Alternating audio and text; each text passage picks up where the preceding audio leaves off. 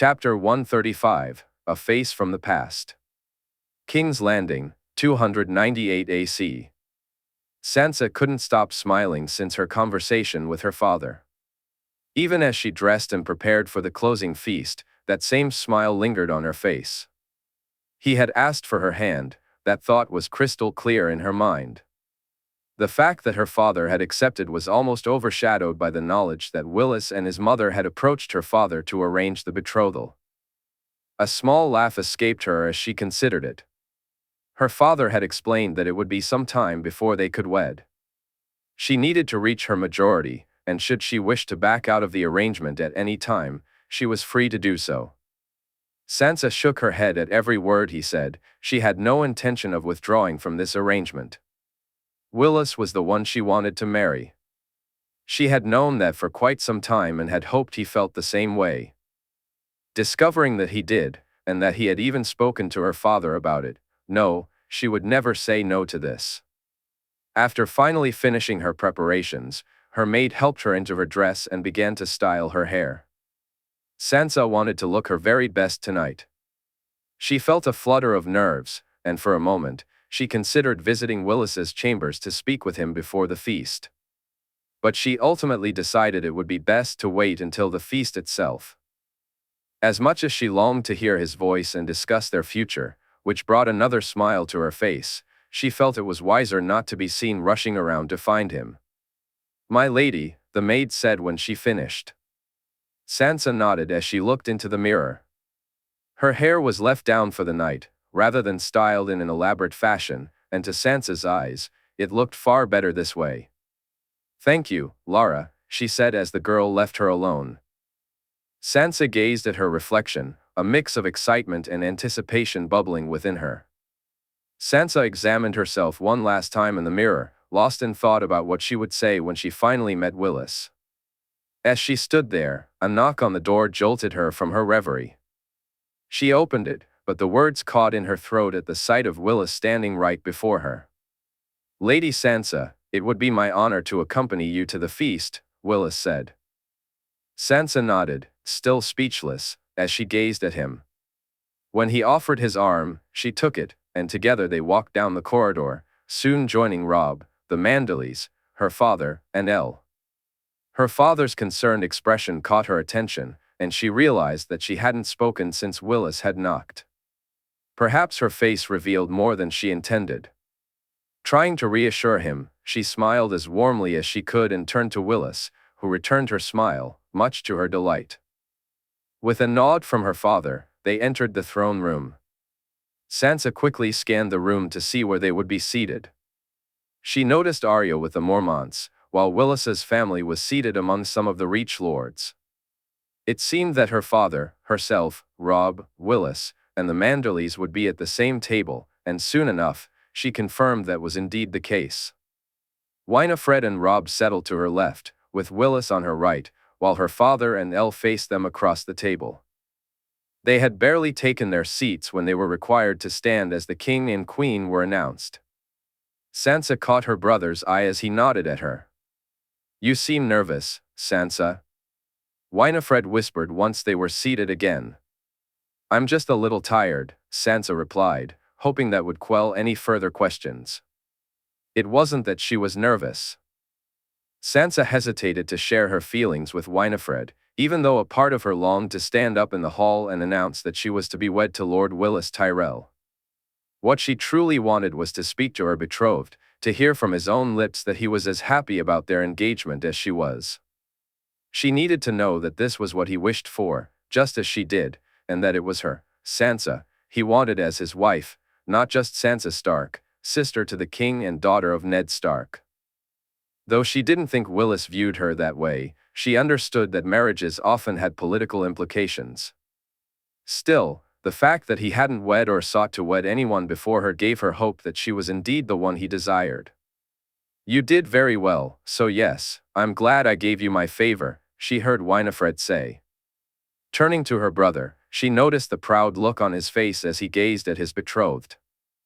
"You must have been so proud of your brother, Lord Willis," Elle remarked, and Sansa realized that conversations had been swirling around her while she sat lost in her thoughts. Very much so, Lady Stark, Willis replied with a smile. Sansa glanced around to locate Loras and found him sitting with his family. He did exceptionally well, beating Ser Arthur.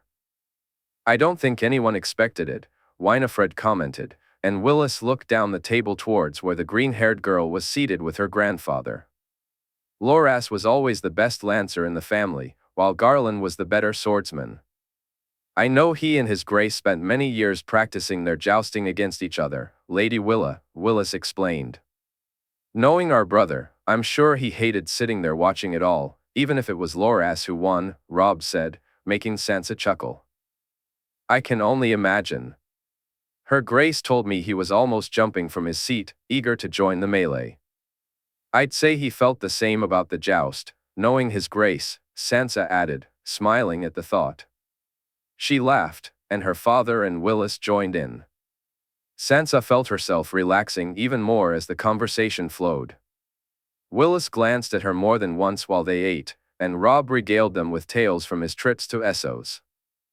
Sansa listened intently as he spoke about Bravos, surprised that Willis didn't ask her brother more questions about the city. When it was time for dancing, she watched as Robb and Winifred took to the floor. She smiled when Martin Lannister approached Willa and asked her to dance. But then her smile faded, remembering how Willa had enjoyed dancing with Lancel when they met. Sansa? Willis asked, noticing her frown. Sorry, it's nothing, she replied, looking around at the couples dancing. Her gaze landed on Lancel, who was dancing with a dark-haired girl. Sansa? Willis repeated, and she leaned in closer to speak to him, the first real conversation they'd had that evening. I had thought Willa and Lancel were to be matched, she said, swallowing hard as she realized she had unwittingly brought up the topic of matches before discussing their own. Perhaps their fathers see things differently. Lancel is to be Lord of Lannisport, and Willa will be the heir of White Harbor.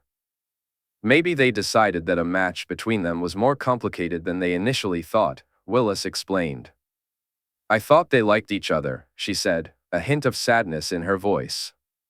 Does Lady Willa look displeased to you? He asked, directing her attention to where Willa was laughing at something Martin had said. No, she said, smiling as the girl in question appeared anything but unhappy. Turning back to Willis, she noticed he was staring at her intently. With the subject now on the table, she waited with bated breath for him to speak, surprised when he reached for her hand. If we move slowly, I could try to dance with you, he said, his voice nervous and his expression anxious. We don't have to, we could. Just go outside to speak, she said. She noticed how he immediately relaxed, a broad smile spreading across his face as he nodded in agreement. Her father glanced at Willis, and then Sansa saw him look over to someone in the corner and nod. The woman followed them both as they walked from the room and out through the double doors. Once they were outside, Willis removed his coat and laid it down on the wall, creating a place for her to sit and ensuring she wouldn't ruin her dress. Sansa glanced back at the woman who had been watching them as he took a seat beside her. He sat close, but not too close, and in that moment, she understood why the woman was there with them. A chaperone? She asked, noticing him nod. A concession to your father, he replied. Father and I, we spoke, she said shakily. I wished I could have come to you first. It was how I wanted to do it, speak to you, tell you how I feel, and ask you to be my wife. Willis took a breath, his expression earnest. I would have done so, but I worried I'd mess things up. I feared that in doing so, I'd upset your father or Jay. That I'd upset them so much that I'd cost myself the one chance to be with the woman I wished to spend my life with. Willis, she said, feeling tears well in her eyes as he spoke. Should it not be what you wish, Sansa, now or at any point in the future, if it's not what you want, then I swear I won't ask you nor expect you to keep to the betrothal, he said, his nervousness and sincerity evident. It's what I wish. It's what I wish for more than anything, she replied, throwing her arms around him. Soon, she felt his arms encircle her, holding her close, while the loud cough from the woman went unnoticed by both of them for the moment. In King's Landing, 298 AC, Daenerys observed both Sandor and Belwas with satisfaction as she sat looking out at the two men enjoying the closing feast. Sandor had performed admirably in both the melee and the joust, while Belwas had also shown his strength in the melee. They had proven themselves to be formidable. To be a force to be reckoned with, just as she was. After all, she was the mother of dragons, and that commanded respect. Dany had thoroughly enjoyed the tourney, but even more so, she cherished the company she kept. Aurain Waters had proven to be both fun and charming, and his interest in her was evident from the very first moment they met. Aemon had shared everything about House Velaryon, offering her all the history she craved. To her surprise, he seemed to know even more than Shirera when it came to the great houses, especially House Velaryon. Ser Bonifer, too, had spoken of Lord Lucerys, recounting how he had perished in the storm that accompanied her birth. Dany listened intently to the knight's tales. Lord Lucerys had been a loyal man to her father, standing by him despite all that Aerys had done. Part of her wished he had spoken out or taken action to stop him, yet another part admired his unwavering loyalty. Bonifer also mentioned that while her mother had never been fond of Lucerys, she had never doubted his willingness to fight or die for their family. The knight told her that had circumstances been different, she, Viserys, and her mother would have left Westeros under the protection of a fleet of ships. Each story she heard about those days filled her with sadness and anger over what had befallen their house. Dany grew ever more eager to see Jay's plans for securing their future come to fruition. She had spent time with Bonifer and learned some stories about her mother, though not as many as she had hoped, as she found herself busy with other responsibilities. She was occupied with arranging a household for Dragonstone and conversing with the men who would soon be her vassals, all of which brought her into Aurain's presence more and more. It was a presence she was beginning to find quite compelling. Daenerys felt a familiar eagerness to see him again, yet there was still no sign of Aurain tonight. "He's not here yet?" Shirera asked as Dany finished her meal. "Who?" she replied, trying to sound nonchalant. "Aurain," Shirera said with a teasing smirk. "Why are you bringing this up?" Dany asked, making an effort to avoid her aunt's gaze. "Because you've been playing with your food instead of eating while you scan the room for him," Shirera said, causing Dany to giggle. It was true, she had been distracted, and she wondered how long she had been doing it. She quickly glanced around the room again, realizing she still couldn't spot him. She mentally cursed herself for convincing him to part with that distinctive hat of his. Her eyes drifted to the table where most of the lords of the Narrow Sea were seated. She saw Aurain's brother, Montford, and old Lord Celtigar, but still no Aurain.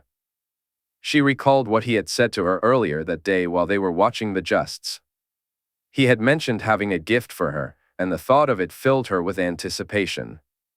But now, with him absent, she felt a strange mix of disappointment and confusion. She had already felt uneasy enough around him at times. As she continued to look around, she caught Ser Bonifer's eye and offered him a warm smile. He returned it, but it made her feel a little sad, as it always did.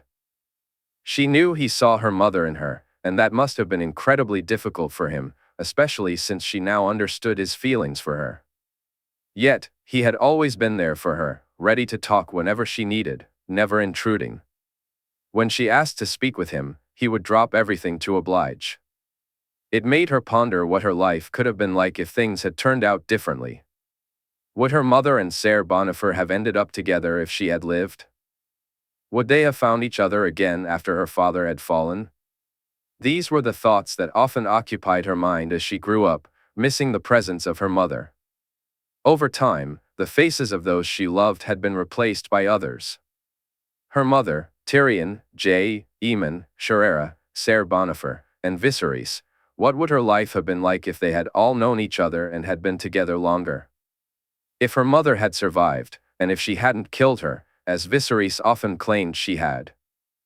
The guilt that sometimes weighed on her was something only Jae and Tyrion truly understood, and both had reassured her more than once. "It's not your fault, Dany," Jae said, holding her hand while Tyrion looked on. I killed her, Jae, she cried, as the three of them sat with the dragons, Sharera and Aemon exploring Dragonstone ahead of them. Did I kill my mother, Dany?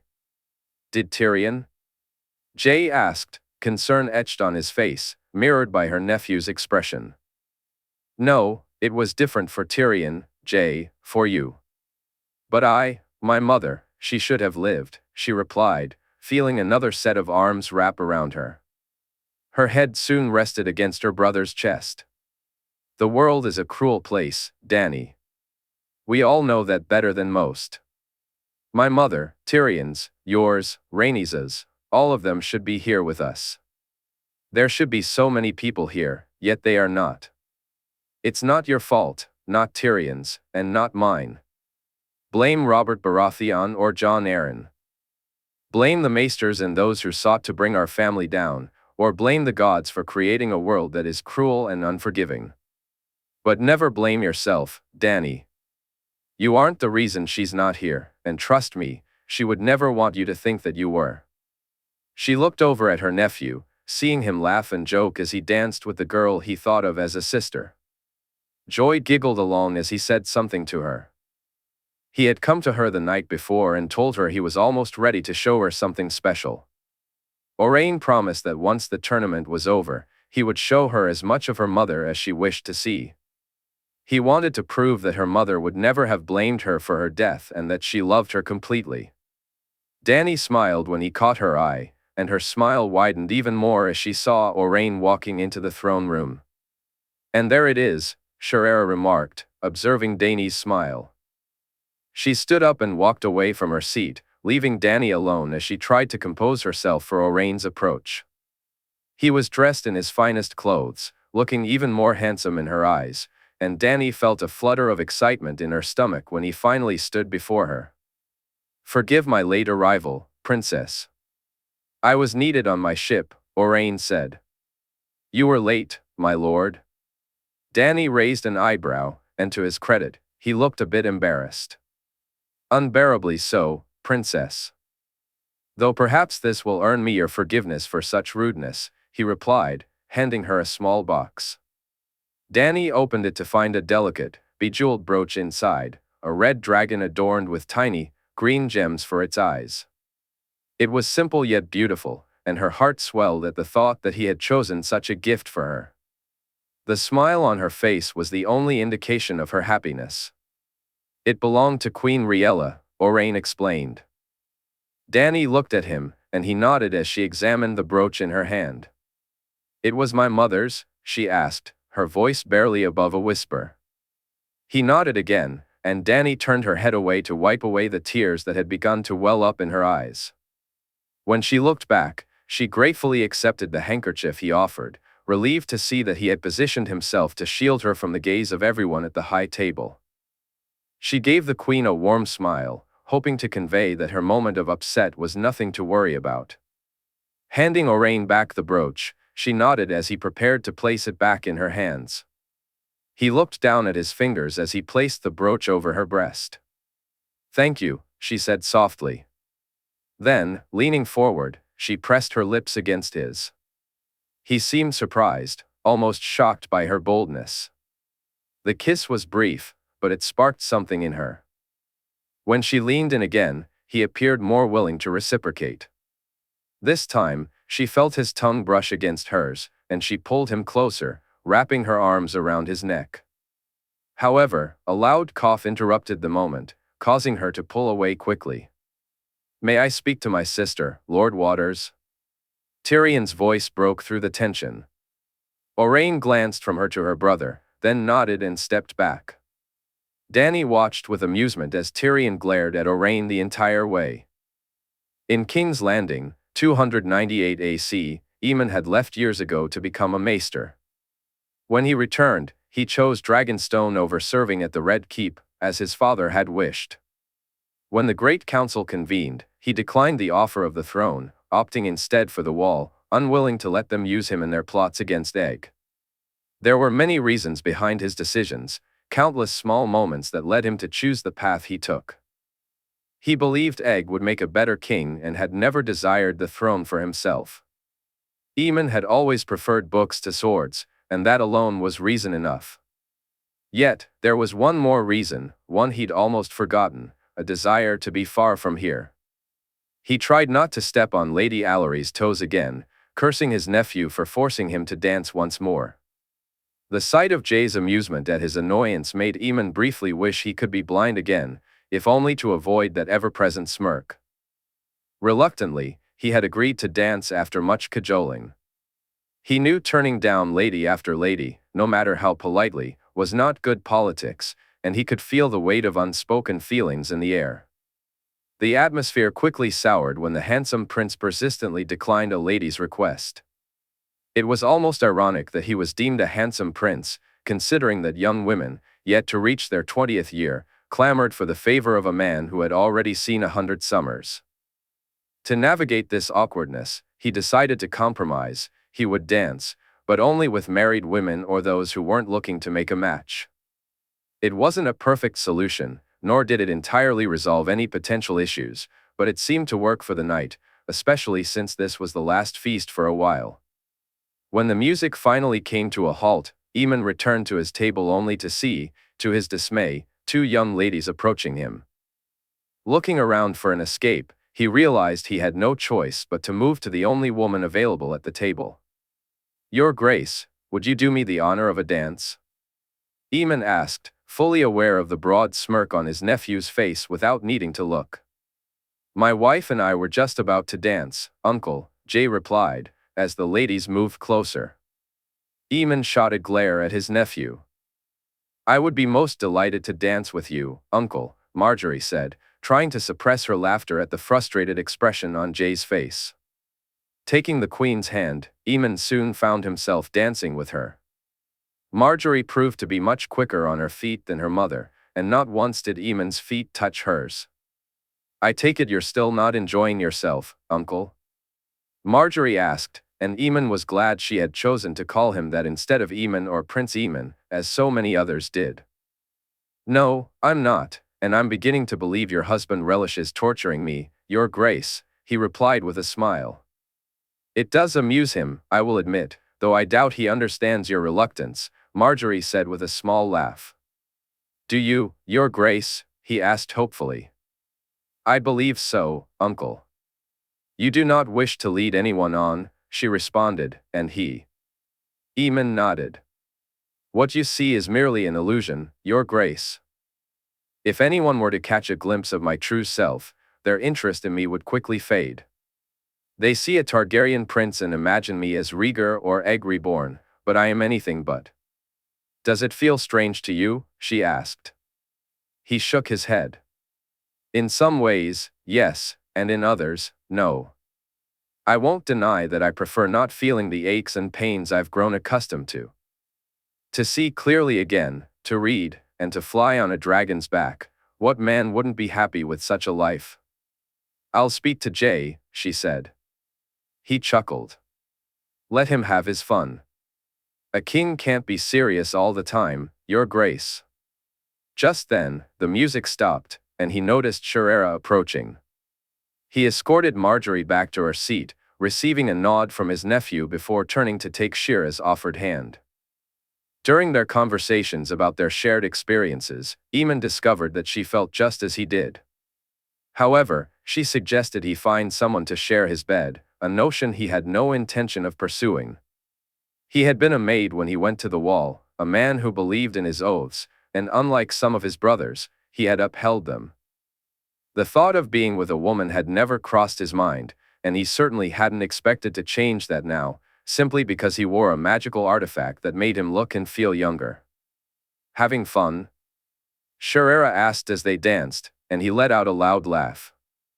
"I'm really not," he replied, waiting for the night to end. Meanwhile, in King's Landing, in the year 298 AC, Jaehaerys Targaryen woke to find his wife still asleep. He gently removed her arm from his chest and quietly slipped out of bed. As he listened to her mumble something about it being too early, he quickly dressed outside their bedchamber. The feast had gone incredibly well, and for once, Aemon had actually enjoyed himself, even if it was at the expense of others. He noticed his uncle's discomfort. Both of them wished to be anywhere else. Ned had spent most of the night watching Willis and Sansa, ensuring their behavior hadn't changed. Aemon found amusement in watching Daenerys deal with an overprotective Tyrion, knowing he had just experienced similar emotions with Sansa. While he felt protective of his aunt as well, he recognized that, given the life Daenerys had lived, she was more than capable of protecting herself when necessary. He had spent time with Oberyn and Illyria, danced with his aunt, and enjoyed the company of all his cousins. Obara even agreed to dance with him at one point during the night. Between them all, Joy, Arya, and even Elle, whom he had sat with and talked to rather than danced with, he felt he might be neglecting Margaery a bit. However, she had made it clear that he was not. For the first time, he found the feast bearable, and he knew it was because he was surrounded by family instead of having to act like a king. The evening had transformed from a political lesson into a genuine family occasion. But today, he wouldn't be so lucky. Politics and family were about to collide, and he felt the need to spar to ease his troubled mind. After dressing, he returned to his chamber to check on Margaery, ensuring she slept comfortably. Then, he left the room and made his way to the sparring yard with Ser Barristan at his side. "Ready for a spar, Ser?" he asked, and Barristan chuckled, nodding in agreement. They sparred together, and not long after, Loras arrived, accompanied by Cregan and Brienne. The four of them had more than a match or two before Aemon decided to call it a day when Ghost arrived.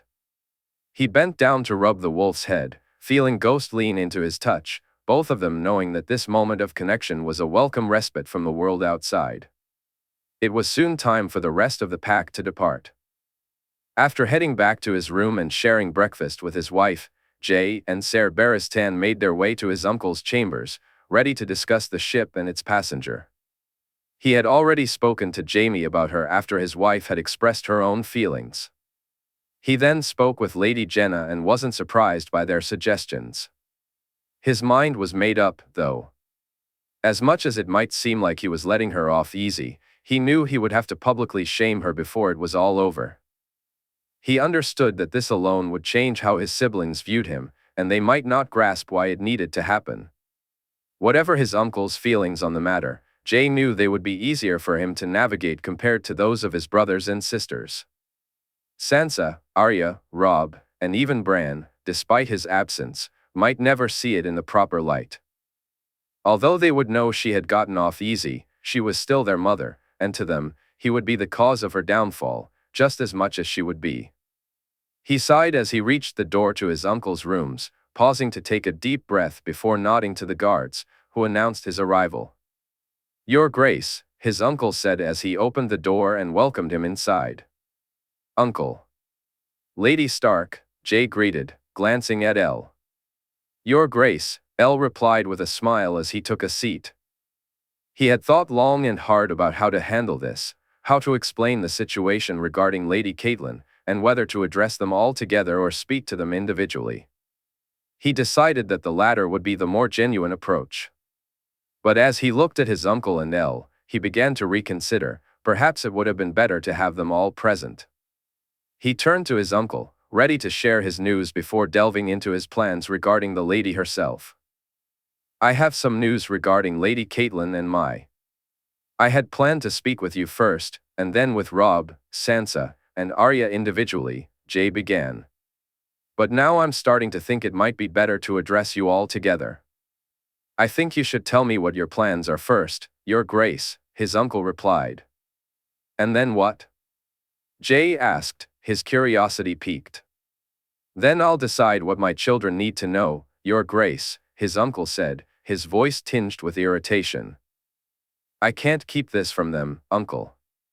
"They need to know too," Jay insisted. "So it's either I share it with all of you at once, or I talk to you first and then go to them. That's all I'm asking you to decide.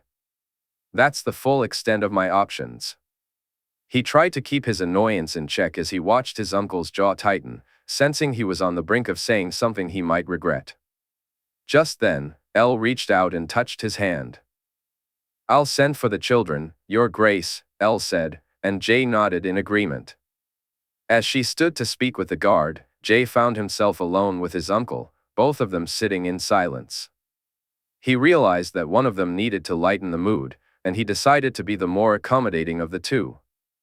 I hear congratulations are in order for Sansa and Willis, he said, smiling at his uncle, who managed to return the smile. Yes, indeed. I need to talk to you about that, Your Grace. Sansa's fostering is coming to an end, and since she will be serving as the Queen's lady-in-waiting, I was hoping you and Her Grace would agree to be her guardians. We would be delighted, Uncle. I can assure you I won't allow anything inappropriate to happen, though I truly have no worries about Lord Willis. He seems honorable, Jay responded, noticing his uncle's agreement. Yes, he does seem a good sort. Thank you, Your Grace. They then discussed when his uncle, Robb, and Arya would be departing, and Jay felt a twinge of disappointment.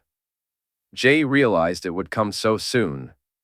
He had expected it, and deep down, he had known it, but perhaps he had allowed himself to be blind to it as well. I had hoped you'd all still be here when Uncle Benjen arrived, he said. We need to get back to Winterfell and see to the north. I would wish for the babe to be born there, if possible, his uncle replied. I can understand that. Would you like something to eat, Your Grace? Something to drink? Elle asked as she returned to the room. No, my lady, I thank you for the offer, he said, giving her his warmest smile.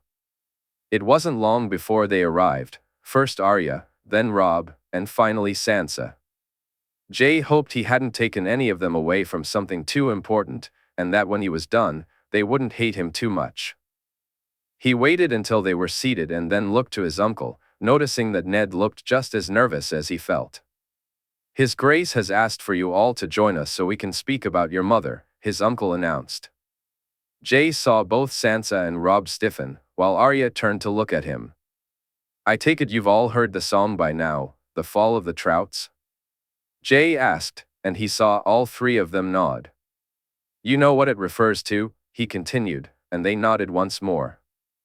Why are you telling us about a song? Arya asked, her brow furrowed.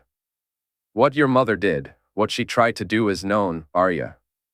To the lords, the ladies, the realm at large, people know what she attempted with me. Now that I'm king, there has to be a reckoning for that, he explained, glancing at Robb and Sansa, who seemed to grasp the situation better than Arya did. What do you intend to do, Jon? Sansa asked, her little sister biting her lip, clearly agitated. If it were anyone else, I would have no choice, Sansa. But whatever my own views or what others may wish me to do, she's still your mother, and I wouldn't see her harmed, he said, noticing his brother's relief and Sansa looking at Arya. Jay took a deep breath, glancing at his little sister, who still seemed uneasy. Do you know where she is, Jay? Robb asked. She fled to the Vale with Lord Baelish, her husband, Jay replied, catching them all off guard. His uncle looked at him, a mix of surprise and concern in his eyes. They planned to run to Braavos, so I sent men to capture them both. Lord Baelish escaped, but your mother is currently on a ship, making her way here. And once she gets here, Your Grace, his uncle inquired, while Robb, Sansa, and Arya all turned their attention to him. She'll be tried and convicted, and then she will either serve her days in the September or with the Silent Sisters, Jay explained. There has to be a trial? Sansa asked, her voice trembling with emotion. He wished he could comfort her, but he knew he needed to maintain his distance for now. There does. As I said, people know what she's done. If I don't hold her accountable, it will be used against me, now and in the years to come. Even being as lenient as I am could cause me problems, and I've already been warned about that. I can promise not to harm her, Sansa, but I can't promise that she won't be tried or that she won't have to admit to her actions. I'm sorry. As he rose to his feet, he noticed that Arya had moved closer to Sansa. The two girls were holding hands, while Robb sat protectively by their side. His uncle looked a mix of angry and upset, at him, at Kat, maybe even at himself. Jay couldn't tell who felt the most turmoil. Elle glanced at the children, and surprisingly, her expression was sympathetic. Jay nodded at her and his uncle as he made his way to the door. Just before leaving the room, he paused. "You can spend some time with her when she arrives," he said, stepping out without looking back, unable to face the expressions he might find. He understood that his decisions regarding their mother might be seen as weak and would certainly be viewed favorably by the Starks. People would look at him and see him as he truly was. Jay knew that allowing those connected to his family to receive favorable treatment would create an impression. People wouldn't know the details of his dealings with Catelyn Tully. They would only see a woman who attempted to kill a king being granted leniency. They would perceive a king who, in his desire to protect his family, held some individuals to a different standard. Jaime and Jenna had made that point clear, while Margaery had voiced her concerns more emotionally regarding what Jay needed to do about Catelyn. As he walked through the corridors, he found himself reflecting once more on the sentence he had decided for her. He thought of the dreams he had sent her, each one eroding her sense of self, just as she had done to him in his childhood. Catelyn had wanted him to know his place, to remember that everything he had was by her grace. Then, she had tried to kill him, taking a father and husband away from his wife and children. So, Jay decided he would take everything from her before ending her life. He would shame her, expose her for who she truly was, and strip away her sense of self, demonstrating that she lived only by his grace. Only then would he consider her end. In King's Landing, in the year 298 AC, a man had arrived, only to find that his path to the king was far more complicated than he had anticipated. He hadn't come to take a life. Had that been his intention, it would have been much easier. A face he could have taken would have granted him the access he needed to accomplish his task. But the many-faced god didn't permit him to assume a face that didn't deserve such a gift. This left him in a quandary. Instead of simply arriving and seeking out the king, he found himself forced to observe and wait longer than he desired. He had considered asking for an audience, presenting the important documents he carried, and disappearing just as swiftly as he had come. However, he knew that he couldn't do that. The significance of the papers and the words he was meant to deliver required him to be someone else entirely. It was crucial that the king accepted the papers and believed the words written on them. Any doubt, any hint that they were less significant than they truly were, could lead to disaster. The many-faced god had his role to play, just as he had his own, and waiting would ultimately be a small price to pay. Using one of his faces, he gained entry to the Red Keep, but not close enough to the king to carry out his task. However, he was close enough to devise a plan, narrowing his options down to 3 or 4 faces that might grant him access. None of those faces were too close to the king, but any of them could get him into the king's chambers. Once there, the rest would be straightforward, dangerous, certainly, but he trusted that his service to the many-faced god was far from over and that he still had a role in the unfolding events. "You, help me with these," a voice called out. He turned to see one of the other servants asking for assistance with the food. "Where to?" he replied, his voice deeper than usual, more suited to the Westerosi face he wore than the Lorati one he once had. "To the royal guard's rooms," the man answered. Nodding, he grabbed the tray. He had narrowed it down to 2 members of the royal guard, both of whom seemed to guard the queen. There was also a servant who worked closely with the queen's family and a man who protected the older prince. While the prince's glamour might deceive others, one man saw through it clearly, his god's magic revealing the truth of Aemon Targaryen.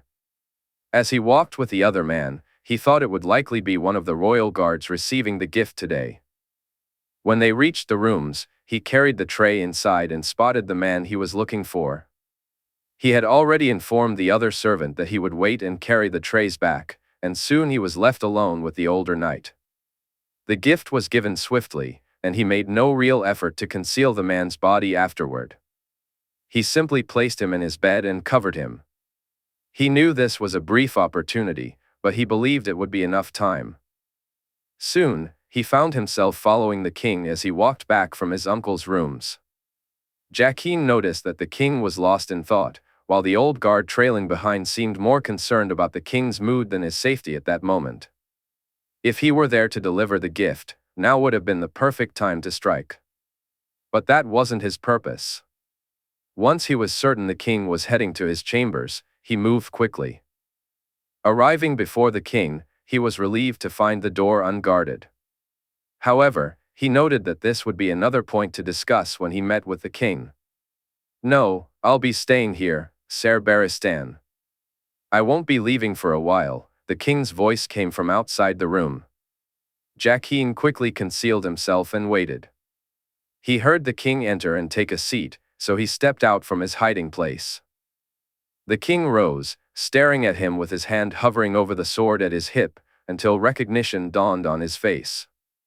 "Ser Mark?" the king asked, eyeing him suspiciously, his hand still near his weapon. "A man is neither Ser Mark nor here to harm a king or anyone the king cares for," Jaime replied as he removed the face, revealing another before the king. "What do you want?" the king asked, his hand now firmly gripping the hilt of his sword. "My god wishes to help a king." "May I?" Jaime inquired, gesturing toward the chair. The king nodded, and Jaime took his seat.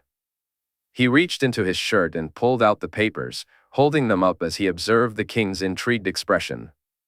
The men of Old Town kept these well hidden. Few knew of their existence. Although you've gifted them to those most opposed to you and your dragons, there are others who may be aware of these, he said, handing the papers to the king and watching as he began to read. "Dragons, WYRMS, and wyverns? I heard it was destroyed," the king said, glancing at the pages.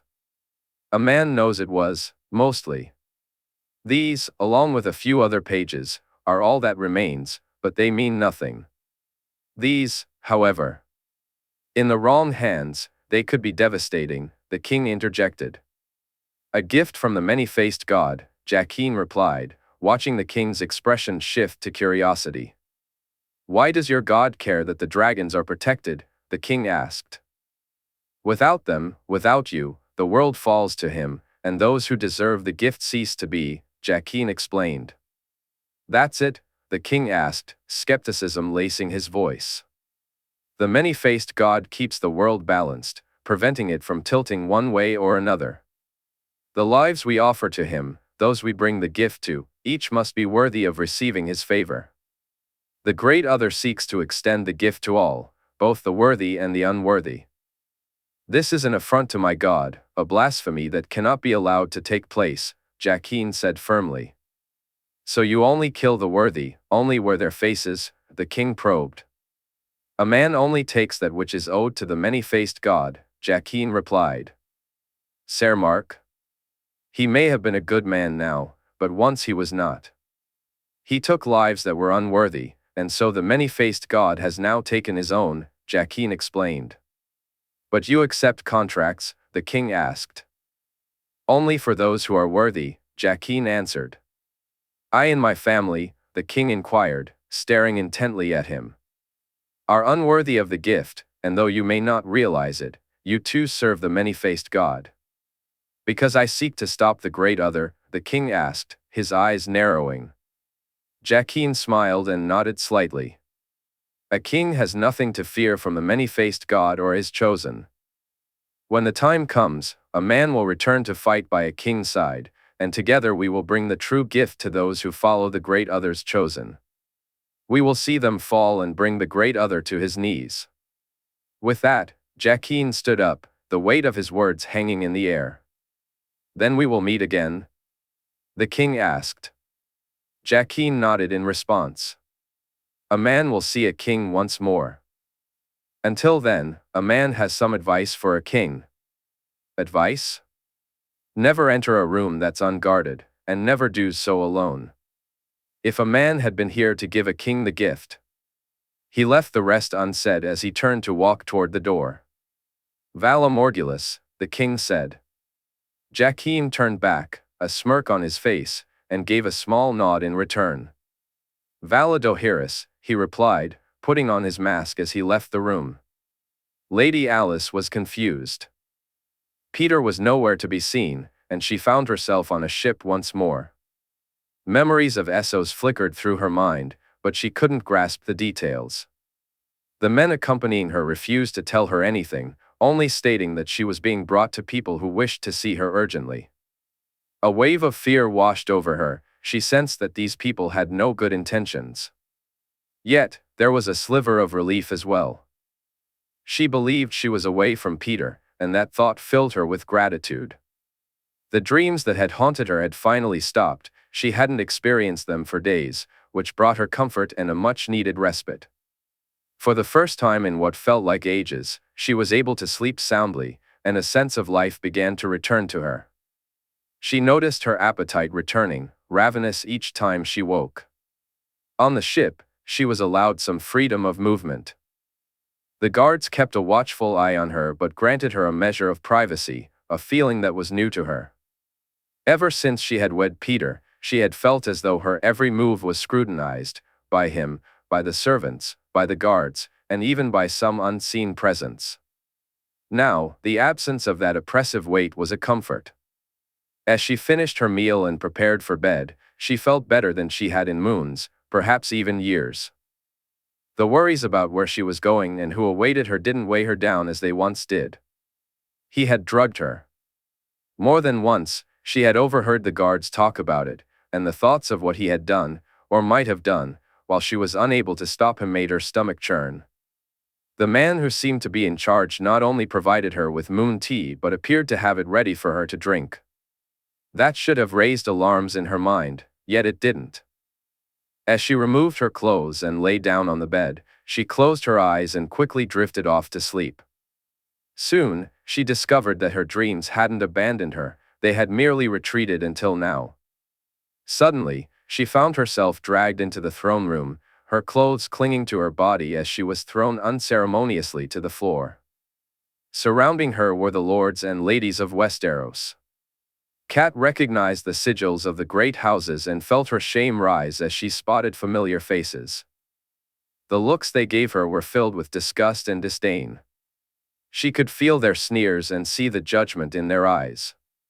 All of that faded away when she heard the herald announce his arrival. She looked up to see him walk into the room. "All rise for his grace, King Jaehaerys Targaryen," the herald called out. Kat watched as the bastard entered and took his place on the Iron Throne. Beside him walked the Rose of Highgarden, looking even more beautiful than Kat remembered.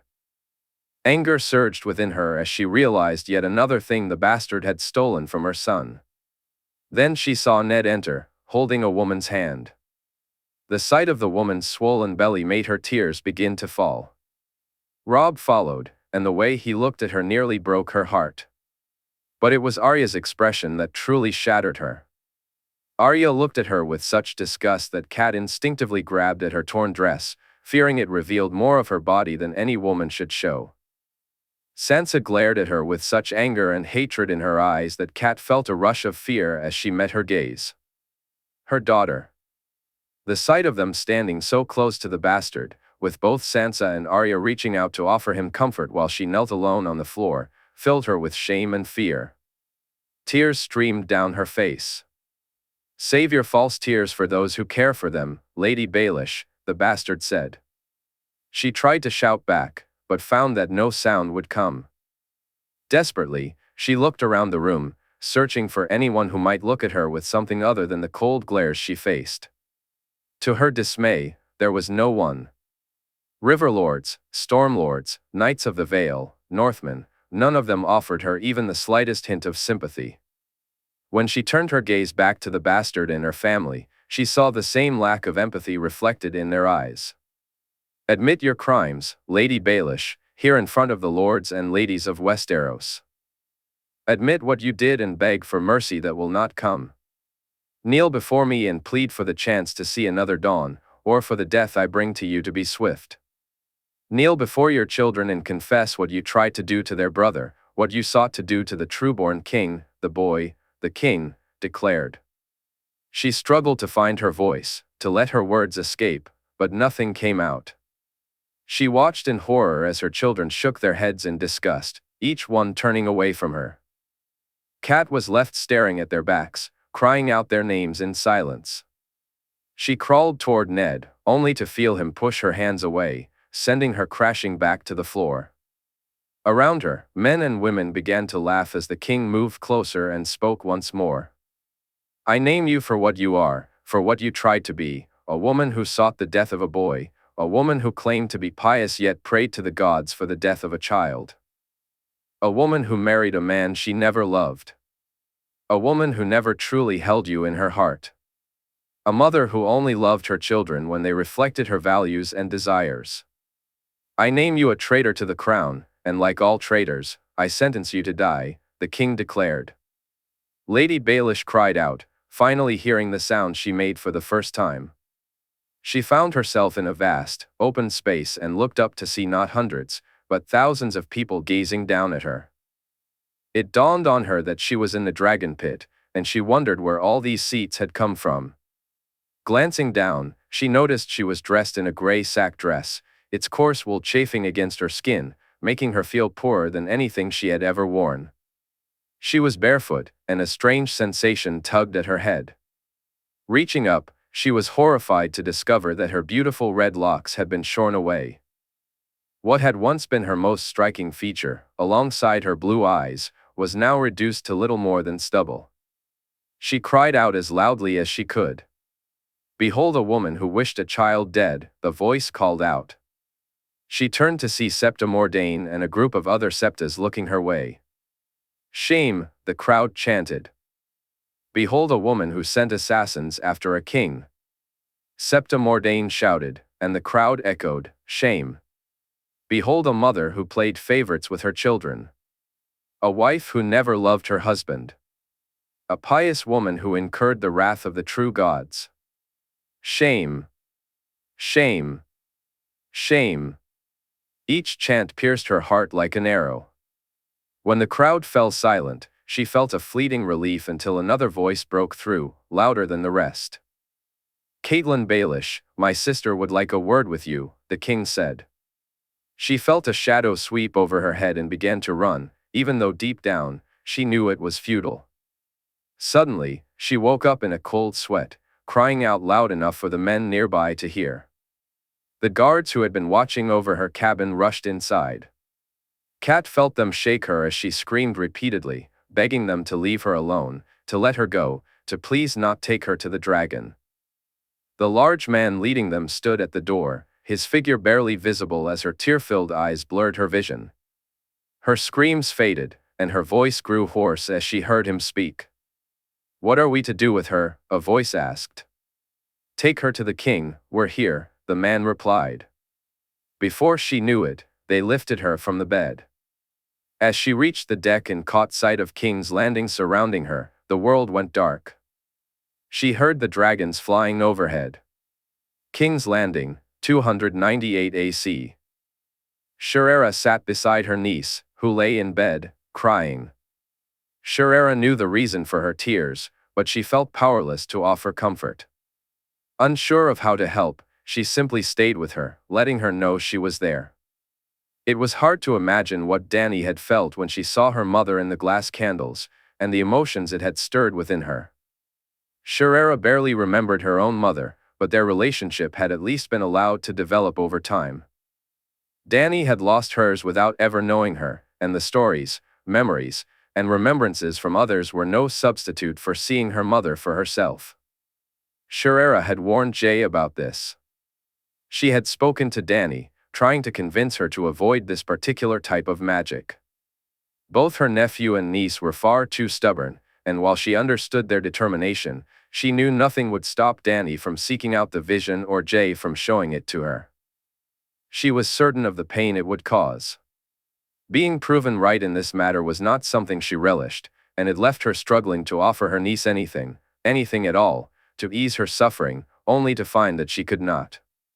Eamon and she had discussed her concerns, her worries weighing heavily on her heart. Her nephew told her that while Dany's feelings were valid, they were also misplaced. Yes, Dany would undoubtedly experience pain and distress from what she might see, but in the long run, it would benefit her. The questions that no one else could answer would soon be revealed by the glass candles, and the truths Dany had always yearned to know would finally be within her reach. Rhaenyra glanced over at the bed where her niece cried, silently praying that Aemon was right. Then she moved away from Dany and walked to answer the knock at the door. "How is she?" he asked, concern etched on his face. "The same," she replied. Despite it only being a day and a night, she could see his worry deepening. "Has she spoken of it?" he inquired, and she shook her head. "No, Jay told me what she saw, but she hasn't mentioned it." "I can stay with her for a bit if you want to rest," Tyrion offered. "I'm not tired, but I could use a change of clothing and a bath," she admitted. He nodded, and she informed Dany that she would return later that day. Making her way to her rooms, she ordered a bath to be prepared as soon as she arrived. Once she was settled in the warm water, she allowed it to soothe her weary body, relishing the moment. After her bath and getting dressed, she sat down at her desk and opened the secret compartment. Reaching in, she took out the book and the gems, placing them on top before walking over to the jar of leeches. The enchantments she had chosen were meant for Jay and Margaery, as well as for Tyrion and Dany.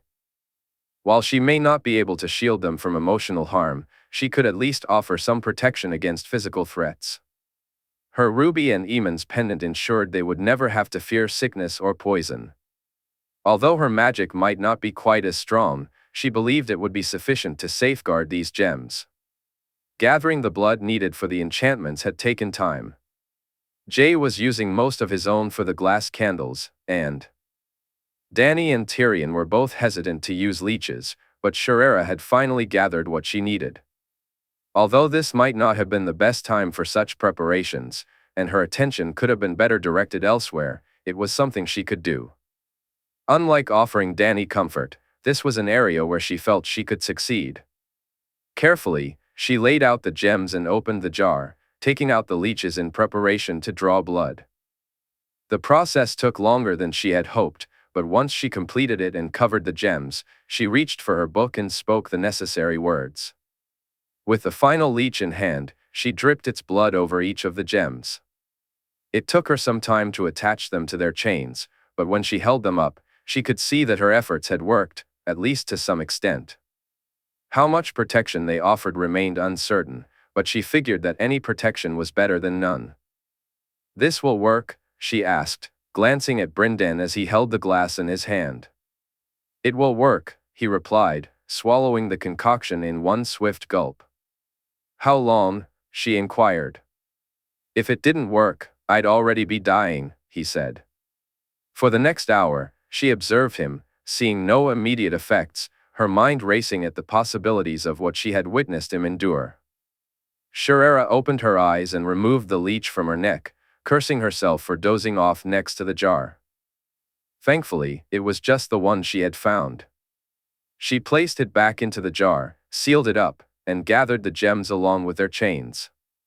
It was time to deliver them to those she had enchanted them for. She found Dany asleep, and Tyrion informed her that Dany had spoken a bit after she left, her distress seeming to have lessened.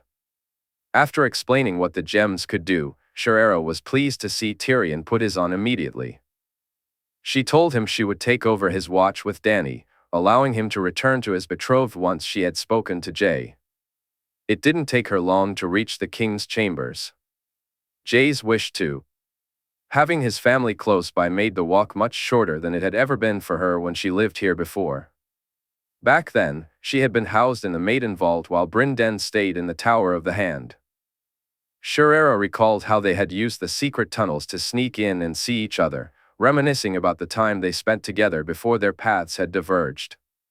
As she nodded to the two Kingsguard and was granted entry into the room, she did her best to clear her mind of the past.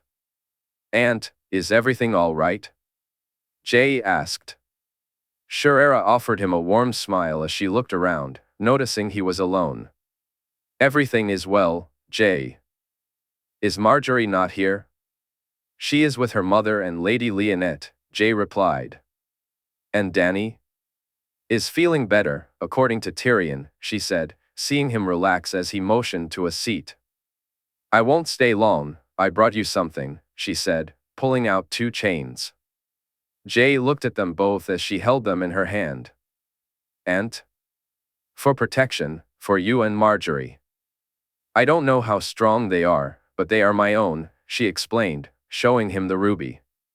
"And Eamon's. They protect us from time, sickness, and poison." "You're saying if we wear these, we won't age?" Jay asked, and she chuckled. "No, my magic and the gems themselves aren't that powerful. If they were, I would have used dragon blood. But I'm almost sure these will protect against poison and perhaps even illness to some degree." She handed them to her nephew. "Thank you, Aunt," he said, taking them. She smiled again as, just like Tyrion, he put one on right away. "I don't know which of them is worse, Jay," she heard a light and cheerful voice behind her. Turning, she saw the door open and Margaery walk in. Then she noticed it, the pin resting on Margaery's breast. She moved as quickly as she could. It was gone. She had given it away. How had it ended up here? Oh, gods, no, she felt the piercing weight of the pin. Sherera watched as droplets of blood stained her fingers while she pulled the pin from Margaery's dress. The queen's scream pierced the air, followed by a loud crash as the king's guard rushed into the room. The queen pushed past her, desperate to reach her fallen husband. Jay, get the Grandmaster. Get Aemon, now. Hurry. Jay, please." Margaery's voice was filled with agony. Sherera looked down at the pin in her hand, blood pooling on her thumb, and in a rush of panic, she threw it to the ground. It had been nearly 100 years since she had given it to him, a token of her love, even as she had left him behind, never to see him again. What had he done? What had she done? She noticed that only her concern for her husband had kept Margaery from turning her anguish into anger. As the pin clattered to the floor, Sherera could almost hear Bryndon's laughter echoing across the realm. Chapter 136, A Plan Years in the Making. King's Landing, 298 AC. Jaime had been in a meeting with his uncles and aunt when Tommen burst in, urgency written all over his face. Without hesitation, Jaime, Jerian, and Jenna rushed to the king's chambers. Upon arrival, he was met with a scene of near chaos. Margaery appeared distressed, while Sherera stood off to one side, intently focused on something in her hand. Arthur and Barristan looked visibly shaken, and both the Grand Maester and Aemon were attending to Jay, who lay in bed. Shortly after Jaime arrived, Olenna, Allery, Tyrion, and Daenerys followed, and he watched as Margaery found solace in the comforting presence of her mother and grandmother. The room quickly became overcrowded, and Jaime knew it was time to take charge. He began ordering people to leave. Daenerys and Tyrion were ready to protest until they caught a glimpse of the grim expression on his face. As Jaime moved to usher Sherera out, Margaery suddenly broke away from her grandmother's side and rushed toward Sherera, grabbing her by the shoulders and shouting, "What did you do? What did you do?" Her voice echoed in the room, filled with desperation. Jaime, Arthur, and Barristan turned their attention to Jay's aunt, who wore the same inscrutable expression she had since Jaime's arrival. Gently, Jaime approached Margaery and tried to pull her away from Sherera. He called for Loras and Walder to escort Sherera to another room. "She's not to leave, you understand?" he instructed them. Loras nodded in agreement, while Sherera remained silent, still staring at whatever was clutched in her hand. Curious, Jaime moved closer and opened her hand, revealing a pin, the very one Jay had given Margaery as a gift. Confusion washed over him as he looked into Shira's eyes. It was clear she knew something, but he needed to understand what was wrong with Jay before he could even consider who might be responsible and what actions to take. With that thought in mind, he let Walder and Loras escort Sherera from the room and called for Jors and Ser Richard to stand guard at the doors outside.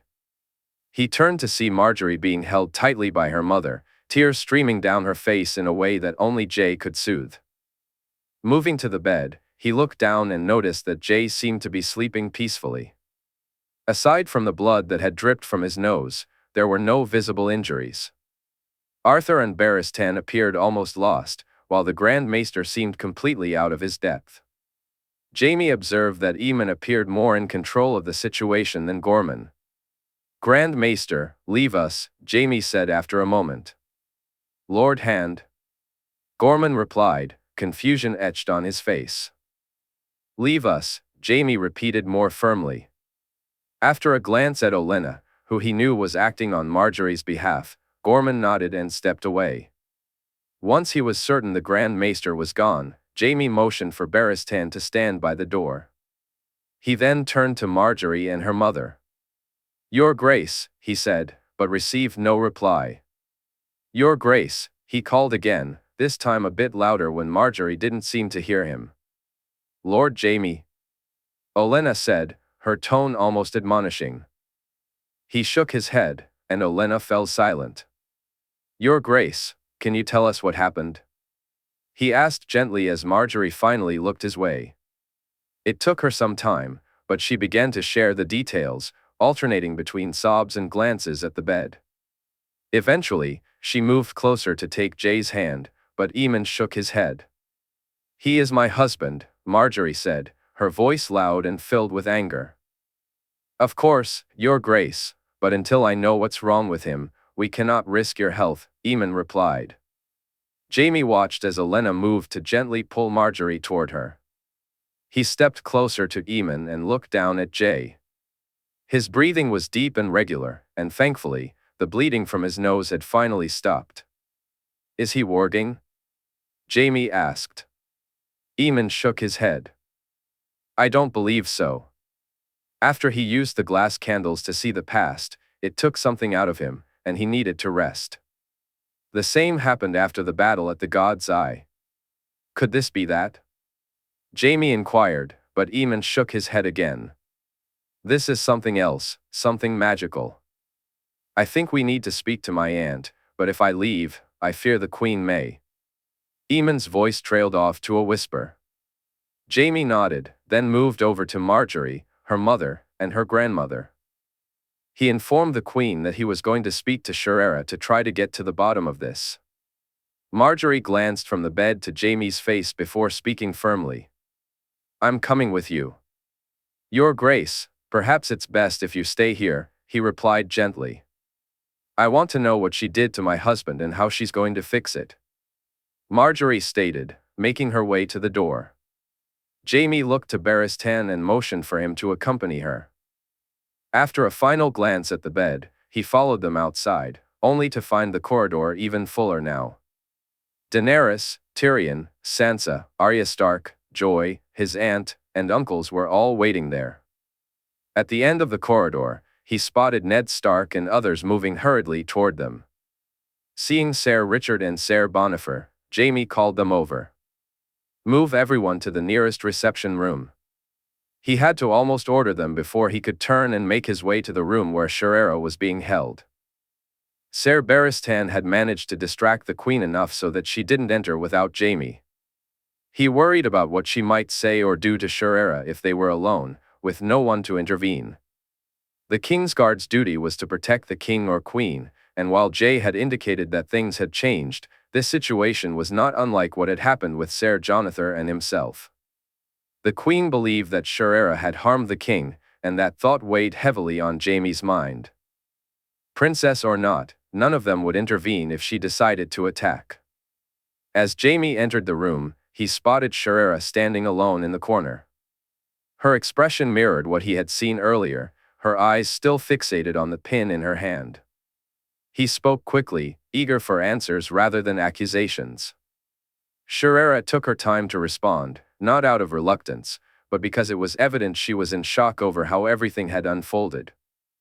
"It was Bryn Den," she finally said, extending her open hand to reveal the pin, as if it served as proof of her words.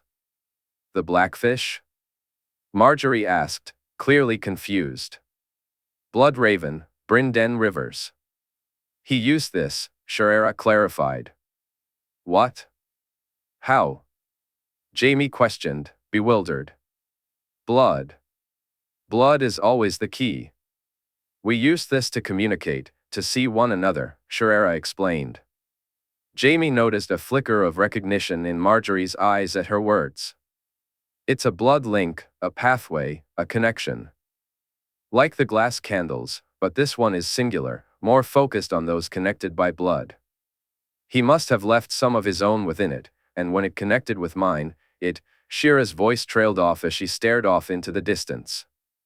I don't understand, Jaime admitted, fully aware that he was stating the obvious. This was beyond him entirely. Jay and I tried to use it, but we could never get it to work, not truly, Margaery interjected, forcing Jaime to turn his head sharply toward her. Bryn Den, when I saw him, he knew.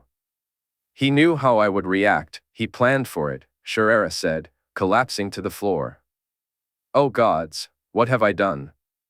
Jaime looked at her as she sat on the ground, shaking and rocking from side to side, tears streaming down her face as she sobbed.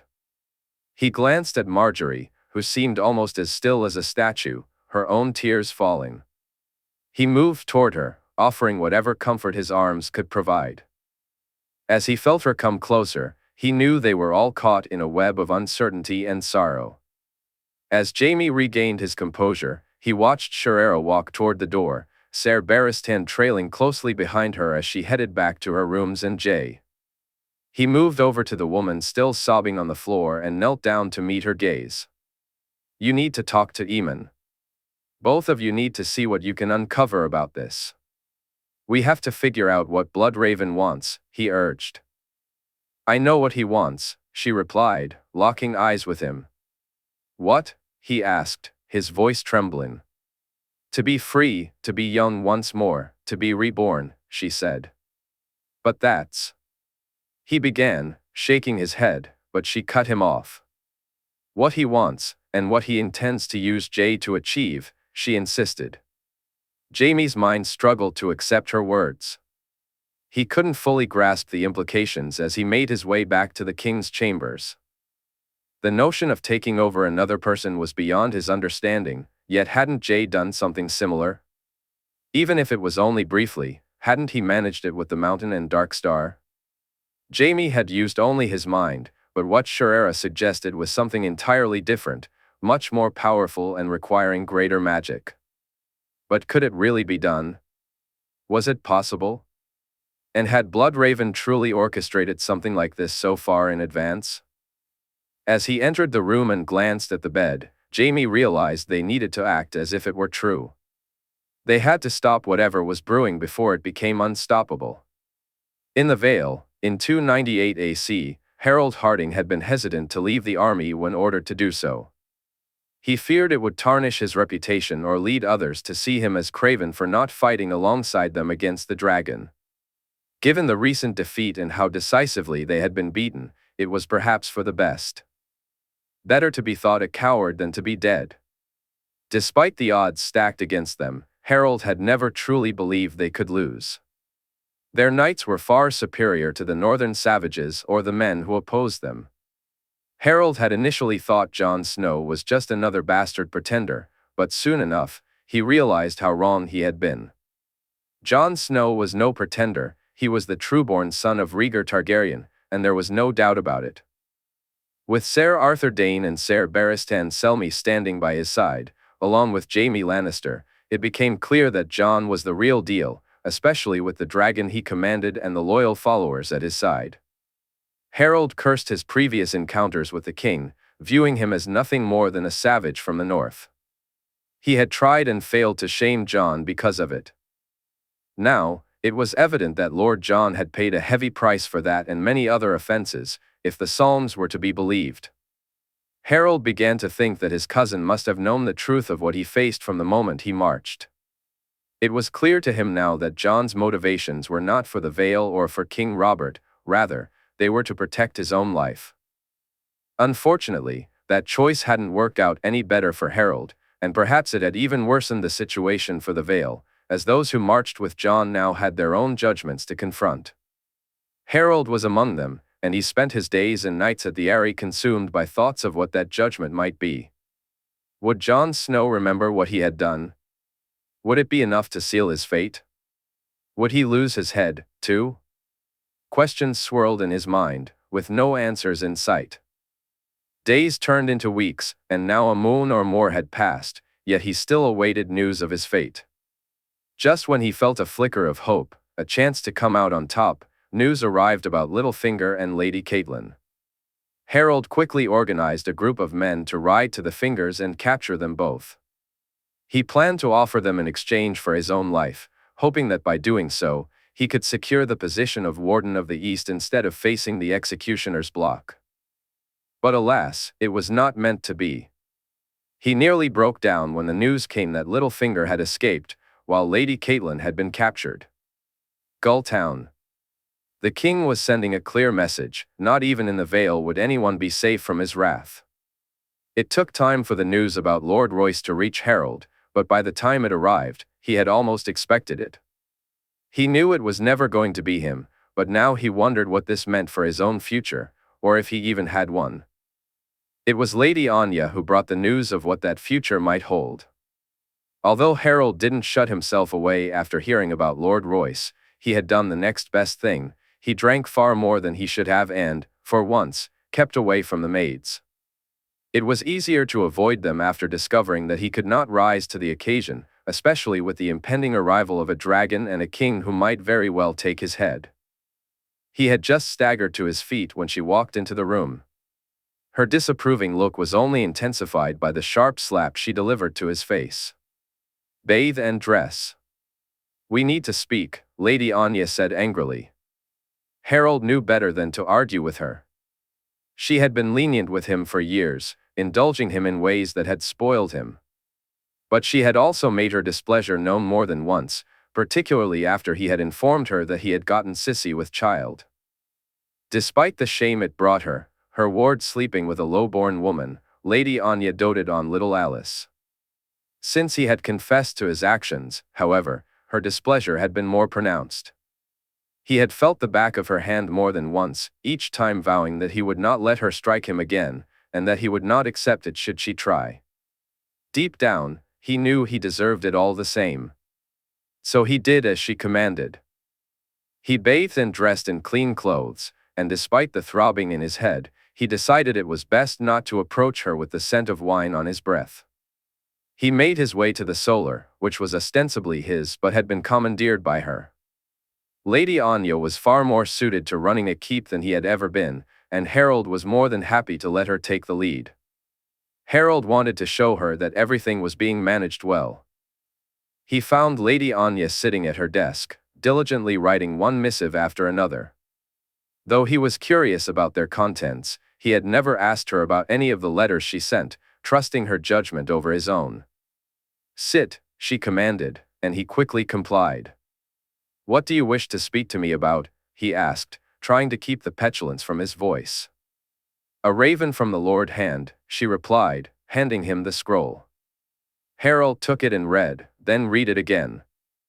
"Harold Harding, you are hereby ordered to come to King's Landing and swear your oath of fealty to his and her graces, under pain of death. Once you have done so, your lordship of the Eyrie will be confirmed, and you will be named Lord Harold Arryn, Lord of the Eyrie and its accompanying lands.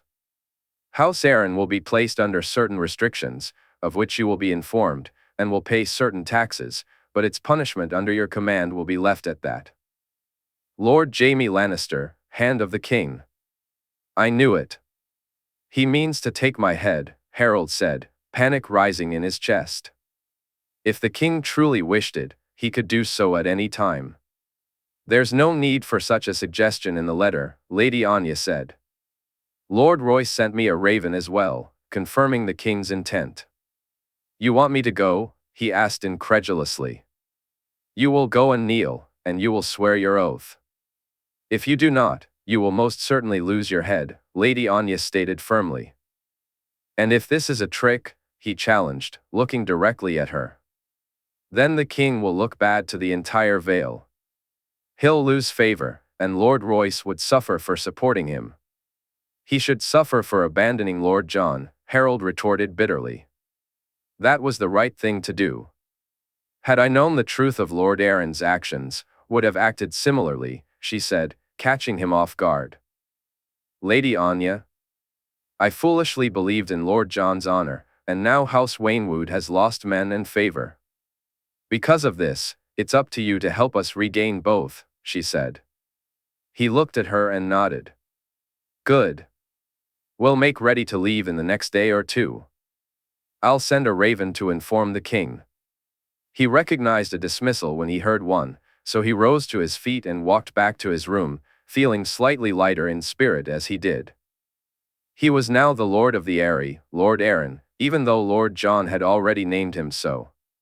He was to keep his head and be given a seat, yet despite the relief, he felt a sense of being robbed. It was to be the Vale, not just the Eyrie, that he was meant to rule. He was to be the Warden of the East, not Lord Royce. Harold wondered what else the king might be taking from him, and he felt a surge of spite rising within him. Pike, 298 AC, Victorian. Everything had gone wrong so quickly. The crown that should have been his was not one he truly desired, but it fit his head better than the one he currently wore. He had won it, the king's moot was his for the taking, and no one stood in his way. Balon's heir was a prisoner. Theon had lost support after being captured, and while Asha was well regarded, she was still a woman. So, despite Gilbert Farwind, Eric Ironmaker, and Dunstan Drum standing against him, his words and gifts seemed to have won the day. Then his accursed brother returned from whatever hell the drowned god had sent him to. Euron matched his offer and easily surpassed it. The sound of that horn still echoed in his ears, and the grin on his brother's face was as crazed as ever. Euron's gold was shinier and more plentiful than Victarion's, and his gifts clearly signified the treasures he could bring. Victarion could not compete with that. Nor did his words carry the same level of promise that Euron's now did. His brother had named the Horn Dragon Binder and claimed he would take the king's dragons for his own. Victarion didn't need to look far to see the doom that his brother's reign would bring. He knew it would be worse than Balon's reign as he listened to Euron lay out his ambitious plans. When he dared to speak against them, he was labeled a craven and a fool. Euron boasted about taking the Stepstones with just a handful of ships, claiming that the pirates there now called him king. Then go back to the pirates, brother, and lead them to their end, not us, Victarion said loudly. You mistake me, brother, Euron replied. I have no intention of leading our people to their end. I will lead us to victory and glory, so we can reign over the Greenlanders. That's what I offer our people. Balon brought them ruin, I will bring them the world. Cheers erupted from the crowd. They had named the Crows their king, and he stood there, listening, then knelt when he was commanded. He hated every word he uttered as he swore to follow Euron. This was the man who had violated his wife, the man whose actions had driven Victarion to beat her to death in a fit of fury and jealousy. Euron had whispered in Balon's ear about seizing the Stag King's crown and now shouted about taking the Dragon King's crown as well. While others might believe the tales he spun about Valyria and sailing the smoking sea, Victarion knew the darker stories Euron wanted to keep hidden. Euron, who felt no shame, had much to be ashamed of. He had taken great pains to ensure that no one spoke of the silence, which lived up to its name for that very reason.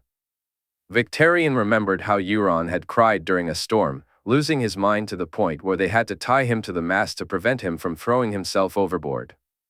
The madness still lurked in Euron's eyes and echoed in his ears, and Victarion was all too aware of the voices his brother claimed to hear.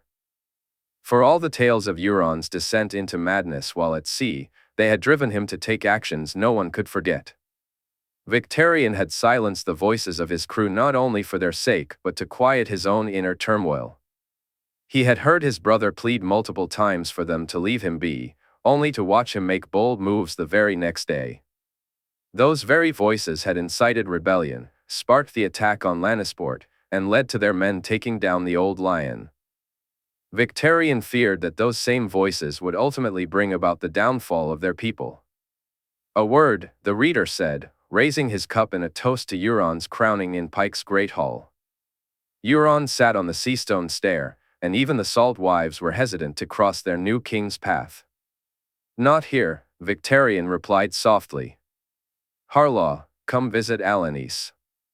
As the reader spoke, Victarion stood up and moved to another part of the hall, aware that Euron's gaze was fixed on him.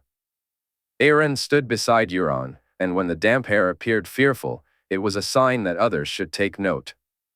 Yet none did, and Victarion realized he was surrounded by fools. Euron soon rose to announce that the time for feasting was over, wearing that grin Victarion had come to loathe more than anything else in the world. "Brother, join me," Euron called, beckoning him forward. Victarion approached, noticing Aeron almost seemed relieved to escape the conversation he had been enduring for hours. The damp hair hurried away as Euron motioned for Victarion to walk with him from the great hall. As they stepped outside, Victarion's eyes drifted to the driftwood crown perched on Euron's head, a crown he believed should rightfully be his. Not that he would have maintained the title of king for long, despite what Euron might think. It was the dragons who truly ruled the realm, and no horn would be able to stop them. What did the reader want? Euron asked, the cold sea air biting at their faces. "He begged me to visit Balon's widow, to tell her I would see her children return to her," Victarion lied, watching Euron smile in response. "You'll find you're too late for that," Euron said. "Theon has no head to go with his lack of. Asha, my dear sweet niece, is in for a big surprise," Euron said, laughing. "Alanis' time is coming to an end. A sweet lie would bring her far more comfort than a harsh truth." He nodded, his eyes glinting with mischief. "Go to her, brother. Tell her your sweet lies, and when you return, we'll set sail and bring the fight to the Dragon King and his Rose Queen." "You truly mean to attack the Reach?" Victarion asked, shaking his head in disbelief. "I mean to start with the Reach," Euron replied, gazing out to sea. "To tug on the dragon's tail, and then take the white one for my mount." "And if you're wrong?" Victarion pressed. "I've seen it, brother," Euron insisted, his voice fervent. "I've seen the dragon beneath me as I soared over the Iron Fleet. I've watched the flames as I struck down my enemies, and I've envisioned myself on a throne with a rose by my side." Euron placed his hands on Victarion's shoulders, and Victarion found himself lost in the depths of Euron's blue eye. "A rose?" he asked, a mixture of skepticism and intrigue in his tone. "Aye," Euron affirmed. "First, I'll take his dragon, then his crown, and finally his queen." If there were any doubts about Euron's sanity, they had all but vanished by now. "Then I had best hurry," Victarion said, determination creeping into his voice. Euron laughed loudly once more. The next day, Victarion set sail for Harlaw aboard the Iron Victory, leaving Pike behind. He had not traveled far when he spotted the sails of the Sea Song. "Make for the smaller ship," he ordered his helmsman. Soon enough, they caught up with it. As he pulled alongside, he saw the reader on the deck, a book in hand. Close enough now, he watched as a stone was thrown onto his own deck, wrapped in paper. Roderick nodded to him, and then the two ships began to drift apart. Grabbing the rock, Victarion made his way down to his cabin. He poured himself some wine and settled into his seat before unwrapping the message. It read, "Asha has the king's support. He has named her Lady of the Islands, and she will soon set sail with the." Euron's fleet sailed beside her, and it was clear he would strike next. If she fell, the Iron Islands would follow. "You know the truth about your brother, what he is capable of, and the fate he will bring upon our people. The dragons will come, and we won't survive their wrath if it turns against us. Go, sail south," he urged. "Speak to your niece, to the Dragon King. You must talk to them before Euron leads us to our doom. There is no other choice, no other path open to you, to us, to our people. If Euron is to rule and the dragons descend upon us, all that will remain is flight. We can either run or stand against him. Anyone who stands with him will find the drowned god waiting for them far sooner than they expect." Victarion scanned the words. The treason they implied was unmistakable. If it was against Balon, he would take Roderick's head himself. As foolish as his older brother had been, he was the rightful heir, the rightful leader of their people. Euron was anything but that. Swallowing his wine, he held the note to the flames and watched it burn before stepping back out onto the deck. "Captain," the helmsman called as Victarion felt the wind begin to pick up.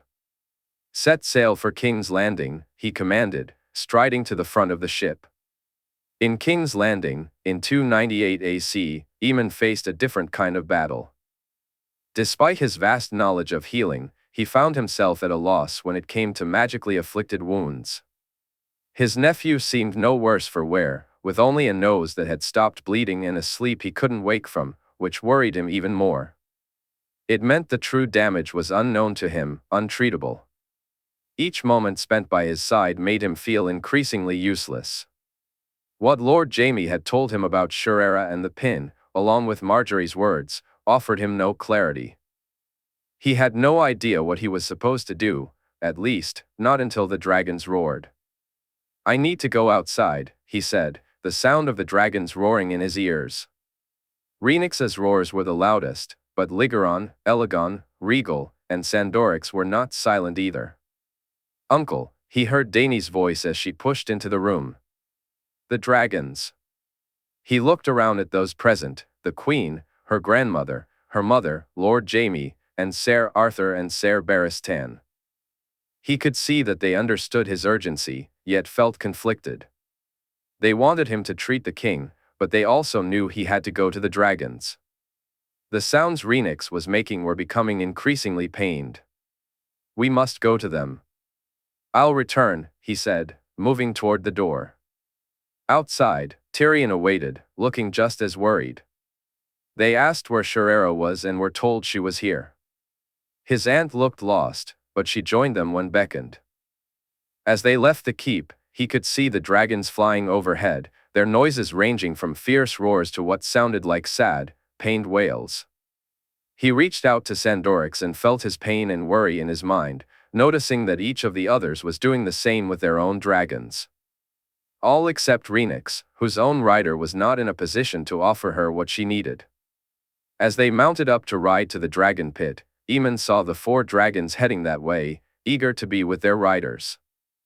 Yet one flew alone, not yet turning to fly away. Rhaenix kept a vigil over the Red Keep until she finally flew toward the dragon pit. They rode as quickly as they could, the royal guard clearing the path for them. Once they arrived, they dismounted and nearly ran inside. Aemon moved straight to his dragon, offering what comfort he could, and saw each of the others doing the same. Again, he was struck by Rhaenix's solitude and wondered if he should go to her, speak to her, and reassure her that all would be well. But he was beaten to it, not by any of his kin, but by the White Wolf, who moved far more swiftly than he had anticipated. Aemon watched in amazement as the White Wolf rubbed against the scales of the White Dragon, almost seeming to disappear into them. "He'll recover, and she'll have her rider back once more," he assured Sandorix, feeling the dragon's own fears resonate with him. He couldn't be certain how the others felt, but he suspected that all except Rhaenix shared in this worry. The dragons had sensed the pain of the White Dragon when her bond was severed. Yet, despite their concern for Jae and Rhaenix, it was the thought of their own riders facing a similar fate that truly fueled their anxiety. They spent over an hour with the dragons, offering reassurances, stroking their scales, and promising that they would never allow what happened to Jae to happen to them. Aemon believed firmly that whatever had befallen his nephew was a unique tragedy, one that could not be repeated. "We'll fly soon, Sandorix, I promise," he whispered, leaning into the dragon and feeling its warmth against his head. Afterward, Aemon rejoined his family and rode back to the Red Keep. The White Wolf sprinted ahead of them, and he was unsurprised to find Ghost lying in Jae's bed when he finally returned to his nephew's room. The Queen lay beside her husband, her head resting on his bare chest, as if ensuring that his heart still beat. After checking on them both briefly, he made his way to Shira's room. Outside, guards stood watch, and he wondered whether they were her protectors or her jailers. "I'm here to see Princess Sherera," he said, and the guard nodded, allowing him inside. Sherera sat at the table, books open and papers scattered around her. Aemon approached quietly, but she was so absorbed in her work that she didn't hear him at all. Clearing his throat loudly, he finally caught her attention. She looked up, her eyes red from crying, and her expression. Aemon felt a deep sense of regret as he listened to her. "It's my fault," she said. He shook his head. "Did you know it would do this? That this was how it worked?" "No," she replied. "Then how is it your fault any more than it is mine? I gave him the pin after all." "You didn't know what it could do," she insisted. "I still don't, nor do you. But tell me what you think it can do," he said, taking a seat. "It creates a bond between two souls. It allows them to speak to each other, to touch each other, to be with each other. It makes it feel as if you are in the same room at the same time. At first, it's confusing, past, present, future. The soul knows far more than the heart or head ever will. I saw Bryn Den, and we spoke about events yet to come. I felt both older and younger until finally, we were one." He looked at her, even more confused. "One? Joined, truly, and together. We were in love, Aemon, and love conquers all." "I don't understand," he admitted. "Think of it as sailing a sea with no map. Love is that map. Once you have it, it's as if you know where you're going and how to get there. The confusion of earlier is replaced with the certainty of love.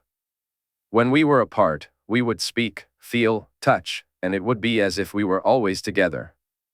According to Lord Jaime, Margaery and Jay couldn't get it to work," he asked. "They tried too soon. They were in love, but they didn't truly love each other," she explained simply. "And blood is the key?" he inquired, noticing her nod. "Where did you find the pin? How did you come to know it was magic?" "Bryn Den," she said, her voice taking on a sharper tone. "So if this links with blood and love is the key, how can he use it to affect Jay?" "I don't know," she admitted, and he felt useless once more. He looked through her books, then returned to his own rooms and searched through some of his own texts, but none of them mentioned anything even close to what Sherera claimed the pin could do. Aemon had no doubt that she was right about the link, about its ability to bring two people together in such a profound way. Sherera had mentioned that she and Bryn Den had used it in such a manner, and Margaery had suggested that she and Jay had done something similar. That was proof enough for him. However, making the leap from that to this was immense. The other thing he found hard to believe was the idea that Bloodraven had planned to use it in this way. 46 years ago, he had left that chest in Bloodraven's care, all those years knowing that one day, Jay would come, take that pin, and gift it to a woman he loved. That same woman would eventually come into contact with Sherera. The foresight required to orchestrate such events was almost unfathomable, even for Aemon. Daenerys had seen the doom and glimpsed other things, but to predict the lives of people so intricately? That couldn't be possible, could it? How many eyes does Lord Bloodraven have? 1,000 eyes in one. Aemon heard that voice in his head and shuddered as he returned to the books, now searching for answers to questions he had never dared to ask. The wall, 298 AC, Val thought it was beyond her comprehension how the woman managed to keep warm in one of those dresses. Val needed to sit closer to the fire and wrap herself in more furs than usual to stave off the cold. She also had to strap her weapons directly to her bare skin, which made her uncomfortable. At least Kinvara had agreed to let her carry her axes and short sword on her horse. Tormund, Ygritte, and a few others accompanied them part of the way, even if they were out for a hunt rather than to provide an escort. When they reached the Milkwater, Val caught their dinner, and they feasted on fresh fish that night. Kinvara, as usual, barely touched her food, leaving Val once again trying to understand the woman. She shouldn't be alive, not here, not in the lands beyond the wall. Kinvara should simply be dead, Val thought. These were harsh lands, and if the cold didn't get you, the hunger may, and if not that, there are many other dangers you might face, Val thought. The Red Priestess didn't fear the cold or suffer from hunger. Listening to her speak, it was as if there was no danger for her at all. Each time Val brought it up, Kinvara simply replied that she walked in her god's good graces and that R'hllor would ensure her safety. Val had witnessed this somewhat the night Jarl died. All around her, people fell, yet this woman, unarmed, emerged unharmed from the chaos. She had seen it in their camp too. Any woman not accompanied by a man, and even some who were, had to be cautious of being taken by the wrong one. A woman as beautiful as Kinvara should have feared more than most, yet she strolled around their camp alone at times, and not once did any man dare to approach her. Oh, Val had heard them talk, Tormund, Orell, Varamir, and even the Lord of Bones, but none dared to do more than speak. As they passed Craster's keep, Val was almost tempted to invite them inside, despite her deep hatred for the man who lived there. She wondered if a man as vile and monstrous as Craster could keep his hands off a woman like Kinvara, to see if her god protected her from the likes of him too. But she wouldn't, and she didn't. The thought of being wrong in that filthy beast defiling yet another woman was not one she would entertain for long. So they rode on, they camped, and when they finally reached Whitetree, Val was more than ready to welcome a night sleeping in the warmth of one of the village houses. "You know these people?" Kinvara asked as two men approached them.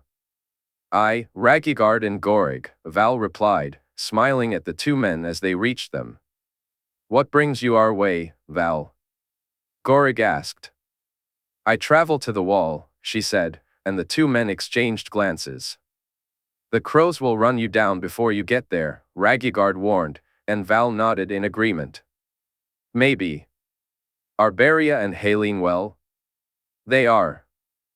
"Come on, we have hot food on the hearth, and it's getting dark," Gorig replied as Rhaegar glanced at her attire and then at the Red Priestess and her two guards. All four accepted the offer of guest right. Val was served some warm broth and fresh bread, which she devoured eagerly.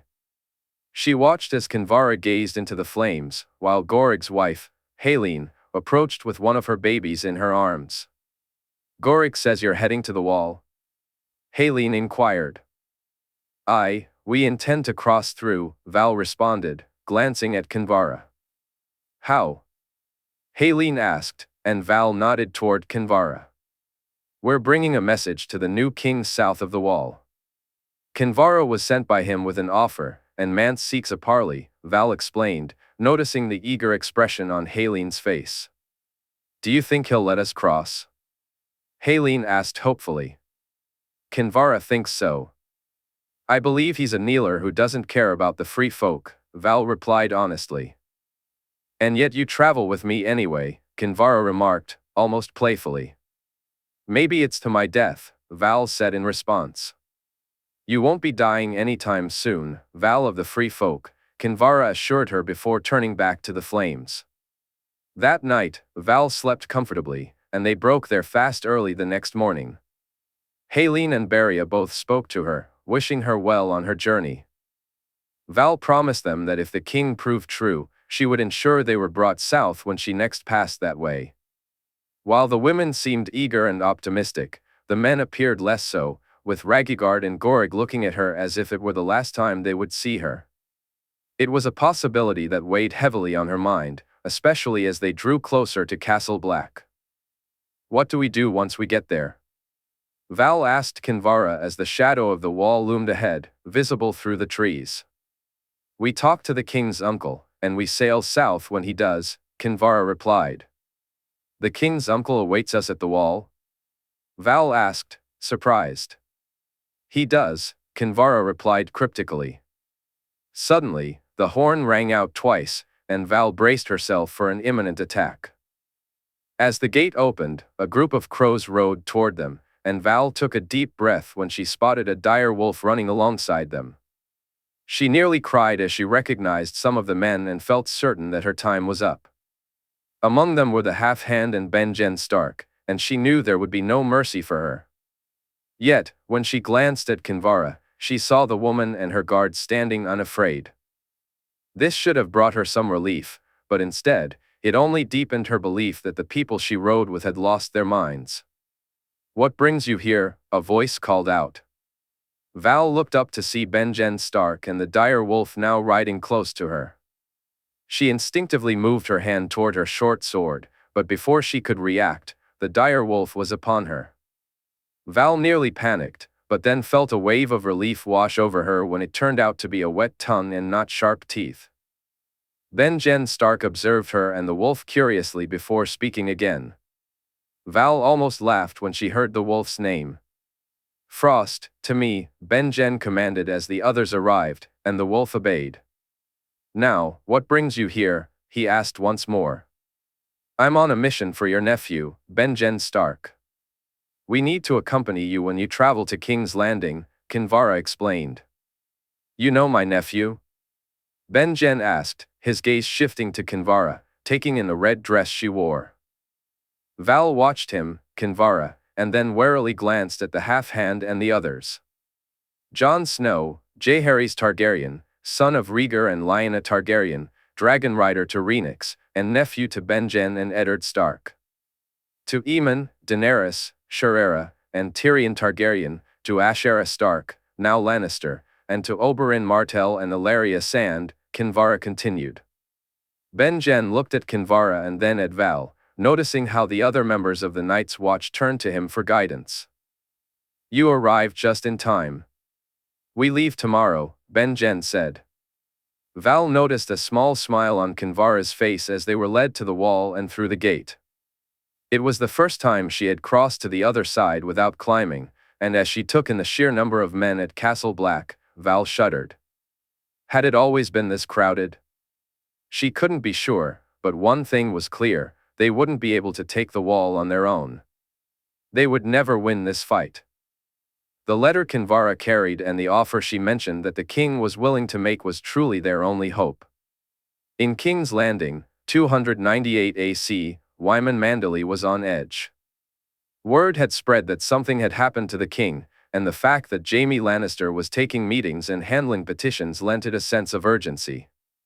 Whatever the situation, the king was unavailable, and Wyman, like many others, was deeply concerned. So when he learned he was to meet with Lord Willis and Sir Richard Lonmouth, he welcomed the distraction, only to discover it was much more significant than he anticipated. He and his guards made their way to Sir Richard's solar instead of the small council chamber or another room. Wyman noted that Lord Willis had arrived a little earlier. After being shown inside and taking a seat next to the Master of Coin, they waited as Sir Richard sifted through some papers, looking both busy and distracted. "Forgive me, my lords. I have some last-minute instructions to finalize before we depart," Sir Richard said, placing the notes in a drawer. "Depart?" Lord Willis asked, intrigued. Sir Richard waved for him to wait while he sent for refreshments. Wyman was pleased to see that the customary courtesies were still being observed. The wine was a fine vintage, and the dried fruit, meat, and cheese were welcome additions. Although Lord Willis abstained, Wyman found his appetite increasing, as it often did when he was worried. Wyman Manderley had already begun to see the benefits of Jaehaerys' reign in the short time since he had become king. The plans for the North were both intriguing and unique. The return of the new gift, along with the establishment of a royal seat in Brandon's Gift, promised good things for the North. However, Wyman couldn't shake the worry that if the king did not recover from whatever ailed him, the realm, and the North, would face an uncertain future. He dreaded to think about what that future might hold. As he ate, Wyman pondered their destination. If he and Willis were to depart together, it was likely related to the crown's finances. Yet, if Sir Richard was joining them, there was something more at play. "Departing, Sir Richard?" Willis asked again, clearly eager for answers. "On the morrow, you, Lord Willis, you, Lord Wyman, myself, and a sizable escort are to travel to Bravos to recover quite a large sum of coin," Sir Richard replied. "How large?" Willis inquired, curiosity piqued. Somewhere above 3 million gold dragons, Sir Richard stated. From where? Lord Willis pressed. The coin is in the Iron Bank, in an account that used to belong to the Golden Company. The paymaster has kindly agreed to hand it over to the king, Sir Richard said with a smirk.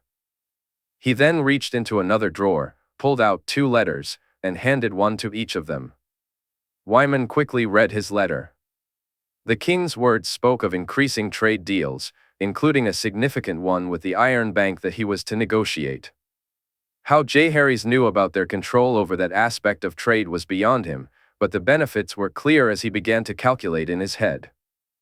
He didn't know what Lord Willis's note contained, but he suspected it was somewhat similar, perhaps more directly related to the coin itself. Why are you to join us, Sir Richard? I would have thought a Master of Whispers was more needed here than on a trade and coin mission. Wyman asked. I have my own mission, Lord Wyman, Sir Richard replied. And that's final, Wyman said, leaving no room for further questions. After finalizing the arrangements, he turned to Lord Willis, and together they stood up, with Sir Richard following suit as they made their way to the door. Wyman observed Lord Willis hurry ahead, or at least hurry as much as his cane and leg would allow. He himself moved much slower than the younger man as he headed to his chambers to prepare for the moon or so that he might be away. That evening, he spoke with Willis and Wendell before joining his granddaughters at dinner. Lord Robb was staying with his family, as they had their own concerns about the king's health to address. Sleep came easily, and he woke early, breaking his fast and getting ready to be taken to the Western Wolf for their journey to Bravos. Wyman selected 50 of his guards to accompany him, in addition to the 50 he would have on the ship itself. When he arrived, he noticed that Lord Willis had chosen a smaller contingent, while Sir Richard had brought 20 men with him. To Wyman's eye, these men looked less like guards and more like killers. But it didn't matter, they weren't there to kill him, and it was better to have such men on his side than against him. After exchanging greetings, they walked up the gangplank and onto the Western Wolf, which set sail before noon even arrived.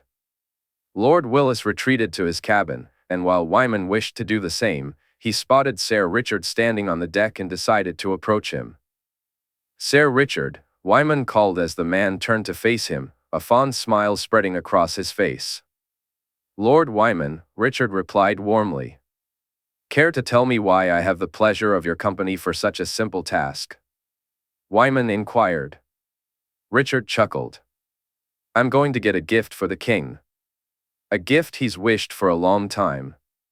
King's Landing, 298 AC, Howland had been by the king's side for almost 3 days as he lay asleep, waiting for a sign that had yet to come. He spoke to Ned once more about what was to be done next. Howland understood what he needed to do and why it had to be him, even if he didn't fully comprehend it. He had agreed to follow orders, and now he was left waiting for the old gods to reveal when the time would come. He cursed the absence of a weirwood tree in King's Landing to pray to. He had almost considered writing to the Whispers, but he knew he wouldn't make it there and back in time to speak to Ned. So, instead, he waited and prayed in the peace of the Red Keep's God's Wood, though he found himself before an oak rather than a sacred tree of his gods. It felt like a poor substitute, and the presence of the old gods was faint here, like a distant hum instead of the vibrant song he experienced near a weirwood. The Starks, along with the Targaryens, Martells, and Lannisters, took turns sitting vigil outside the king's chambers. The children were not allowed inside, and although he disagreed with that decision, it wasn't his place to challenge it. He had only been permitted in the corridors outside and had caught a brief glimpse of the queen. Margaery looked drawn and pale, as if she hadn't been eating or sleeping. Howland wished he could offer her comfort, that his words could soothe her heart and ease her worries.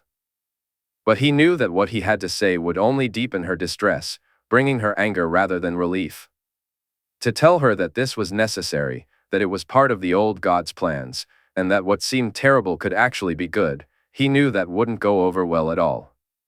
The queen's concern for her husband would cloud her judgment, making it impossible for her to see things any other way. Anyone who tried to convince her otherwise would soon find themselves removed from her presence, perhaps even from the keep and the city itself.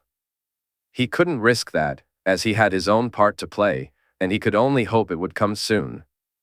King's Landing, 298 AC. Margaery had barely left.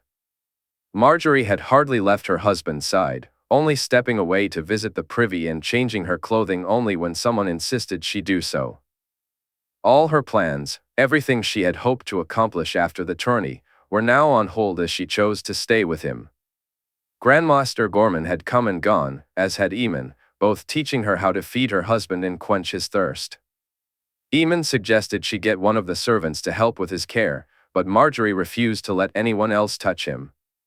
It was soothing for her to rub a cloth over his body, to wash him as he lay in their bed. She could feel him beneath her hands, the faint noises and movements assuring her that he was still there, not lost to her forever. The fact that he hadn't made water or anything else was something Gorman and Aemon noted, but Margaery didn't understand until her grandmother explained it. Not that she would have cared if he had, she wouldn't allow anyone else to clean him or tend to him. He was her husband, and she would take care of him, no one else. At night, and sometimes during the day when she grew tired, she'd climb into bed beside him. As the days turned into a week, she settled into a routine. She would wake, eat a little food, then feed Jay. She read to him, spoke to him, and cuddled with Ghost against him. The wolf never left the room, except when he heard the sad sounds Rhaenix made while flying overhead. Whenever the dragon called, Ghost would move to the door, and Margaery would let him out, only for him to return before dawn, ready for another day. It was evident that her husband was loved by more than just her. Margaery allowed the adults to visit him, while gently explaining to the children why they couldn't see him. The Lannisters, Martells, Starks, Targaryens, and her own family all took the time to speak to Jay as he slept. It pained her to keep Joy, Sansa, and Arya away, but she knew it was necessary. Margaery kept Tommen, Martin, and Willem away. She felt that he wouldn't want them to see him in such a vulnerable state. As painful as it might be for them to think of him as ill, witnessing his condition would be far worse. On the third day of the second week, Lord Stark entered their room. Margaery listened intently as he recounted a tale that was somewhat unclear to her. It involved Lord Reed and the gods, and she could only grasp bits of it, her troubled mind struggling to make sense of the words. "It's time for him to remember he's a wolf too," Ned Stark said. Margaery watched as the Lord of Winterfell settled beside the bed and began to speak about his sister. Meanwhile, in the year 298 AC, beyond the wall, Bloodraven felt the moment her blood touched the metal of the pin. The connection was complete, and if he still had the ability, he would have smiled. Instead, he closed his eyes and began guiding the boy to where he wanted him to go, showing him what he wished him to see, while preparing to leave the body he had long inhabited. He knew it would take time, but time was something he had in abundance. After all the years he had waited for this moment, what were a few more days? This had always been a backup plan, a long-term strategy with little chance of success. The future he envisioned relied on so many variables that it was surprising he found himself closer to it than expected. It was supposed to be the boy, the Stark destined to fall. The one-eyed pirate and others were meant to help him achieve his desires. His kinsman was to eliminate his enemy and then play his part in his release. But for Bloodraven, this new path felt even more promising. Blood, love, and magic had intertwined, and it had taken him years to recognize this truth. He had gazed into the glass candles, discovered the pin, and glimpsed its potential. Yet, by the time he reached the wall, he had only begun to scratch the surface of its power. His magic was potent, but his love was even stronger. Not enough. She was not enough. The power required so much more than just them alone. Once he crossed beyond the wall and gained the ability to see, everything became clear. He could see all the paths that could open if events unfolded against him. He had gone deep beneath the sea to prepare, to create the place he needed, one that would reveal the vision and truth he sought, and also the prison in which he would trap him.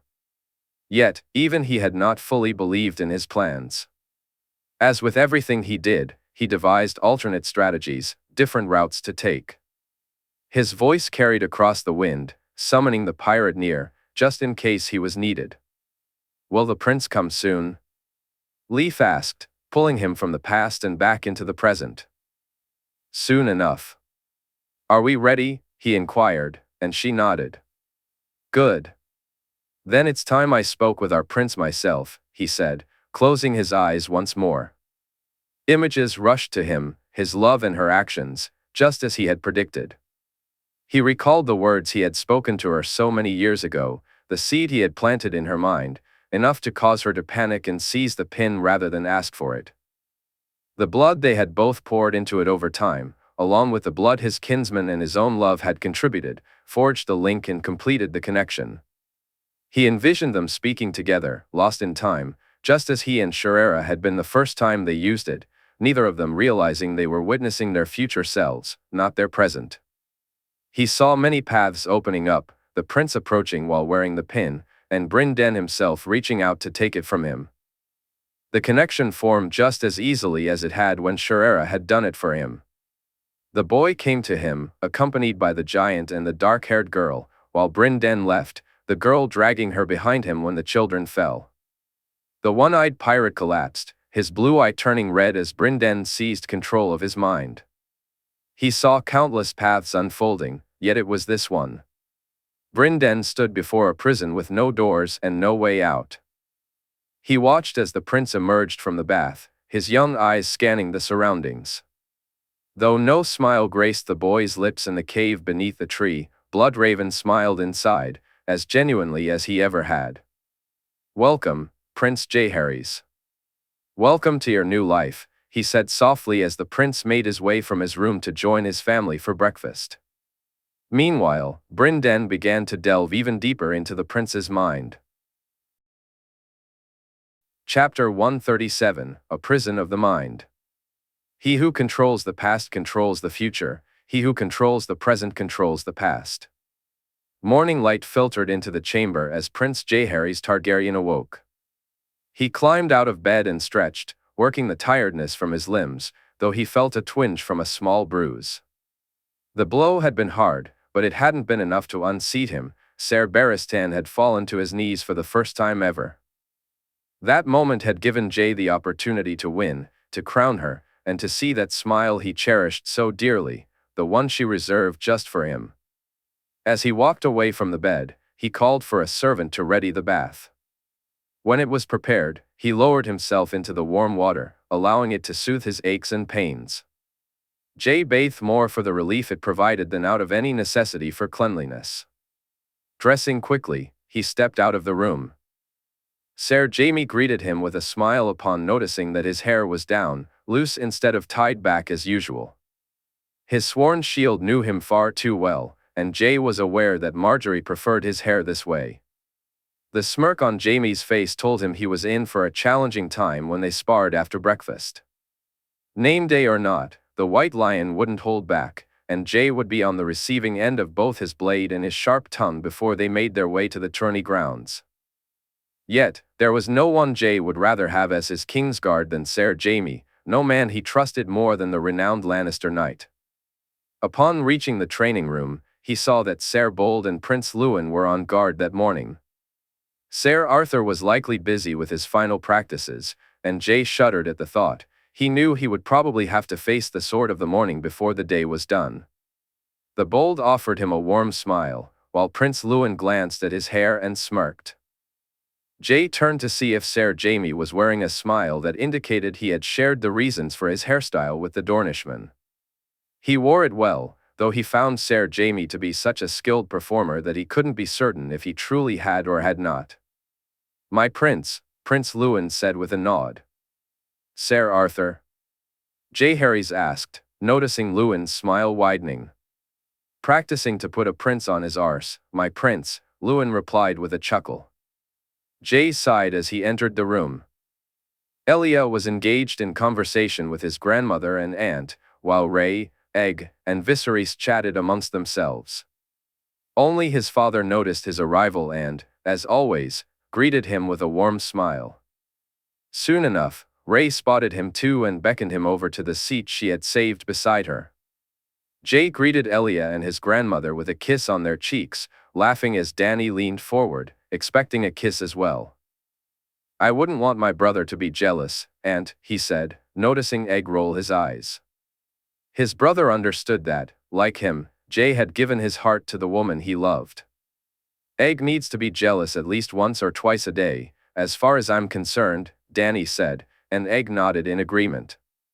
They shared an odd relationship, playfully teasing each other, almost provoking one another to reveal their true feelings.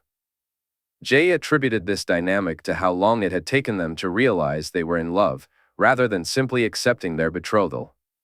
He leaned forward and kissed her on the cheek, causing his brother to gasp loudly in mock surprise, a reaction that did not go unnoticed by Dany or Ray as he settled down beside his sister and kissed her cheek too. "Not even close to good enough, Aegon Targaryen," Dany said, feigning annoyance. This time, it was Ray who rolled her eyes. "Ready for your gift, Jae?" his sister asked, and Jae looked around the table, seeing his father and Elia looking his way. "I had thought it would be tonight, at the feast," he replied, confused. "There will be more." "Then, son, this one your sister made for you herself," his father said, and Jae noticed Ray looking nervously at him. "Ray, you didn't need to," he started, but he saw her expression shift to disappointment. "But I thank you, truly," he added quickly, watching her smile as she handed him the package. "It's your 16th name day, Jae, your majority," she said as he began to unwrap it. The coat featured a white dragon and a white wolf on each collar, both vividly contrasting with the black material. The fact that she had incorporated his personal sigil into the design made it even more special to him. When he stood up to remove the coat he was wearing and put on the new one, Jae saw Ray beam at him. He couldn't help but hug her, telling her how much he loved both the gift and her. "The rest you'll receive tonight, young man, and don't expect them all to be as thoughtful as your sisters," his grandmother chimed in.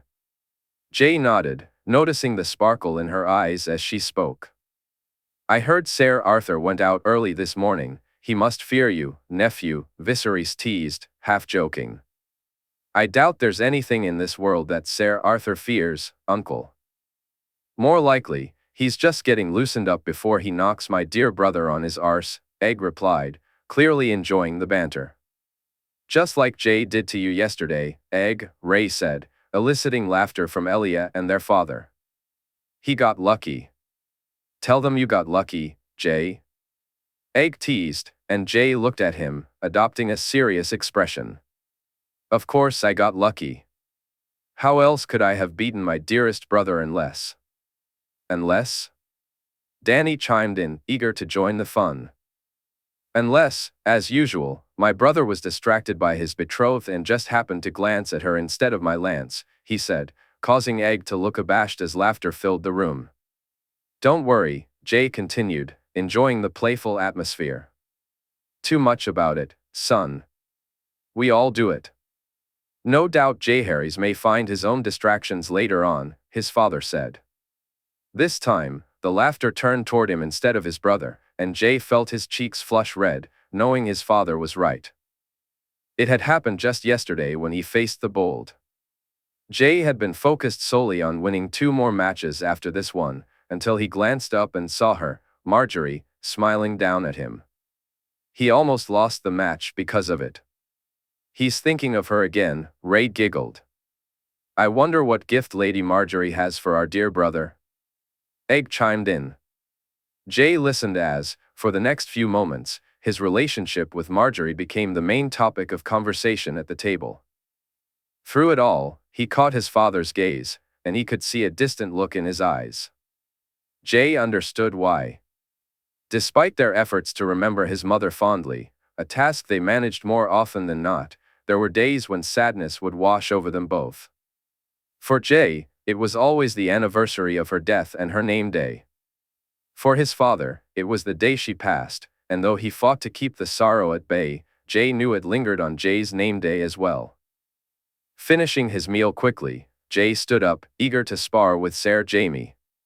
He had learned that stepping away when his father wore that look helped him regain his composure far more easily than if he stayed. This understanding had come to him during his time fostering in Highgarden, where he discovered how to sense what others wished for or needed while spending time with Margaery and her grandmother. "Wait up. Both Viserys and I want to test our blades against you today, brother," Egg said, quickly finishing what remained on his plate. "Now that's a present, getting to beat you both before I have to ride in the tourney," Jay joked. "Not today, nephew. Today, we'll give you no such mercy." "Gifts," Viserys said, determination etched on his face. "Then I shall have to try that much harder, uncle." He walked out of the room and made his way to the sparring yard with Ser Jaime, not surprised to find that Loras was absent. His closest friend was likely busy, just like Ser Arthur, getting in some last-minute practice for the joust. Arriving at their usual sparring spot, he unsheathed Dark Sister and took his stance, with Ser Jaime mirroring him, a smile on his face. Their swords clashed together, Jaime pushing him back as Jay attempted to set a trap for his mentor. He nearly smiled when he saw Jaime step into it, only for Jaime to swiftly back away. Trying something new, Jay moved forward and then leaped into the air, bringing his sword down hard as he spun. The strike was easily parried, and soon Jaime began to assert control over the match. After some time, Jay finally yielded, just as Egg and Viserys arrived. "Your first loss today, brother, though not your last," Egg chuckled. With Jaime, Jay always used live steel. They had sparred so often that stray blows were never a concern. He wouldn't do the same against Viserys and Egg, so, to the disappointment of the gathered crowd, there would be no battle between Dark Sister and Blackfyre today. Instead, they opted for tourney swords. Jay selected his and faced off against Viserys while Egg warmed up against Ser Jaime. By the time Jay had bested his uncle and turned to face his brother, Dany and Ray had arrived. Jay looked up to see both of them speaking to Margaery, who he hadn't noticed had been there for a while. He didn't need to see his brother's face to know he was smirking at the looks Jay was giving her. For once, Egg seemed more focused on their match than on his betrothed, while Dany appeared slightly put out that Egg wasn't looking her way. As Jay's tourney sword met his brother's, the strangest thing happened. Jay soon found himself fighting defensively instead of offensively, as he usually did against Egg. His focus drifted to something he thought he saw behind Egg, rather than the sword in his brother's hand. This distraction proved painful when a blow caught him across the head, sending him to his knees. Egg quickly threw his sword to the ground and rushed to check on him. "Jay, are you hurt?" "Jay?" he heard his brother's panicked voice. "I'm fine." "You were right, it was only my first loss," Jay replied, trying to make a joke as he pushed himself up to his feet.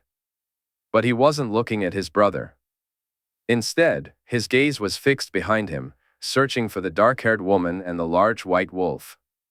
In King's Landing, 298 AC, Ned Stark looked down at his nephew, Jaehaerys, who appeared to be simply sleeping. Ned would have thought so too, if not for the fact that it had been over a week since Jaehaerys had last woken. It was no surprise that his children were worried about their brother, and he agreed with the Queen that they shouldn't see him like this. They were already emotionally strained, and it was better for them to think of their brother as ill than to witness his condition firsthand. But Jaehaerys' state wasn't the only thing weighing on Ned and his children. They were still reeling from what Jay had revealed to them the last time they spoke, and now, with her actual arrival in King's Landing, the tension had only intensified. Ned listened intently as Jay spoke about what needed to be done regarding Kat, his teeth grinding and jaw tightening with growing anger. She had brought this upon herself, her actions left Jaehaerys with no choice. That she still had her head was more than anyone could have expected. Jon Arryn had lost his for conspiring against the Targaryens, and by all rights, Kat should have faced the same fate. It was only the love a brother had for his siblings that had spared her. Ned cursed the woman for putting his nephew in such a difficult position. A king needed to be fair and just, and there would be those who looked at Kat and the sentence she imposed and thought it was neither. This would only make Jaehaerys appear weaker than he truly was. But for now, that was a problem for another day. He reached out and took his nephew's hand in his own, beginning to speak softly. On the other side of the bed, Margaery sat, holding her husband's other hand. Ned could only hope that what Howland had said was true and that his words would be heard. "Brandon was wild, John," he said, noticing the Queen glance his way. She nodded, indicating she understood his intentions, even if he wasn't entirely sure himself. He needed his nephew to remember, to embrace his wolf side as much as his dragon side. While he believed that was true, he had noticed the dragon side coming to the forefront more often. The dropping of his name, the clothing he wore, that was all part of being a king and needing to look the part. Embracing his family's heritage and making choices that benefited House Targaryen, perhaps even more than the realm itself, was Jaehaerys being a dragon. Howland had suggested he remind him who he was, to speak to him about his mother. Well, his mother was a wolf, and he had been John long before he ever knew who Jaehaerys was. He was wild and free, the wild wolf indeed, just as I was the quiet one. Ben-Jen, I've heard some refer to as the forgotten wolf, and though it pains me to admit it, it seems I must. But your mother, gods, John, your mother. The she-wolf, the winter rose, the wolf maid, wolf girl, she had many names, but to me, she was simply Lya. He glanced over and saw perhaps the first hints of a smile on Margaery's face that he had seen in days. When we were young, it was always Lya who chose our adventures.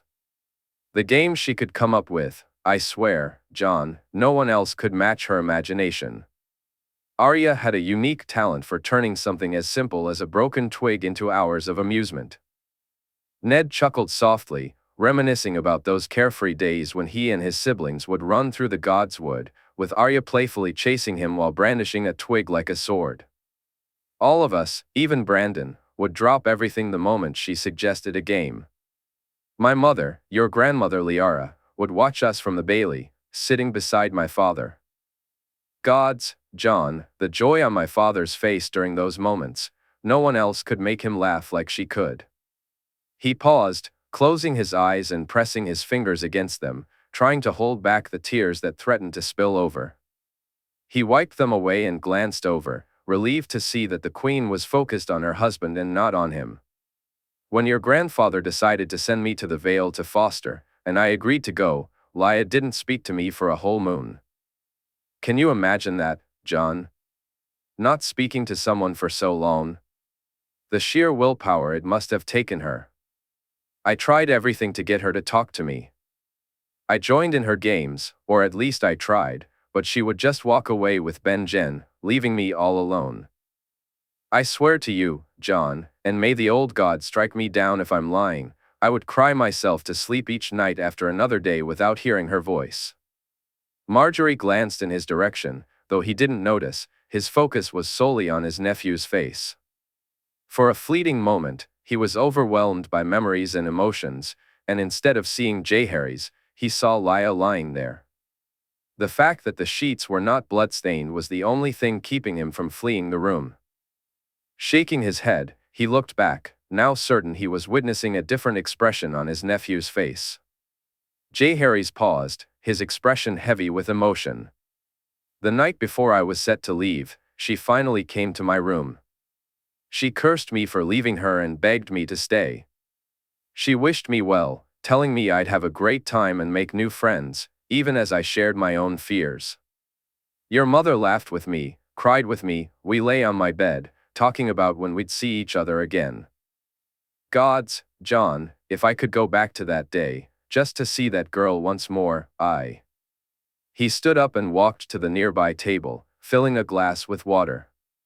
The memories stirred feelings he hadn't confronted in years. After taking a moment to compose himself, he returned to the bed and nodded to Margaery before sitting down to continue. Looking back now, I realize things were never the same between us after that day. I loved her, she was my sister, but something changed when I went away. Something broke between us that I never even knew was there, and it never got fixed. When I saw her again or read her letters, it felt like glimpsing shadows, Jon. The memories of my sister felt almost like they belonged to someone else. I was sure she had changed, but now I understand it was me who had.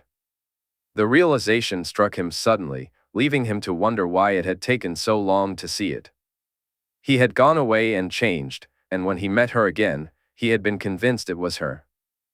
She was still the she-wolf, but he wasn't exactly the quiet one anymore. Oh, he was still quiet, all right, but maybe he just hadn't been a wolf. When we met at Harrenhal, I could see how others perceived her. My own eyes may have wandered, but I wasn't blind. She was happy, Jon, far happier than I'd ever known her to be. Fool that I was, I thought it was because of Robert, because we were all together again. Now I know it was because she had found her love, just as you have found yours. He glanced at Margaery, who was wiping her own tears. Margaery looked down at her husband, her eyes filled with emotion. Ned paused for a moment, sipping his water as he gazed off to the side, allowing Margaery to wipe her eyes just as she had done for him. I should have known it was her, the Knight of the Laughing Tree. I should have recognized her. Seeing her ride, the way she was on a horse, it's something you inherit, Jon. Don't let anyone tell you otherwise. I've seen you on Winter, and that comes from your mother. She was unmatched, none of us could even come close. I doubt there was a man or woman in the north, or even in the south, who could keep up with her. Gods, Jon, to have seen you both together, to watch you ride side by side. What I wouldn't give to witness that, to see you race, to see you lose, he said, laughing, the sound mingling with Margaery's small chuckle. Ned noticed a slight twitch at his nephew's lips and glanced at Margaery, thinking it was something good, only to see her shake her head sadly, indicating that this was not new to her. He's thirsty, she said softly, and Ned watched as she walked over to a small jug on the other table. Margaery dipped a cloth into the mug she had just filled, water dripping from it as she brought it to Jaehaerys' lips. She pushed it gently inside his mouth, then dipped it back into the mug to repeat the process. Keep talking, please, she encouraged, looking at Ned. I never witnessed the arguments with your grandfather, Jon, but Nan always said she made her stance clear. I can almost picture their faces during those moments. But what's done is done, there's no need to dwell on that. So, I'll share what happened the last time we spoke before. He gulped, reaching for his mug only to find it empty. Rising to his feet, he moved to the table, filled it, and drained it quickly before refilling it and making his way back to his seat. She stood in front of me, Jon. I was of the size and build I am now, except for a little around the middle, he chuckled. She stood right in front of me and told me to my face that I was not a wolf and no brother of hers. She said I had lost my way and cared more for a drunken whoremonger than for my own sister. I was young, Jon, never brash, but always proud. By the gods, it shamed me to be spoken to like that. But when I look back on it, it's not the shame I feel, though that's still there. It's not even the regret of not listening, although that's there too. It's the memory of your mother, Jon, of Lyanna. Her fierceness. There was no one even close. She was just a slip of a thing, yet I wouldn't dare take her on. She fought, Jon. Be it with words or deeds, she fought. That was who she was, a fighter. Right to the end, she was a fighter. She fought to bring you into this world, weak and tired though she was. She fought to see you born and to give you the chance to be the man you needed to be. She fought harder for you than I ever did, and I swear it, Jon, she fights for you still. He stood up and moved closer to the bed. Leaning down, he brought his face close to Jaehaerys's and kissed his cheek, with Margaery moving closer to them both. You are the son of a she-wolf, Jon, the son of a fighter. It's time for you to fight. We need you here.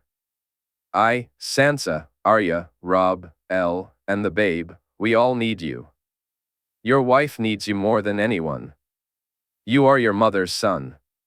Fight, Jon. Please, fight. In the afternoon at King's Landing, Prince Jaehaerys Targaryen, after being checked out by the Grand Maester at Elaya's insistence and to his own embarrassment, headed to the tourney grounds with Ser Jaime. He made his way to his horse, readying the stallion for the upcoming joust. Caraxes. The horse was a striking blend of sand steed and courser, its chestnut coat shimmering with a reddish hue in the sunlight. Jay had named him after the blood Wyrm once ridden by Prince Daemon. This magnificent creature had been a gift from Margaery's brother on Jay's 12th name day, and in his eyes, there was no horse that could compare. He lovingly rubbed the horse down, fed him, and then, as he always did, dressed him in the barding himself, much to the annoyance of his squire. Martin was set to assist with the lance work today, but Jay knew that Jaime's cousin wished he could participate in this part too. Yet, this routine brought Jay comfort. It kept him and Caraxes connected and relaxed before the jousting began. Once he finished, he made his way to his tent to put on his armor, finally spotting Loras for the first time that day. "Jay," Loras called out. "There you are. I thought you'd still be off practicing." He chuckled lightly. "I'm facing Ser Arthur first, and you should have been practicing with me," Loras added, a hint of annoyance in his voice. "You know my routine, Loras. I like to keep Caraxes fresh." "Besides, it's my name day," Jay replied, earning a smile from his friend. "I know. I wonder what my sweet sister has gotten you for your gift." "Perhaps nothing," Jay said, though he knew that wouldn't be the case. After all, he and Margaery had been exchanging gifts for years. "Well, I came to wish you good fortune." "Lord Royce will be tough to beat," Loras said, placing a hand on Jay's shoulder. "You too." "I hope we meet in the final," Jay said, seeing Loras smile. "You'll be much easier to beat than Ser Arthur," he joked, quickly ducking as Loras pretended to hit him.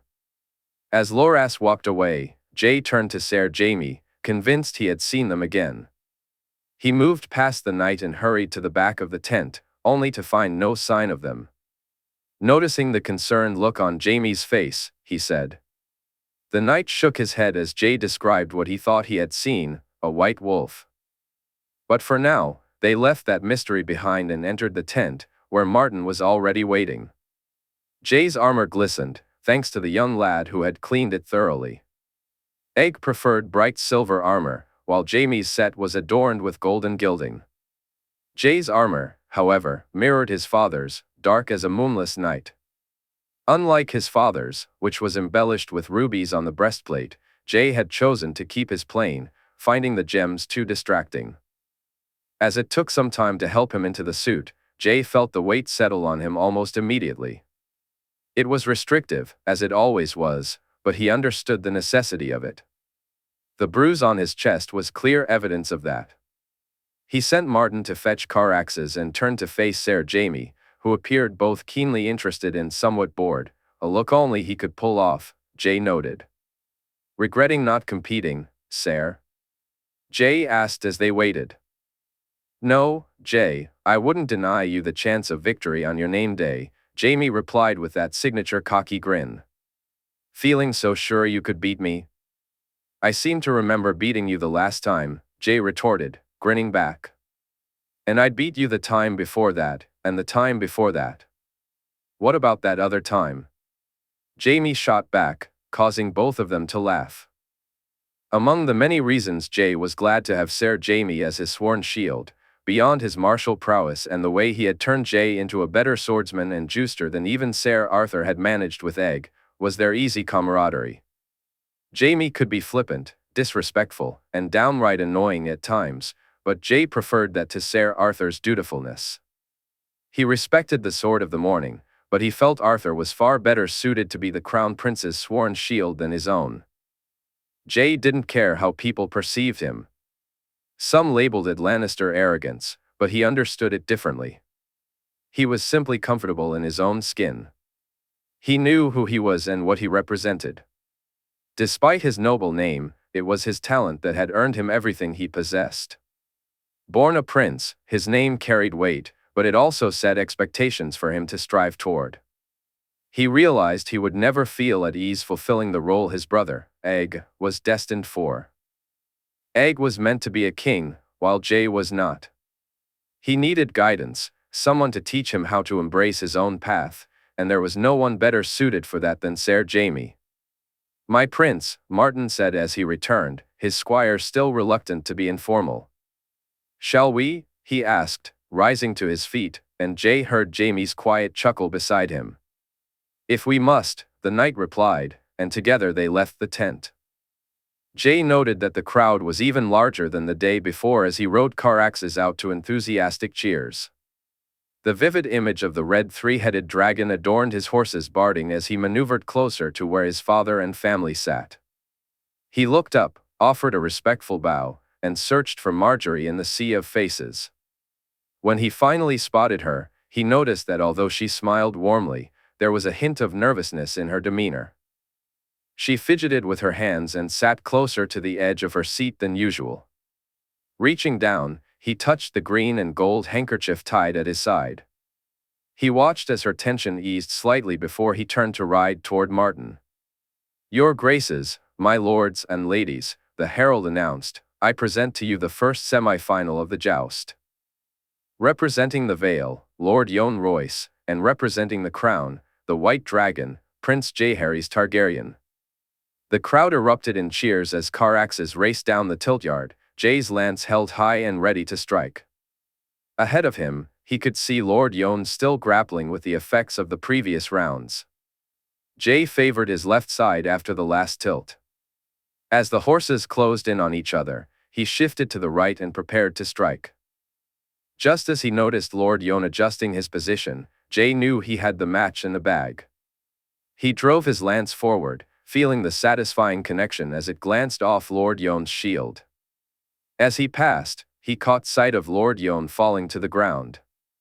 Jae slowed Caraxes to look back, relieved to see Lord Yohn rising to his feet. Once he was sure his opponent was unhurt, Jae turned to the crowd and waved before riding slowly from the field. He dismounted and affectionately patted Caraxes's head, thanking the horse for another excellent ride. Handing Caraxes off to Martin, he instructed him to ensure the horse was well watered. Removing his helm, Jae took up a position to watch the other semi-final, wishing both Ser Arthur and Loras good fortune as they passed by. "You rode well, Jae," Jaime said as the herald announced Ser Arthur and Loras. "Caraxes rode well, I just did what you taught me," Jae replied. "Well, holding on is the key to winning, is it not?" Jaime chuckled. Loras put on a good show, but watching Arthur was always like witnessing poetry in motion.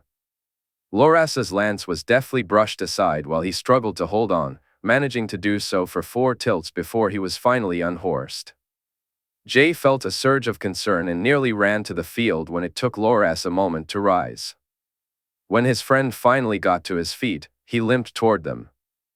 Jae helped Loras back to his tent, where the maester examined him.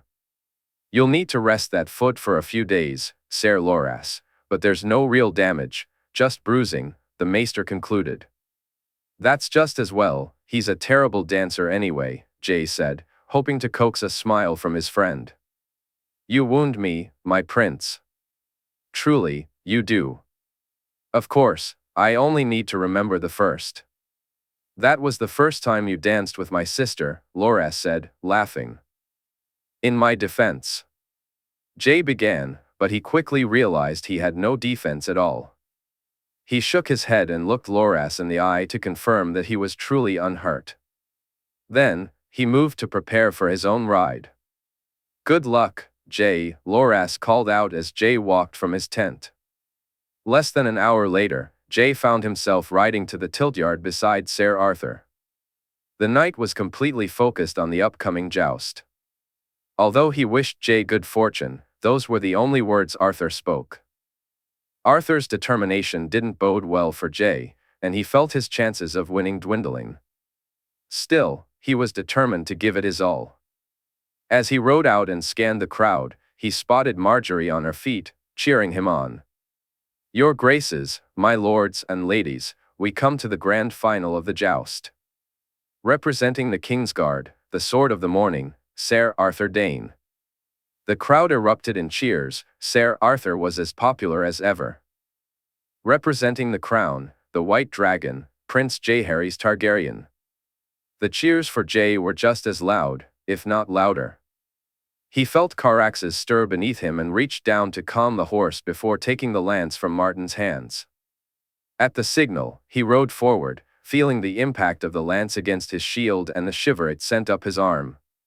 His own lance barely glanced off Ser Arthur's shield, causing no real damage. The second and third tilts played out the same way, Jay's grip on his shield weakening, and he knew he hadn't even caused Ser Arthur a moment's distress. But things changed in the fourth tilt. Whether it was a lucky strike or not, Jay felt Ser Arthur shift in his saddle when his lance caught the knight square in the chest. As he prepared for the fifth tilt, Jay gave Caraxes a little kick, feeling him quicken. He readied his lance and, as he approached Ser Arthur, he noticed he was just a fraction quicker than his opponent. The Dornish knight poured everything he had into his strike, nearly losing his balance as he thrust forward over Caraxes's head. To his relief, it proved to be worth the effort. A hush fell over the crowd as Ser Arthur toppled, and Jay was soon engulfed by the loudest cheers he had ever heard. "Your graces, my lords and ladies, the victor of the joust, the White Dragon, Prince Jaehaerys Targaryen," the herald announced, his voice ringing out above the roar of the crowd. Jay looked up to see his father beaming with pride, while Egg, Ray, Dany, and Viserys cheered enthusiastically. Elia and his grandmother regarded him with looks of deep pride. As he scanned the crowd, his gaze landed on Margaery. Noticing others were looking her way as well, he made his way to the garland, lifting it with his lance before riding towards her. He saw her taking deep breaths, her brown eyes sparkling with unshed tears. Her lips pursed as he drew closer. Raising his lance, he pointed it in her direction, watching as the garland slowly slid toward her. "Lady Margaery, I would name you the Queen of Love and Beauty," he declared, as she accepted the garland and placed the golden crown of roses atop her head. Jay couldn't help but smile at her radiant expression, but he blinked in surprise when the flowers shifted from gold to blue, only to open his eyes and see them golden once more. In King's Landing, 298 AC, joy was often intertwined with turmoil. She had been angry, refusing to eat, lashing out with unkind names at her father and uncle, words she didn't truly mean. She had also refused to attend her lessons.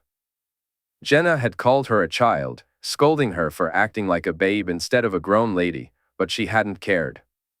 Cregan had looked at her with disappointment, as had her father, yet she remained indifferent to their concerns. Only Balerion understood her feelings, and it was only to him that she would listen. "You're right, Balerion," she murmured. "They're wrong," she said defiantly. "So what if I'm acting spoiled?" "I am spoiled." "Then they should let me see him, shouldn't they?" The one-sided conversations she had with her cat always made her feel better. He didn't judge her or tell her to act like a lady or to grow up and be who she needed to be. Balerion was just like Jon, he let her be herself, even when she was wrong and others were right. She understood why they hadn't let her see him at first. He was ill, she had heard. She wasn't a fool. The Grandmaster and the Prince had both visited Jon more than once. She knew he was sick, and they didn't want her to see him. But what about what I wish? What about that? I need to see him. I need to know he's getting better. I need to kiss him and make him better, she said, holding Balerion tightly in her arms. The days stretched on endlessly, and knowing she wasn't the only one who couldn't see him didn't make it any easier. What did it matter to her that Arya or Sansa couldn't see Jon, or that Martin, Willem, or Tommen couldn't either? She wanted to see him, and she knew he'd want to see her. He always had. Whenever she was sick or felt down, it was Jon who came to see her and tried to make her feel better. Why wouldn't they allow her to do the same for him? She ate because she knew it worried them when she didn't, even though she had no appetite. She found herself wondering if Jon could eat or not. At night, she tried to sleep, but it took her a long time to drift off. Her tears and worried thoughts kept her awake for most of the night. As the days passed, she still refused to attend her lessons and had been sent to her room more than once. When she wasn't being punished, she and Balerion would stand as close to Jon's room as they were allowed. Joy had tried to move closer, but whenever she did, they'd send her to another room or call for her father or Ashera, taking her back to their side. Joy positioned herself close enough to see the room, yet far enough away that they wouldn't move her. When she noticed Loras enter, she hoped he would take her with him. "Can you take me with you next time?" she asked as he walked by. "I can't, Joy.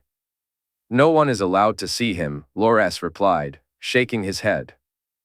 "But you got to see him," she said, her voice filled with accusation.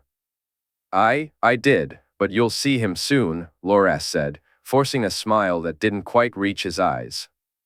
"Soon? That's all any of you say.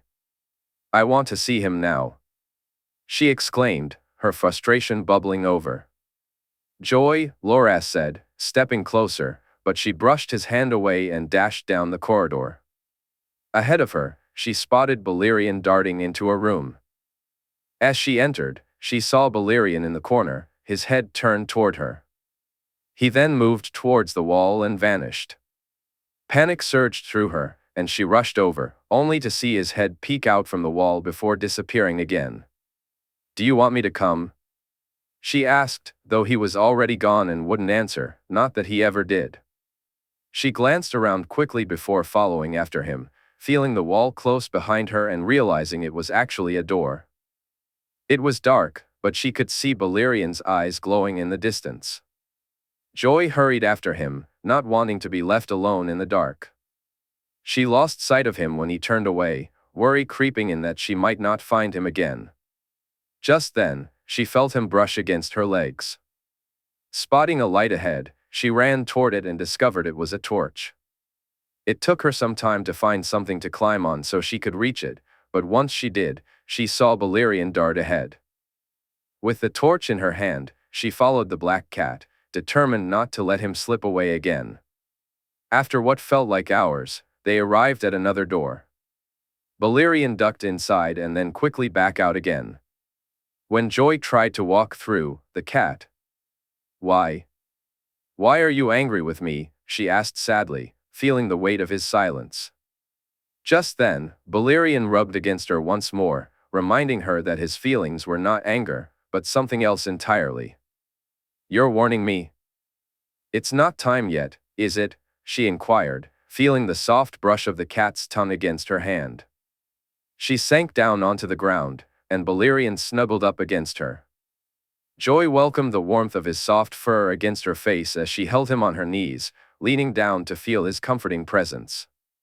As her eyes fluttered open, she was met with darkness. She realized she must have fallen asleep, and her heart sank as she noticed the torch had gone out. Balerion was nowhere to be seen or felt, and worry crept in again. Just then, she heard a noise and looked up to see the glimmer of Balerion's eye in the darkness ahead of her. Rising to her feet, she moved toward him and soon found herself past a door and inside a dimly lit room. At least she could see again. Balerion led the way, and she followed quietly behind him, opening one door after another until she nearly ran to the bed when she spotted him. He was sleeping, looking neither ill nor unwell, and he was alone. Why had they left him by himself? They wouldn't let her see him, yet here he was, completely alone. Anger bubbled within her as she approached the bed. "You're not alone anymore, Jon." "I'm here," she whispered, climbing onto the bed and lying down beside him. In King's Landing, evening had settled in. Prince Jaehaerys Targaryen buttoned up his dark red shirt, reaching for his coat and putting it on. He stood in front of the looking glass, making sure he looked presentable. His father had requested to speak with him before the evening's feast, and Jay wondered what it could be about. As he opened his door, he noticed Ser Jaime had already changed. Jaehaerys couldn't help but wonder how Jaime had managed to do so and return so quickly. Shaking his head, he decided that would remain yet another mystery about the night he would have to solve another time. Walking down the hallway, he felt a mix of anticipation and curiosity about the conversation ahead. As he walked down the corridor, he felt a strong urge to stop by Ray's room for a chat. They hadn't spent much time together today, and after receiving the thoughtful gift she had made for him, which he now wore, he felt a pang of guilt. However, his father's wishes took precedence, so he continued on, finding Ser Barristan and Ser Jonathan on duty that night. "Is His Grace inside?" he asked, noticing Ser Jonathan nodding with an odd smirk on his face. Opening the door and stepping inside, he quickly discovered the reason for that smirk. His father wasn't alone. Lady Olenna, Lord Mace, and Margaery were all seated alongside him, along with Elia and his grandmother. Jay felt a wave of nerves as he moved to take a seat. He gestured for the Tyrells to remain seated when they began to rise. Protocol needed to be observed in front of his father, but he had long since talked them out of standing on his account. "Ah, the man of the hour," his father said, his voice light. Jay could see both pride and amusement in his eyes. "I got lucky." "Another day, and it would have been Ser Arthur who won," he replied, trying to sound more modest than he actually felt about his victory. "But not today," Elia added, smiling warmly at him. "Jaehaerys, it's been clear to all of us how you feel about Lady Margaery, and you, for some time now. However, political reasons have delayed any formal agreement regarding a betrothal between you two, as you well know," his father explained. Jay felt his heart start to race. "I'm aware of that, father," he said, his voice barely above a whisper. "Now that you've reached your majority and the realm is far more stable, those political reasons have lessened. Your uncle Viserys and Princess Arianne are to be wed, which gives me the opportunity to make a match based on both politics and the happiness of my son. So later tonight, we'll be announcing your betrothal to Lady Margaery," his father said, smiling brightly at him. Jay glanced around the room and noticed that Lady Olenna and Lord Mace were both incredibly pleased by the news. His grandmother and Elia also seemed to share their joy. Margaery looked at him with a hint of nervousness, and for a moment, Jay didn't understand why. He was so absorbed in his own feelings that he didn't realize she might think he was having second thoughts or that he didn't want the match anymore. Nothing could be further from the truth. This was the match he had waited years to confirm. It was the only one he had ever truly desired. He understood that with Egg marrying Daenerys, complications arose. Two royal matches being denied to the realm would undoubtedly create problems. It left him, Ray, and Viserys as the ones most sought after, and being second in line for the throne made him a more valuable match than even his sister or uncle. Despite his emotions, he knew that politically, this was the best match for him and his family.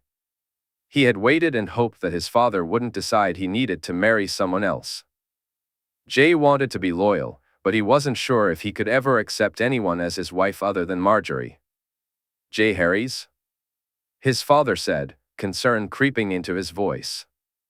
Jay turned to see Margaery on the verge of tears. "Forgive me, father. My happiness knows no bounds. I've wished for this for so long that I..." He stumbled over his words as he moved toward Margaery. The tears that now fell from her eyes were tears of joy, not the worry or sadness that had threatened just moments before. He dropped to one knee and took her hands in his own, the rest of the room fading away as he gazed into her eyes. "I love you, Margaery, more than anything in this world. I always have, and I'm so very happy that you're going to be my wife," he said, smiling up at her as he knelt in front of her. "And you, Jay," she replied shakily. "I love you, always," she added a moment later as she composed herself.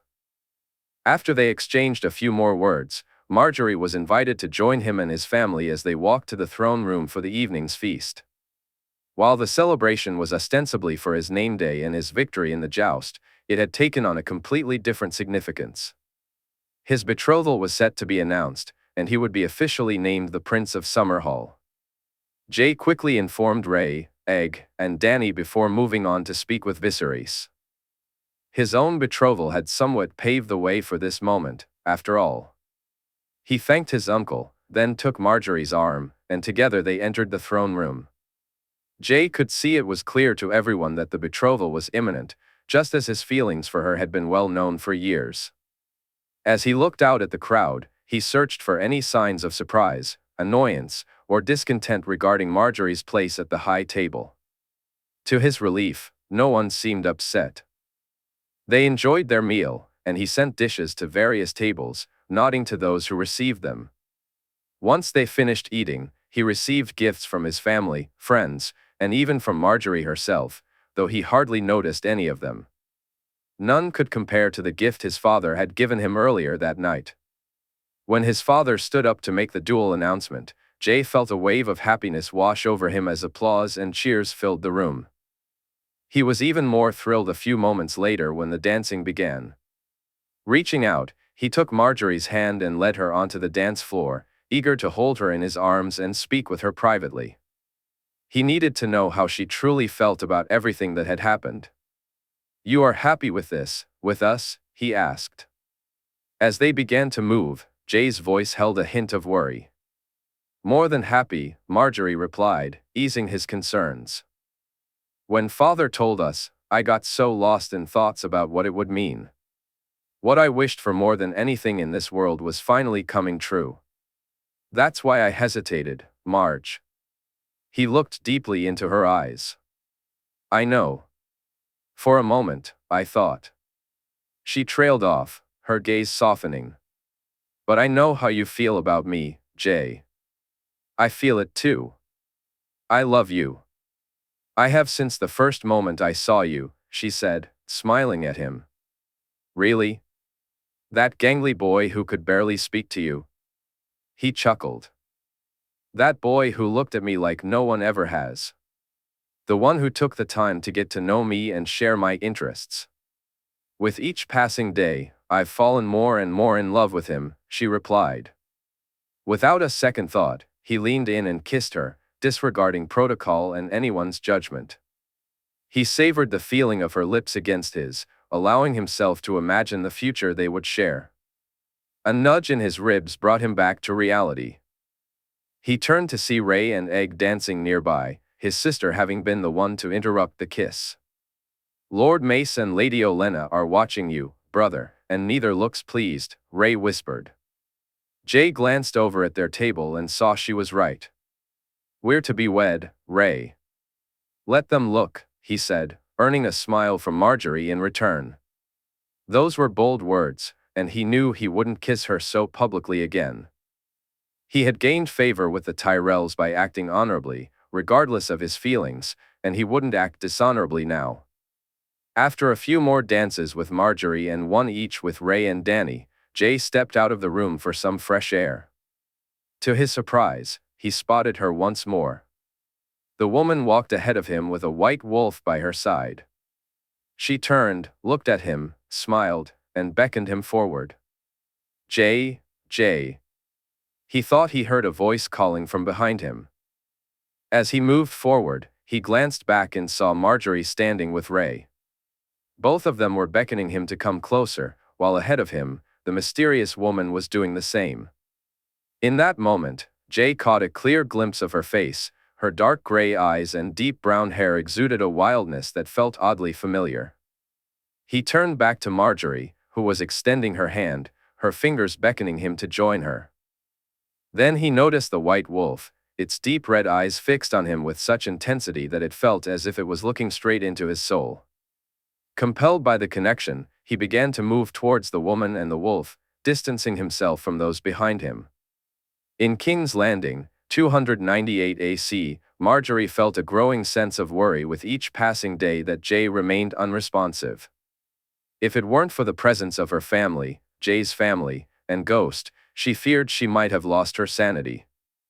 Each morning, she woke up and immediately checked for any sign of change, only to be met with disappointment time and time again.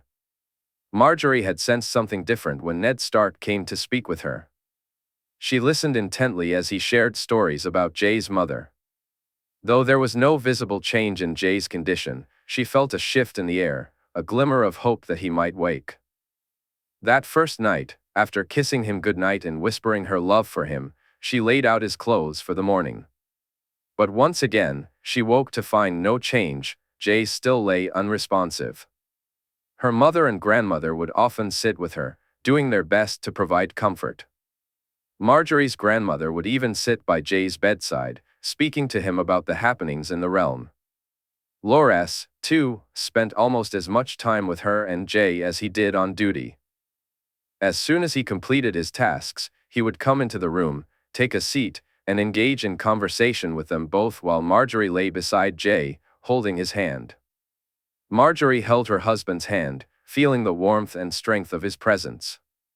Her brother had a remarkable ability to engage Jae in conversation, as if he were receiving answers to the questions posed. There were moments when Margaery found herself glancing at Jae, almost expecting him to sit up and wake. Whenever she did leave the room, though she tried to minimize it, it was usually to update others on Jae's condition, or lack thereof. She took the time to speak with Sansa and Arya, Jenna and Ashera, as well as Oberyn, Ellaria, and his daughters. Aside from Jaime, Oberyn provided her with the most support, both emotionally and practically. Together, they worked to ensure the realm was not forgotten and that the people were not neglected. Oberyn's conversations with Jae often brought her a glimmer of amusement, or as much as she allowed herself to feel. Many years ago, nephew, when I was no older than you are now and my mother still lived, Elia and I took a trip to Hellholt. It was the first time I ever saw Ellaria, and looking back now, I realize what a fool I was. I had not yet truly, how shall I put it, spread my seed, Oberyn reminisced. Margaery couldn't help but smile, a small grin appearing on her face. Whether it was the northern influence in Jae or his upbringing surrounded by strong women, her husband always turned a shade of red when others spoke of intimate matters. He was no prude, far from it. When they were alone, his words could be wicked, both in their intent and their deeds. Yet, when someone mentioned sex in front of him, especially in her presence, he would blush in a way she found quite charming. Ellaria was as beautiful then as she is now. You know what I mean, nephew. You found your own beauty, and once you have, nothing else will ever compare, Oberyn continued, glancing at Margaery, which made her blush a little. But I was a foolish boy, nephew. A foolish boy who thought he knew better. While her beauty attracted me, I did nothing, and it was many years later when we finally joined together, Oberyn said, his voice trailing off as he seemed to drift into thought. Margaery watched him, wondering if he was reminiscing about Ellaria or recalling the day he had mentioned. It turned out to be a bit of both. Elia, though, Jae, your aunt, she knew at the moment she looked at me. She called me out, called me a fool to my face, and I proved her right by not listening. Margaery heard Oberyn chuckle softly and felt him move closer to the bed. His hand brushed Jae's face so gently that she imagined her husband might feel as if a soft breeze was passing over him. I've lost too much of my family, nephew. I will lose no more. My niece and your uncle are to wed, and both Arianne and Tyrion will want you there. I want you there. My daughters wish to grow up to be the desert roses their cousin named them, and they want you to see them flourish. And thanks to you, Jae, Ellaria and I can wed. If I had been more of a man, I would have done this years ago. Now, I can finally call her my wife instead of my paramour. I need you there. Ellaria needs you there. Do not disappoint me, or your aunt. Come back to us. Come back to your wife, Jaehaerys Targaryen. Margaery had spoken to Ellaria, who was both overjoyed and worried at the same time. Oberyn had asked her not long after Margaery's one and only visit to see Jae. Ellaria hadn't reacted well to seeing him lying in bed like that.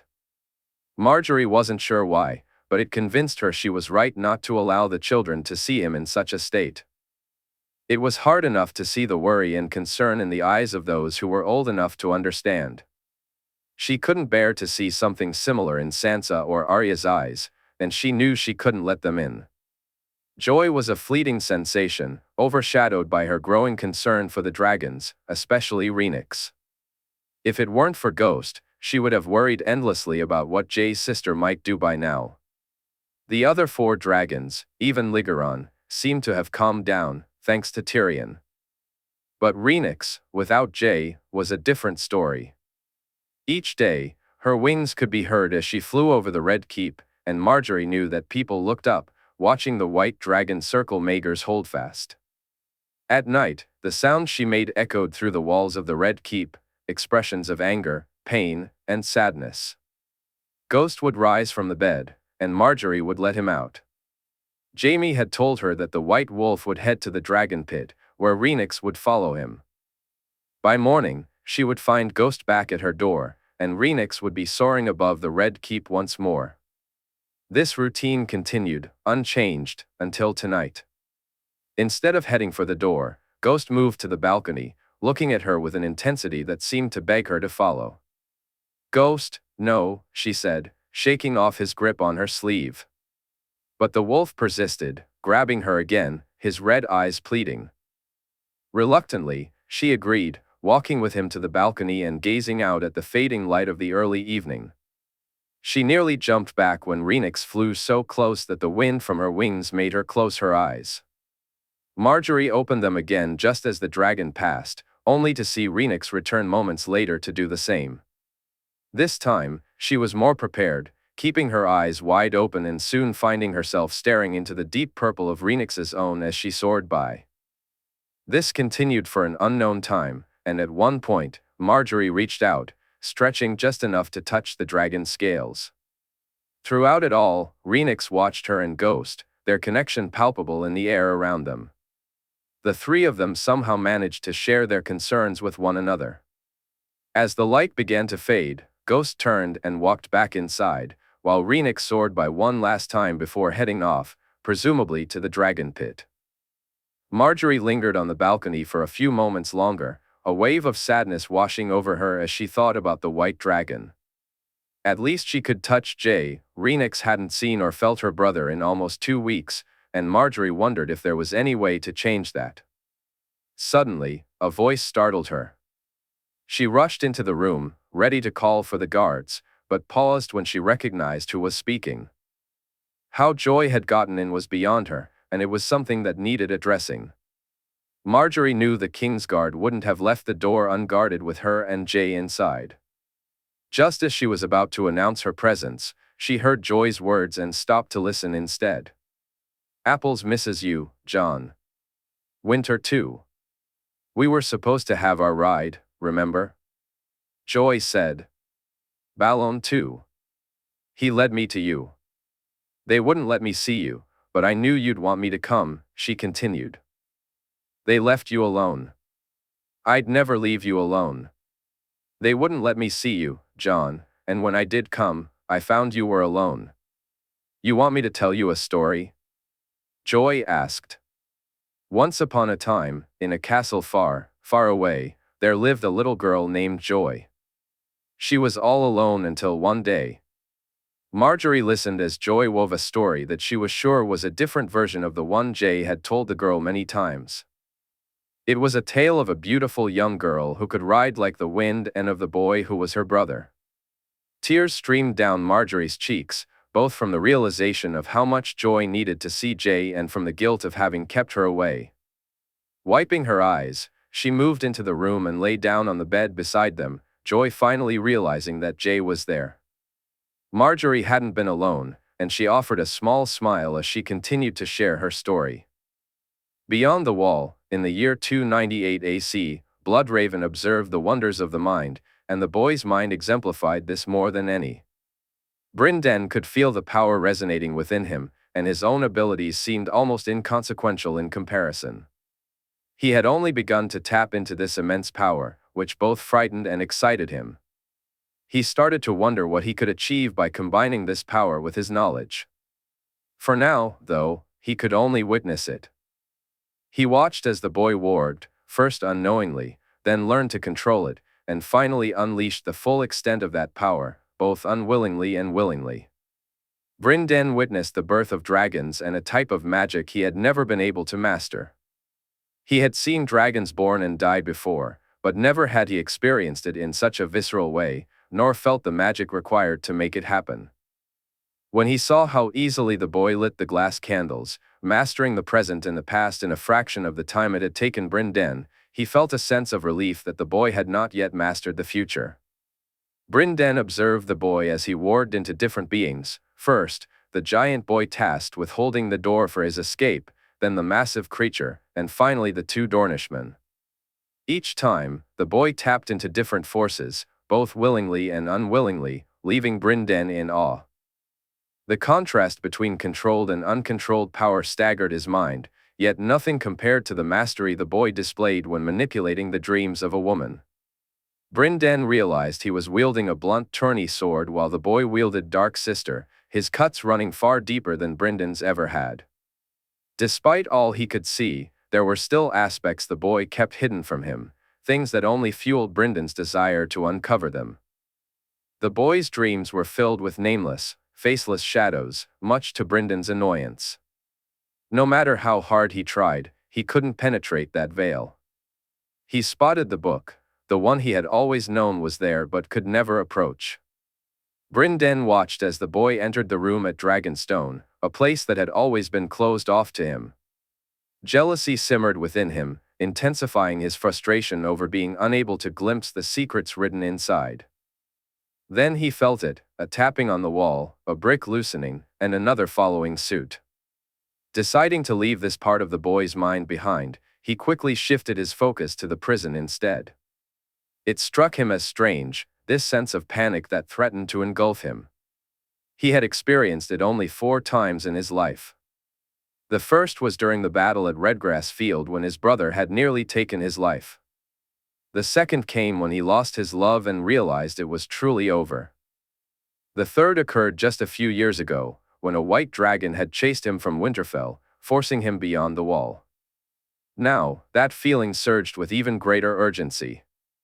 As he moved, he sensed the wall he had painstakingly built was crumbling. He ran, knowing he would be too late, and then he began to hear the words before he arrived. He who controls the past controls the future, he who controls the present controls the past, and you control neither. I'm coming for you, uncle. I'm coming for you, and I bring you only fire and blood, Jaehaerys declared. Bryn Den turned and fled. Chapter 138, A Kind of Magic. King's Landing, 298 AC. Jaime found himself holding meetings, answering questions he often couldn't address, and witnessing the mixed emotions on people's faces as they came to him instead of the king or queen.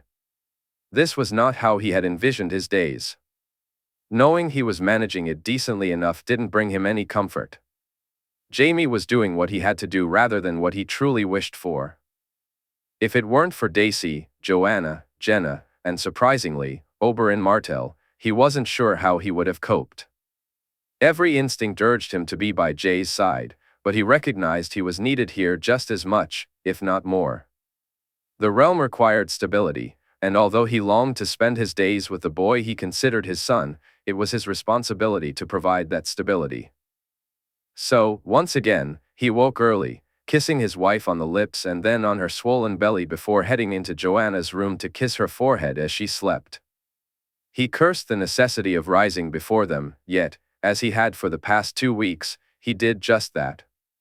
After dressing, he made his way to his solar, beginning the painstaking process of writing missives and orders to ensure the realm's daily business continued without interruption. Daisy arrived to summon him to lunch, just as she had each day that week. Jaime found his appetite to be both ravenous and non-existent at times, especially as his worries for Jay grew with each passing day that he remained unresponsive. He had been confident that Jay would awaken by now, so much so that he had reassured Margaery early on that everything would be fine. But now, it was becoming increasingly difficult for any of them to maintain that optimism. "Come eat," Daisy said, and he nodded, leaving the last of the papers unsigned as he followed her to their small dining room. The sight of Joanna smiling happily at him as they sat at their modest table provided a brief respite from his worries. Jaime's troubled thoughts were compounded by the sight of Daisy eating in the least ladylike manner possible. Her hunger knew few bounds, and Jaime couldn't help but think, as her mother had, that she truly was carrying a bear within her. Whenever he paused to refrain from eating while sitting with them, Joanna would reach across the table, take something from her own plate, and hold it up to him. Just like her mother, she wouldn't let him go hungry. "Eat, Papa," Joanna said, her little voice insistent. Though the piece of cheese she offered didn't seem particularly appetizing, the sight of his daughter made it impossible for him to refuse her. "Thank you, little cub," he replied, and was met with the brightest smile he had ever seen. Joanna's smile was one that could move mountains, or so he had always believed. "More, Papa?" she asked eagerly. "Aye, more," he said, lifting her from her seat and blowing gently on her neck. Her laughter was like a balm to his soul. They ate and played. Truth be told, they played far more than they ate, until Sarah arrived to take Joanna for her lessons. Jaime kissed her cheeks repeatedly as she giggled, allowing the servant to carry her away. "You spoil her," Daisy remarked, still focused on her meal. "I'm a Lannister, the head of the wealthiest house in Westeros and hand of the king. If I can't spoil our daughter, then who can?" he replied, catching the small smirk on Daisy's face. "True enough. Do you have much more to do today?" she asked. "Petitions and a small council meeting." "And Jay?" she inquired, looking at him intently. "And Jay," he confirmed. After finishing his food and taking a large swallow of warmed milk, he walked over to kiss his wife once more. His hand instinctively moved to her belly, rubbing it gently before he stepped away. Bidding her farewell for now, he headed to the throne room to hear the petitions. For the next few hours, he did just that. Jaime sighed as he noticed that word was beginning to spread about the king's illness and the queen's. Jaime felt a reluctance to leave Daisy's side, but duty called. Once he finished, he made his way directly to the small council chambers, discovering that only Oberyn and Olenna were inside. Jaime cursed himself for forgetting that Ser Richard had departed for Bravos with Willis and Wyman. If he had remembered that, along with the fact that Lord Montfort was preparing the fleet to take Asha Greyjoy to the Iron Islands, he would have preferred to hold this meeting in his solar instead of the large table with just the three of them present. The very small council, Oberyn chuckled as Jaime took his seat. "Indeed," Jaime replied. "Is there actually much we need to discuss?" "Nothing of great import, though I wish Ser Richard were here," he said, glancing at both of them. "Are people beginning to talk?" Oberyn asked. "Questions are being raised. We can manage the lords and ladies, but the small folk." Jaime let his words trail off. "Perhaps Ser Richard's men could be useful?" Olenna suggested. "The Red Priests too," Oberyn added, catching Jaime by surprise. "The Red Priests?" Jaime echoed. "Yes, Thuras and Lady Melisandre have gathered quite a following. People are even converting one of the warehouses down at the docks into a temple," Oberyn explained. "Since when?" Jaime asked, stunned. "Ever since Lady Melisandre arrived from Dragonstone. Jay promised her that they could practice their religion as long as they followed certain rules, and word has spread that they helped our king while he was in hiding," Oberyn continued. "Word spread by them, no doubt," Olenna said, annoyed. "Word spread all the same, Olenna," Oberyn countered. "Ser Richard's men?" Jaime asked, turning to Olenna. "I believe a Ser Jareth is the main one, though given how secretive the Order of Skulls and Kisses is, that may just be what they want me to believe," Olenna smirked. "I can trust you to speak to him then, Lady Olenna." "Olenna?" he asked, and she nodded. "And you, Oberyn, what about the Red Priests?" "You can. What is it you wish of them?" Oberyn replied. "Have them announce that Jay is recovering and that this is not something for the people to be overly concerned about. Let them know that both the king and queen will soon be appearing to speak to them and that their absence is simply due to their newlywed status," Jaime explained. "And we're sure they will both return to their duties soon?" Oberyn asked, a hint of concern in his voice. We can only hope, Jaime said, noting the nods from both of them. They continued discussing other matters concerning the realm. Jaime informed them that he had received a raven from the Vale, and that Harold Harding was on his way to swear his fealty. Olenna inquired about Catelyn Tully, but Jaime shook his head, refusing to discuss her. Jay would handle that situation when he awoke, and it would be to the lady's benefit that it was him who did so. If it were left to anyone else in that room, Catelyn Tully would not survive long. Oberyn had already suggested numerous ways to see to her end. From now on, we'll speak in one of our solars until the others have returned, Jaime declared, and both Olenna and Oberyn agreed. He turned to leave the room, leaving them to converse among themselves. As he made his way to Jay's quarters, he was approached and asked to meet with his aunt. Jaime wondered what she wanted to discuss, knowing he would now be returning to Daisy and Joanna much later than he had hoped. Jenna had taken over the management of the Red Keep, with the household, stores, servants, and stewards all reporting to her, freeing Margaery from those responsibilities. When he reached her door, he hoped she wanted to talk about those matters, but deep down, he knew it would not be the case. "You wished to see me?" he said as he entered the room, finding Jenna seated at the table. Jenna was at her desk, surrounded by a mountain of papers. "I do," she said, looking up with a soft smile. "Did you hear what your cousin did?" "No." "Wait, which cousin?" Jaime asked as he took a seat. "Joy, of course." Apparently, she managed to sneak into Jay and Margaery's rooms. The Queen returned from the balcony and found her lying in Jay's bed, chatting with him. Jenna's smile widened. "The little minx," Jaime chuckled. "When did this happen?" "Last night. I brought her back this morning, and Margaery has agreed to let her come back during the day and later tonight." Jaime nodded. "And that's what you wanted to discuss with me?" "No, that's just something I wanted to share." "What I really want to talk about is the trout," Jenna replied, her tone shifting as her expression grew serious. Jaime could see that the lightheartedness had vanished. "It will be dealt with when Jay awakens," he said firmly. "I wish to speak to her," Jenna insisted. "Aunt. I won't harm her, not physically, though it will take all I have in me not to. I want to speak to her, Jaime. See it done." "I don't know if that's such a good idea," he said, shaking his head as he looked at her. "I don't care." "Just see it done," she said, her tone almost dismissive.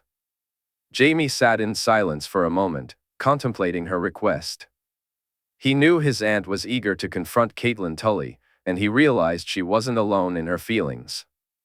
Daisy, Ashera, Olenna, and, were it not for Jay's condition, he suspected even Margaery would want to do the same. After a moment's thought, he began to see the merit in it. After all, Catelyn deserved to be spoken to, and no one was more qualified than Jenna. "Very well, I'll arrange it for tomorrow," he said as he rose from his seat. "Thank you," his aunt replied softly. As he walked toward the door, he heard her cough, prompting him to turn back. Jenna looked at him intently, as if she were about to say something. Just when Jaime thought she might not speak, she did.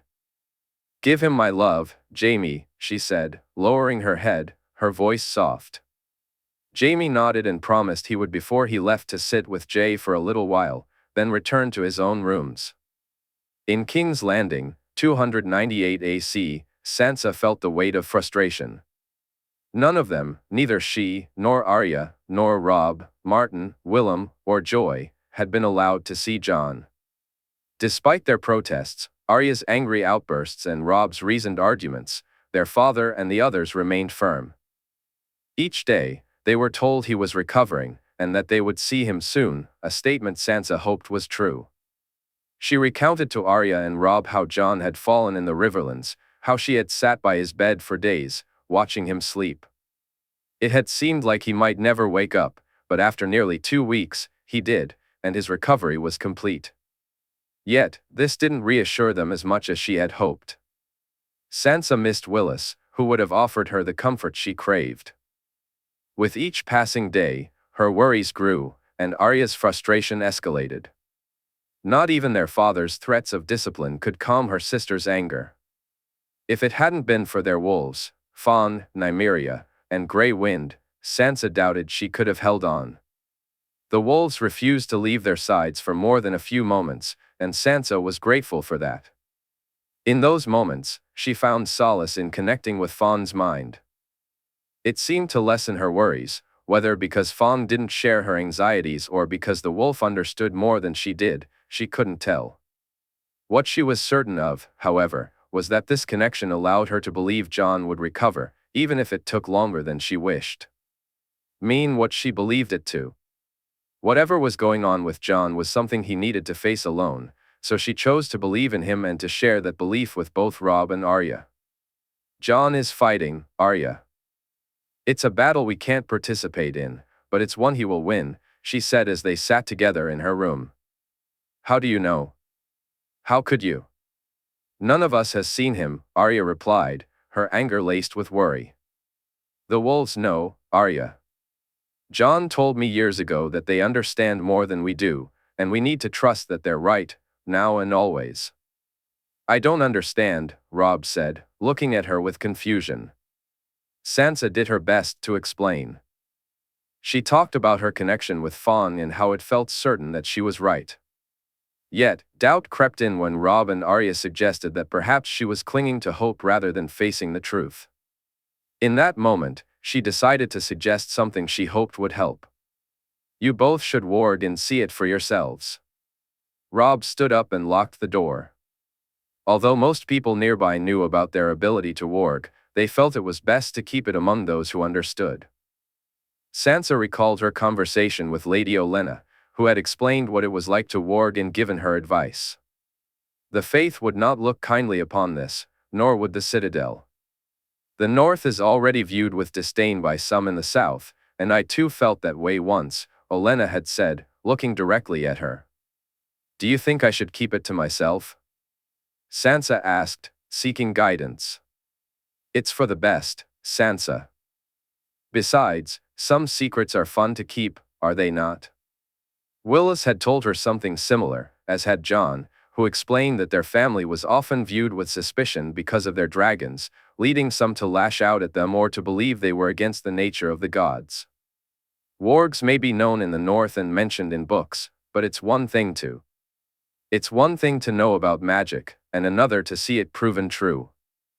There are those in the realm who fear it and would seek to harm those who possess it. Trust me, little sister, it's magic that we hold.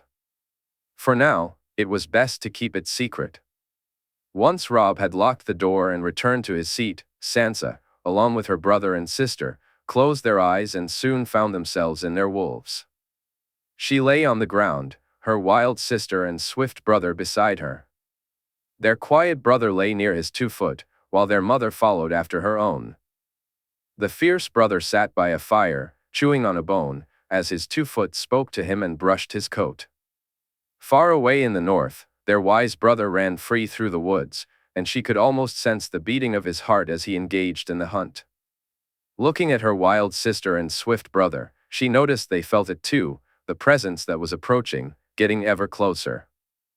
Excitement surged through them when they realized who it was, and she wondered if their mother knew that their father was on the way. Her wild sister seemed upset, so she moved closer and rubbed her head against her. The swift brother did the same, and she understood it was because of the quiet brother's 2-foot. He was there but not there, here but not here. While her wild sister and swift brother worried about him, the quiet brother did not, so she pointed them toward him. Sansa opened her eyes and saw that Arya and Robb still had theirs closed. She waited for them to return to themselves before she spoke. Did you feel it? She asked, noticing Robb nod and a small smile from Arya, the first she had seen on her sister's face in quite a few days. He'll recover, Arya said. Aye, he will, Robb agreed. And then he'll deal with Mother, Robb added. Sansa felt her joy at their relief begin to fade. In some ways, Jon being ill had been a blessing, allowing them to forget that their mother was now here and would soon need to be addressed.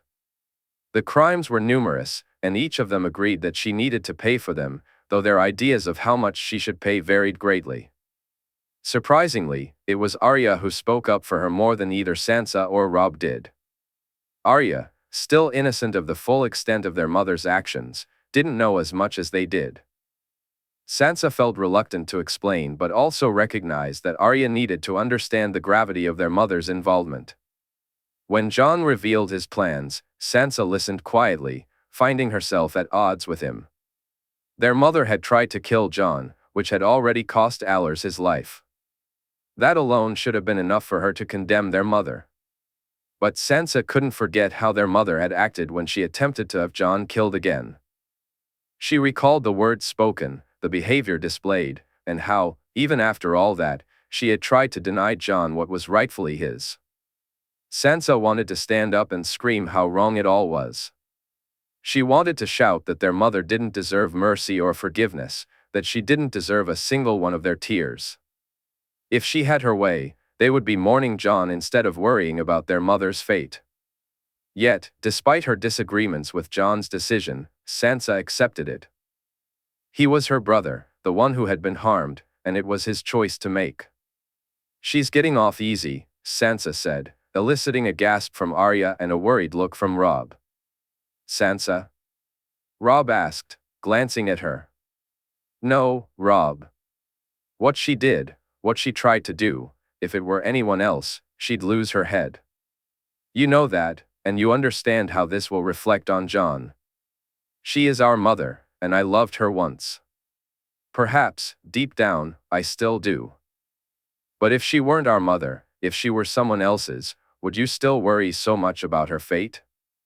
"But she's not someone else's mother, she's ours," Arya replied, wiping a tear from her eye. "And she tried to harm the pack, Arya.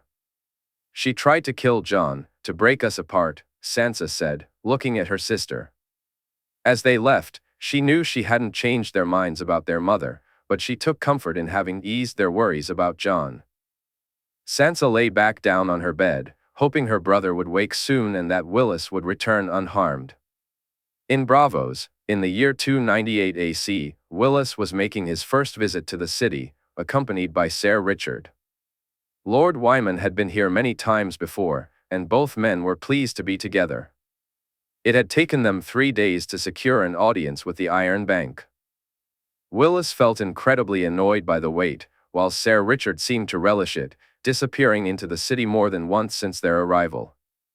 Their prisoner had behaved impeccably throughout, and Willis was certain it was because Jay had allowed him to keep his own gold, with only the company's money being taken. Jaehaerys was still adorned with what felt like a king's ransom in coins. Willis knew the man had tried and failed to bribe many of the guards assigned to him, as Jay insisted that it was Ser Richard's men, rather than any others, who had been given the task. His grandmother had been outraged at the suggestion that some of their men could be bought for coin, until Margaery pointed out that, in truth, that was exactly what they had done to them in the first place. But once Jaehaerys realized he couldn't escape, he had accepted his good fortune and the treatment he received. He had eaten and drunk far better than most of their prisoners. Now, as Jaehaerys was led into the Iron Bank's building, Willis felt a wave of nervousness wash over him. He worried about how the bankers would react to their prisoner. Given the sheer amount of coin Jaehaerys controlled, what would stop him from turning them to his side? It was a question Willis had pondered, and one that Ser Richard had provided an answer to. "Single word makes everything clear: dragons." "Relax, they're just bankers," Wyman said, sensing the nervousness in his companion as they stepped into the bank's domain. "That's the problem, my lord," Willis replied, earning a hearty laugh from the merman. Once inside, they were led into a large room dominated by an imposing desk with 3 chairs behind it. Only Willis, Wyman, and Jaehaerys Targaryen from their group were allowed in. All their guards had to wait outside. Willis felt his anxiety begin to rise again, only easing when a tall, thin man entered, carrying several books. He took a seat and gestured for them to do the same. After a few moments of silence, the man studied each of them before speaking. "And how may the Iron Bank help you today?" he asked. "You know who we are." Wyman said, as Willis gathered his thoughts. Lord Wyman Manderley, newly appointed Master of Trade to His Grace King Jaehaerys Targaryen. Lord Willis Tyrell, newly appointed Master of Coin to the same king.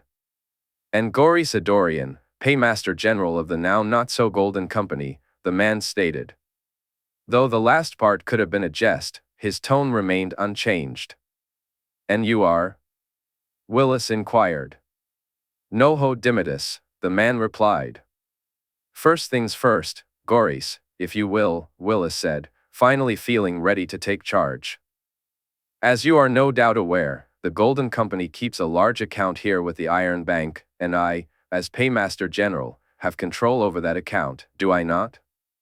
Gorys asked. You are correct, Noho acknowledged.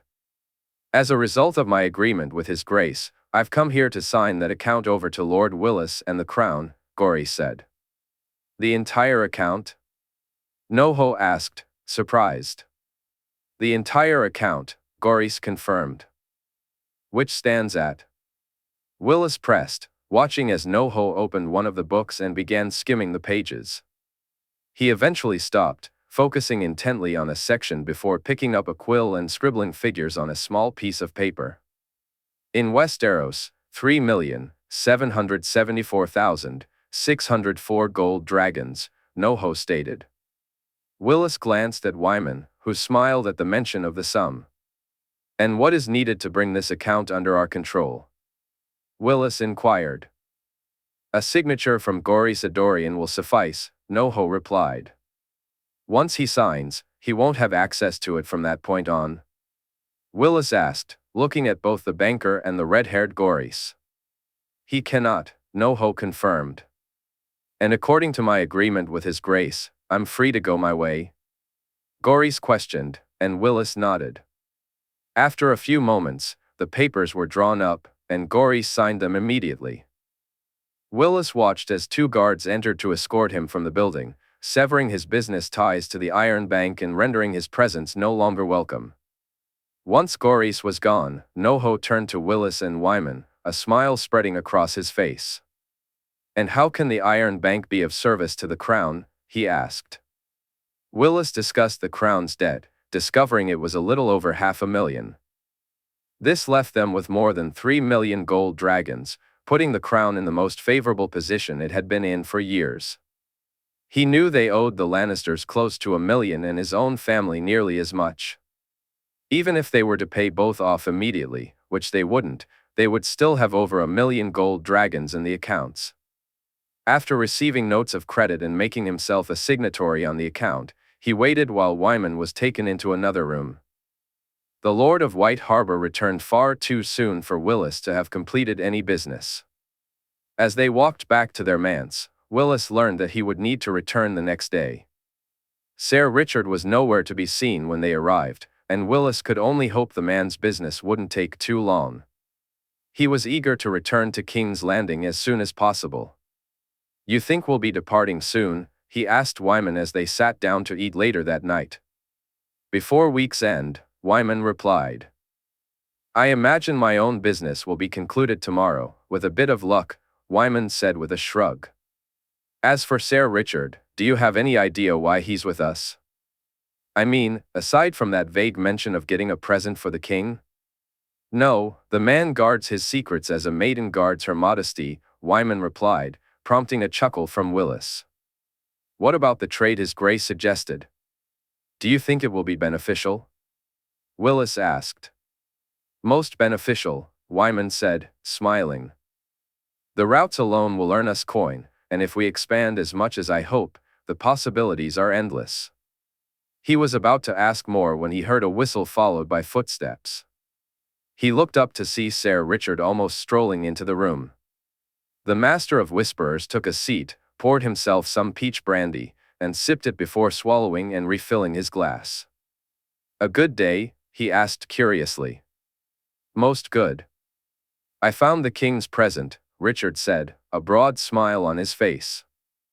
So, after Lord Wyman finishes his business, we can leave? He asked. After that, and once I find a cage fit to hold a slippery bird, Richard replied, laughing. A very slippery bird indeed. In King's Landing, in the year 298 AC, Dany felt a wave of disheartenment wash over her as she saw her nephew lying so still. It was a sight she didn't enjoy, and she couldn't maintain as composed a facade as Tyrion or Aemon. Rhaenyra had been forbidden from visiting Jae at all, and while Dany felt for her aunt, she understood the reasoning behind it. Tyrion had told her what had happened, and although she didn't blame Rhaenyra for it, she found that her perspective was in the minority. Rhaenyra seemed to blame herself far more than anyone, perhaps even more than the queen did. Her aunt had retreated into herself, rarely leaving her room except to visit Aemon. As for her uncle, he had spent days poring over books and had found nothing. Dany had walked in on him more than once, studying a peculiar book that there was barely any writing in it. When she had asked him about it, he told her it was a book of many names. Some called it Signs and Portents, while others referred to it as Dany's Journal. Both she and Tyrion had been eager to read it once he confirmed it was indeed the book written by the dreamer. However, they were both disappointed to discover that it contained very few actual words, other than what appeared to be the secret to hatching dragon eggs. "This is different from how my own children were born," she said as she, Tyrion, and Rhaenyra sat in Aemon's room. Her aunt and uncle had invited them both to join. "How so?" Aemon asked, curiosity in his eyes. "I used wildfire," she replied, noticing the shocked look on Tyrion's face. "Why?" her brother asked. "It was what the vision showed me. I fired an arrow, set it on fire, and then had to walk into it. I even lost my hair because of it." She glanced at her aunt for confirmation, but Rhaenyra was staring off into the distance. "You were bald?" Tyrion asked, smirking. "A baldy fucker, Sandor called me," she said, and soon both she and Tyrion were laughing. Once they composed themselves, she handed the book back to Aemon. Tyrion pressed him for more information, but Aemon had no answers as to why there were so few words in it. "It's so he can't see them," Rhaenyra said, breaking her silence. Dany turned to her aunt, intrigued by her first words since they had entered the room. "Who?" Tyrion asked. "Bloodraven," Aemon replied, gesturing for them to come closer. "While I haven't been able to find a way to help Jaehaerys, none of us truly can," he continued, and Dany glanced worriedly at Tyrion. "I've instead been reading up on our uncle, though not even the books know him as well as Rhaenyra does." Dany looked at her aunt, who seemed almost resigned to speak about a man she had once loved. Rhaenyra had only briefly mentioned him to her while they were together in Essos. Yet, the truth of how she felt about him was very clear to her. "Brynden and I were fascinated by magic. We were curious about what it could do, how it could be used, and the limits of knowledge, notwithstanding, of course. We read everything we could, explored wherever we could, and given Brynden's gifts, we soon discovered more than perhaps anyone had before us, or at least anyone since the Doom," Rhaenyra explained. "Gifts?" Tyrion asked. "Brynden, just like Jae, was a warg, a powerful one. I believe it runs in the blood. Just as we are connected to dragons because of Valyria, Brynden is connected to the old magic because his family descended from the first men," Rhaenyra said. "I don't understand," Dany said, looking to her uncle for clarity. "We believe that magic knows magic, Dany. It seeks it out, the blood itself searching for it and longing to join with its own. The dragons are magical creatures, and while they existed, magic existed as well. But once they died out, so did the magic," Aemon explained. "Magic was gone?" Tyrion inquired, and Aemon nodded. "But the blood remained, seeking more magic, calling out for it. While some later tried to bring the dragons back, others took a different path," Aemon continued. Dany looked at her uncle and her aunt, both speaking of magic as if it were a living, breathing entity. She felt lost once again. "My father sought to bring magic back." "Oh, that wasn't the only reason he lay with so many women, but it was certainly a reason. His blood compelled him to seek out other magical blood, to restore what was lost when the dragons vanished. My mother and Bryndon's both had magic in their veins, and my father was drawn to it, Shaerra shared. What does this have to do with Jay? Tyrion asked. Magic has a price, a cost, one we're not entirely sure of the true extent. Shaerra believes it led Bloodraven down a dark path, that he sought more and more of it. The more he gained, the more powerful he became, and the more afraid, Aemon said. Afraid? Why would he be afraid if he has so much power? Dany asked, her confusion evident. Because no matter how much power you possess, there is always someone who has more. Someone stronger, more skilled, or even more beautiful. Someone who has what you lack. In life, this can manifest in various ways, but in magic, it's much simpler, Shaerra explained. There's something else too, Aemon added. What? Tyrion inquired. For everything, there is an opposite, day and night, good and evil, beautiful and ugly, Aemon said. Light and dark, Shaerra echoed, glancing at Dany. Dany turned to Tyrion, who appeared just as bewildered. The words of her aunt and uncle were puzzling, yet somehow, they resonated with her. Is Bloodraven dark? She asked. But she received no clear answer. Aemon simply told her that Bloodraven and Jay were on opposite sides, bound to fight against one another, and that only one of them would emerge from that conflict.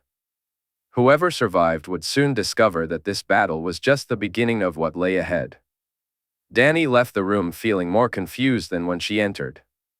She made her way to her nephew's room, finding both Margaery and the young girl Joy lying by his side on the bed. She didn't want to disturb them for long, but she reached out, took his hand, and held it for a few moments as she spoke softly to him. I miss you, she said, her voice barely above a whisper. Please come back. We need you here for what's to come. The last part she thought but didn't say aloud. After kissing his cheek, she quietly walked out of the room. Later that night, as she slept, Dany dreamt of a lone red eye and silver hair. She woke up shivering, convinced she heard a man's laughter echoing through the night. In King's Landing, 298 AC, Jenna had thrown herself into her duties, taking over the management of the Red Keep and the household to lighten Margaery's load. Jenna found herself juggling responsibilities in the Red Keep, not out of selflessness, but as a way to keep her mind occupied. When idle, worry crept in, nagging thoughts about Jay and the possibility that he might not wake up, or worse. No matter how hard she tried, she couldn't shake those dark thoughts. The comforting words she shared with the children and Margaery felt hollow, losing meaning each day Jay remained unresponsive. She had done her best to stay positive, especially for the children, Willem, Tywin, and Walder, who all showed their concern, just as Tommen did every day. But it was Martin and Joy who were struggling the most. Joy's reaction was no surprise, she was always willful and fiercely emotional. Martin's response, however, had caught Jenna off guard. He idolized Jay, and Jenna had listened as Kevin, Dorna, and even Lancel shared how much Martin looked up to his uncle, practicing tirelessly to emulate him. While Martin expressed his worry through quietness and distracted thoughts, Joy's response was more explosive. She was angry and rebellious, refusing to listen to anyone. Jenna, despite her frustration, couldn't blame her. She had disagreed with the decision to keep the children from visiting Jay, believing it would have been beneficial for everyone, especially Jay. But her opinions had been overruled. So, when she learned that Joy had found a way to see Jay, that her clever little niece had refused to take no for an answer, Jenna couldn't help but laugh for the first time in almost a month. She was grateful when Margaery allowed Joy to come and go freely, convinced that Jay seemed to respond positively each time the girl was near. But perhaps that was just her hope speaking. The truth of the matter was becoming harder to ignore. As the days passed without any change, Jenna's thoughts drifted elsewhere, but eventually, she could put it off no longer. She demanded the opportunity to speak with the woman in the cells. Jaime, understanding her determination, relented after she made it clear this was not a mere request. Now, she walked through the halls and across the yard, heading down to the dark cells. Her guards accompanied her until she stood outside the woman's cell. Jenna felt a surge of annoyance upon realizing it wasn't the black-clad figure where she truly belonged. 5 minutes, the jailer said curtly. Jenna shook her head. I'll take as long as I wish. If you have a problem with that, go speak to the Lord Hand. With that, he opened the door and let her inside. The woman before her appeared far older than her years, her face drawn and haggard in a way that reminded Jenna more of her troubled sister than herself. It was clear she hadn't enjoyed a restful night in ages, yet her eyes were sharp, narrowing and her lips tightening as she recognized Jenna. Jenna noticed the way Caitlin took in her crimson and gold attire. Any pretense of being anyone other than herself would surely fail, and she hadn't intended to hide who she was today. I expected more, Jenna said dismissively, giving Caitlin Tully a once-over. How dare you, Caitlin replied, and Jenna felt a flicker of satisfaction at the sight of her pride still intact. I dare because, unlike you, I've kept my wits. I wasn't foolish enough to pull on the dragon's tail, nor hypocritical enough to claim I'm a woman of faith. I am a woman of faith, Caitlin declared loudly. Really? You think the mother will forgive you for trying to kill a child? A bastard, Caitlin shot back. No, Caitlin, I'm afraid you're mistaken. Even your true and pious High Septon accepts the truth of his birth. Not that it matters. A child is a child, and all are innocent in the eyes of the mother. Or did your Septon not teach you that? He posed a risk to my house, Caitlin replied. Did he indeed? The very house that's in the best position it's been in since it wore a crown itself? Or perhaps you mean the house of fish that you come from? If so, then it was you and the other little trouts who posed the true threat to that one. He wanted to usurp my son, Caitlin said, her gaze unwavering. You truly are a fool. It's no wonder that Brandon Stark had no wish to marry you or that Eddard couldn't wait to set you aside, Jenna remarked with a smirk. You lie. Brandon loved me. And yet he married another, had a child with another. Who usurped whom, Lady Fish? Jenna countered. The boy, it was all the boy. The boy you tried to kill? The brother you tried to take away from your children? Let me tell you about that boy, Trout. That boy is worth all your children, hundreds of them, thousands of them. He has nothing but kindness and compassion within him. He cares for others far more than he does for himself, putting them above his own feelings every single time. Not for favor or as part of some scheme, as you would claim, but because it's who he is. Unlike you, Trout, that boy has a heart filled with love, not hate, not petty jealousy, and fears that have no grounding in truth. Jenna moved closer, her voice softening. I should have you dragged from here, paraded through the streets, and let the people know what you tried to do to their king.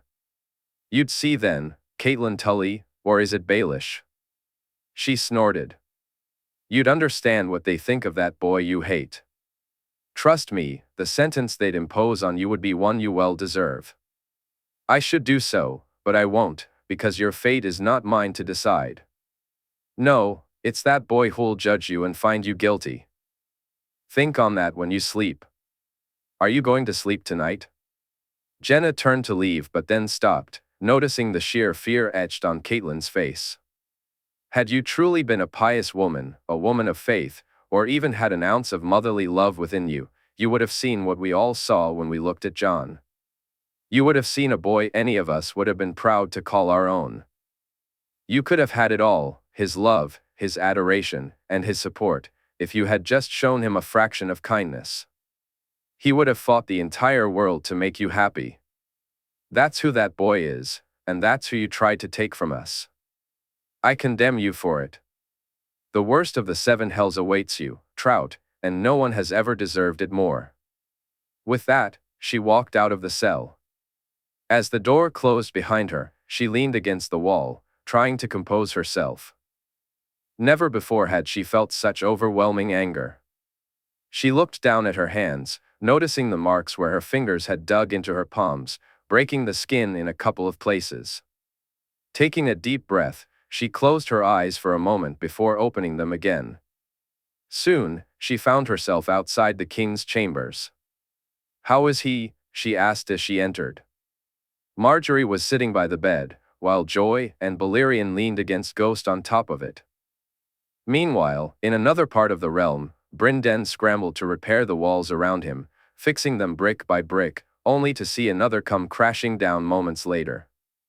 The words his kinsman had spoken sent a shiver down his spine, awakening a fear he hadn't felt in years. Brynden was not accustomed to being afraid. Even the sight of his enemy to the north had never instilled such dread in him. As he desperately tried to contain his kinsman, memories flooded back to when he had seen the truth of what was to come. Their house would fall, the vision had been clear enough. So, he had done everything he could to prevent it. He had killed his brother, not truly with his own hands, and his nephews, though he couldn't be certain if any arrow he had fired had caused their demise. It was true he had tried to end Igor, but had he not been left with no choice? It had cost him an eye, and even that he had foreseen, if not exactly how it would happen. He had done it all for them, and yet they had cast him aside. He had given them his blood, his eye, his love, and they had sent him to rot away at the end of the world. Brynden felt his bitterness rising like a fire, keeping him warm against the cold. He wondered why he hadn't seen this end coming, why he hadn't known it would turn out this way. He realized then that his magic wasn't strong enough for him to truly see. It was then that the voices and dreams began, calling from a place even further north than here. Brynden started making plans he knew might never come to fruition. How many years had passed, he could not tell, but he felt his power growing. The deal he'd made with the old god's servant was one he never intended to keep, one that would serve him and not them. Time was like a river to him, and he had learned how it truly flowed. Once you understood where to go, how to navigate its waters, nothing stood in your way. He had traveled forward, backward, and had even stood still. Then he saw something in the cold, a thing that sought his end but would never truly end him. Finally, he saw the one who would. It was futile, beyond hope. The walls were tumbling down far quicker than he could rebuild them. The prison hadn't been enough, and his kinsman was breaking free, soon to come for him. A destiny he had tried so hard to avoid was becoming inevitable unless he acted, and acted soon. "Leaf," he called out. "Acorn." His words drifted into the wind. Silence filled the cave, and no one answered him. Brynden closed his eyes to see, envisioning them all gathered around a small fire. When he opened his eyes and called out again, the children still did not come. He needed the paste urgently, so he reached out and summoned the raven. The sound of its wings echoing through the cave seemed much louder than it should have been. It took time for him to eat enough. The raven fed him as if he were its chick. As he closed his eyes, he felt his strength returning. He reached out to anyone who would listen. He sensed his kin, old and young, known and unknown. Sherera stood out like a beacon, but she remained closed off to him. Aemon was there, yet not truly present, and Daenerys was just beyond his grasp. A dwarf pushed him away, denying him even the slightest closeness. He understood that the one he longed for most was lost to him forever, beyond even the confines of his prison. So Brynden soared into the air again, his ravens flying, yet not quite, north, south, east, and west. A small girl, an older woman, a young man, all flickered like distant lights, and soon enough, he found himself back in familiar places. 1,000 eyes in one, a voice whispered as it slept, the patch gone from his eye, and the hollow space felt as familiar as his own. Brynden began to send out dreams, breaking down the walls of the mind. He beckoned for him to come his way. It would not be the same, the man's magic was weak and not true, but it was better to be out and away than to await the fate that loomed before him. blow the horn, and bring me to you," he murmured, revealing to the pirate dreams that would never come to pass. In King's Landing, in the year 298 AC, Margaery was alone as she changed her clothing. Joy had left early that morning, and Margaery already missed her company. As concerned as she was about Joy had a way of almost ignoring it, or perhaps making her feel as if she could. Margaery listened closely as Margaery told Jay story after story, weaving tales of the Yinchers to come, and sharing memories of apples, winter, ghost, and Rhaenix. When she had first discovered the girl in their bed, she thought she noticed something in her husband's expression. She could have sworn she heard him make sounds that he reserved for no one else. At times, when she touched his cheek or leaned against his chest, she felt it too, as if he were awake and watching her. She was certain it was only a matter of time before he would wake up. So, she welcomed Joy back, believing that together they could bring him home. But days turned into weeks, and he still did not awaken. For days had passed since that first night, and with each one, her faith dwindled a little more. Joy will be back later, Jay. I'm sure she'll have another story for us to enjoy, she said softly. I like that one best of all. Was that me you were telling her about? It was, wasn't it? Gods, is that how you see me? She spoke as if he were answering her questions, a habit she had picked up from Joy. Margaery finished dressing him, preparing to wash and feed him before visitors arrived. It was hard to wake up beside him, to dress and clean him, and then herself. She bathed only when someone she trusted was in the room and ate only when company forced her to. Her sleep was fitful, little sounds would jolt her awake, and she found herself calling out his name more than once. Loras and the rest of the Kingsguard quickly adapted to the variations in her tone, recognizing when she was worried and when it was nothing to concern themselves with. Some days felt like a dream she couldn't quite recall, and she often wondered how she appeared to those who saw her. Did they think she was losing her mind? Was she? It was hard to tell, and the thoughts she had suggested that perhaps she very well might be. Am I mad, Jay? She asked softly. What I intend to do, is it madness? Or is it what you truly need? She glanced at him, expecting silence, but swore she saw his hand move. Hurrying to the bed, she took his hand and brought it to her face, closing her eyes. It is what I must do, isn't it? She said, hope flickering in her voice. Suddenly, she felt his fingers brush against her cheek, startling her so much that she cried out and dropped his hand back onto the bed. Ser Arthur and Ser Barristan rushed into the room, and Margaery, now sitting on the bed, reached desperately for her husband's hand. A smile lit her face as she turned to the two knights. When she shared her intention, both knights prepared to talk her out of it. Margaery rose to her feet, looking intently at them. I am your queen, and this is my command. See that it's made ready, she said firmly, leaving no room for argument. It took some time, and she waited by the side of the bed, hurriedly dressing Jay in clothes he hadn't worn in weeks. She struggled to get his boots on, nearly forcing them over his feet, and she knew his coat was barely buttoned, but in her excited state, she didn't care. When the Kingsguard returned, it was all of them, not just two, and soon she was being helped into the carriage. The ride didn't take long, and Rhaenix was already waiting for them when they arrived. Margaery watched as they carried Jay over to the dragon, laying him down beside his sister. She could see the doubt and worry etched on their faces. What did they think was going to happen, she wondered. Did they think Rhaenix would harm him?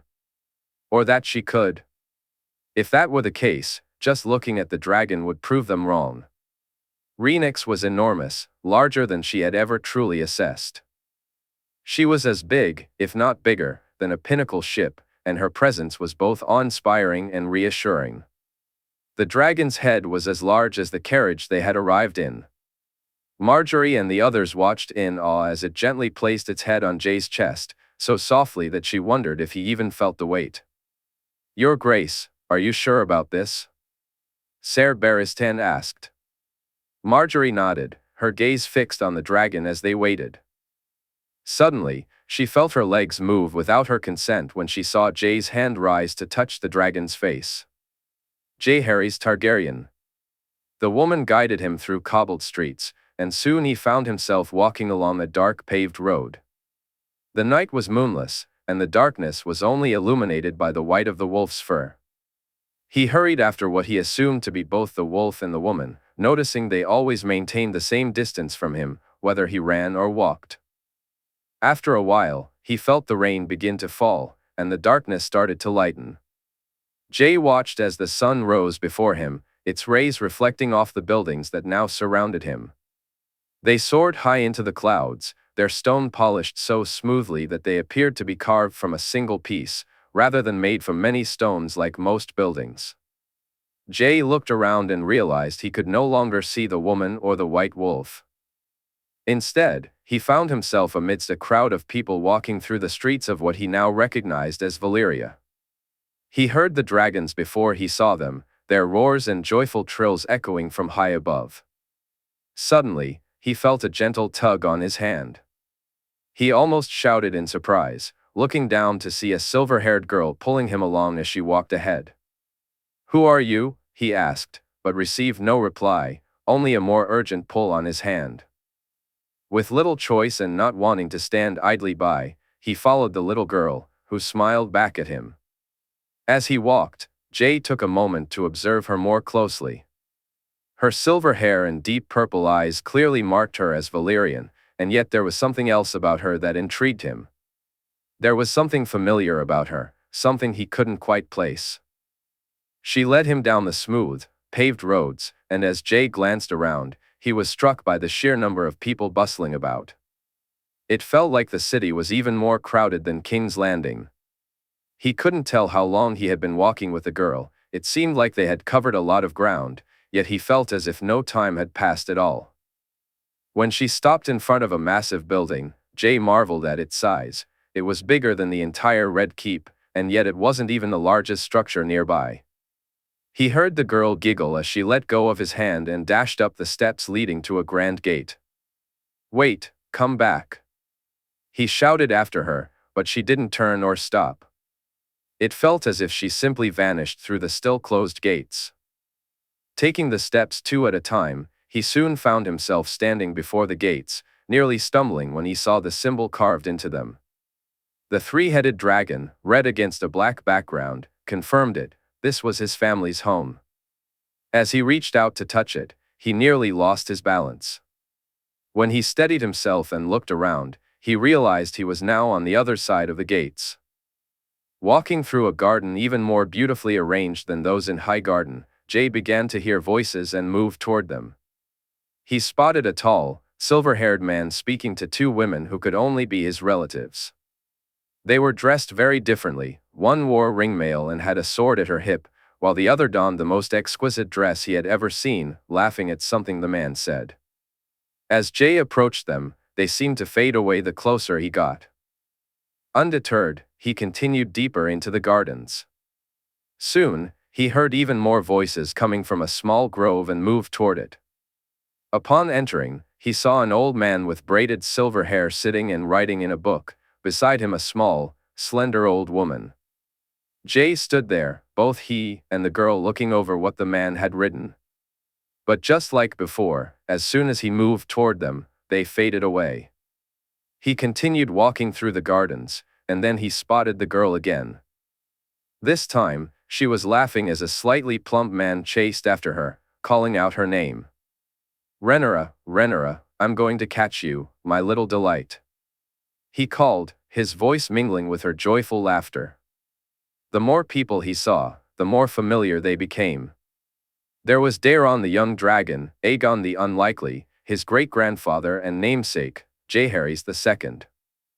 Each part of the garden felt like a place where one of his ancestors had once walked, but every time he approached them, they slipped away. By the time he reached the garden closest to the palace, he was on the verge of giving up hope that they were anything more than mere apparitions or figments of his imagination. Just as despair threatened to take hold, he caught sight of the white wolf and the dark-haired woman again. "Jae, this way," she called out.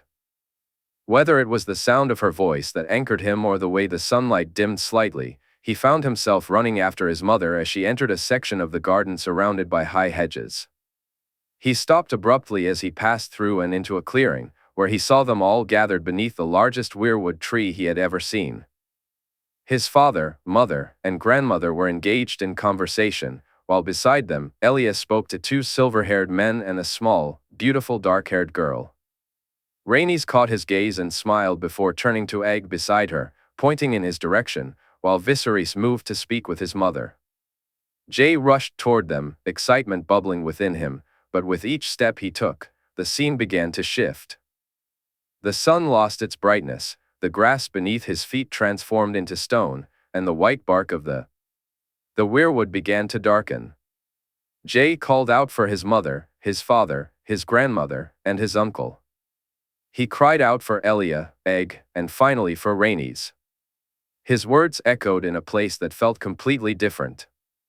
"Let me stay, let me stay," he shouted, his voice filled with pain as he sank to his knees on the hard rock beneath him. He lost track of how long he knelt there or how many tears he shed.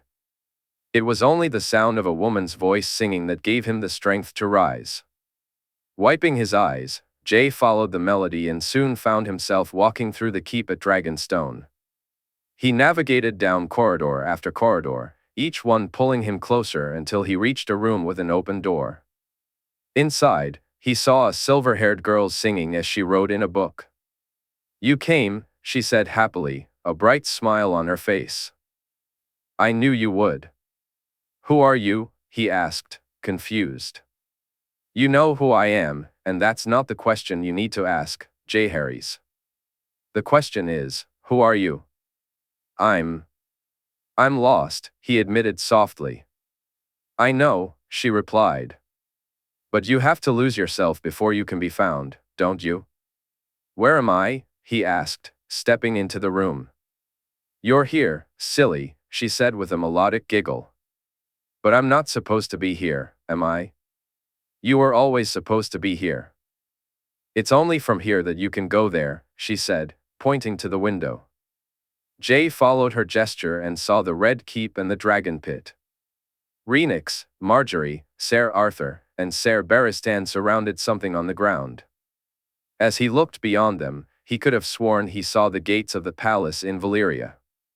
"I want to go home," he said, turning back to her. "But where is your home, Jaehaerys? Is it where you live, or where you're from?" "I don't know," he replied. "As good an answer as any." "One day you will," she said. "Until that day comes, you need to read this. You'll find the answers you seek inside," she said, handing him her journal. She stood up from her seat and walked toward another door in the room, opening it to reveal a bright light shining through. "Don't go," he pleaded, looking at her. "We'll meet again, Jaehaerys. For now, read the song. It will explain some of what you need to know," she replied. "What song?" he asked, confusion etched on his face. "Open the book," she instructed. He looked down to see the writing on the page.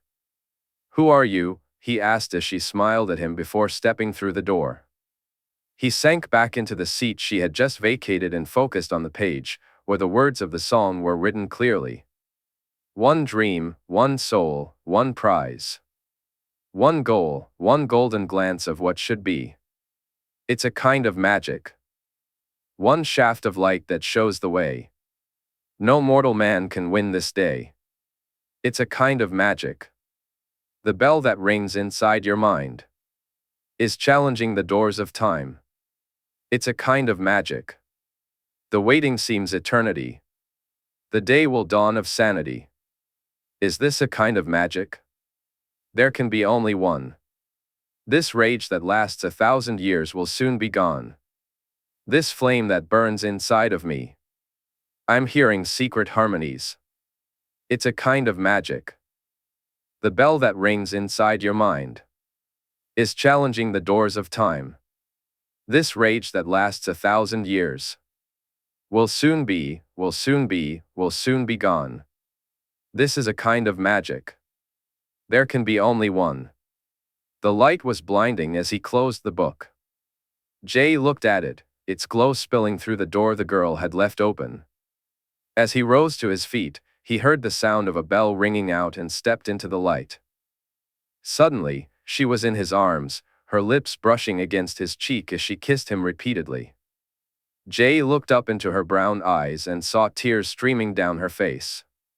He gently brushed them away, and her smile revealed that it wasn't sadness that caused them to fall. "Margaery," he said softly, as she pressed her lips against his.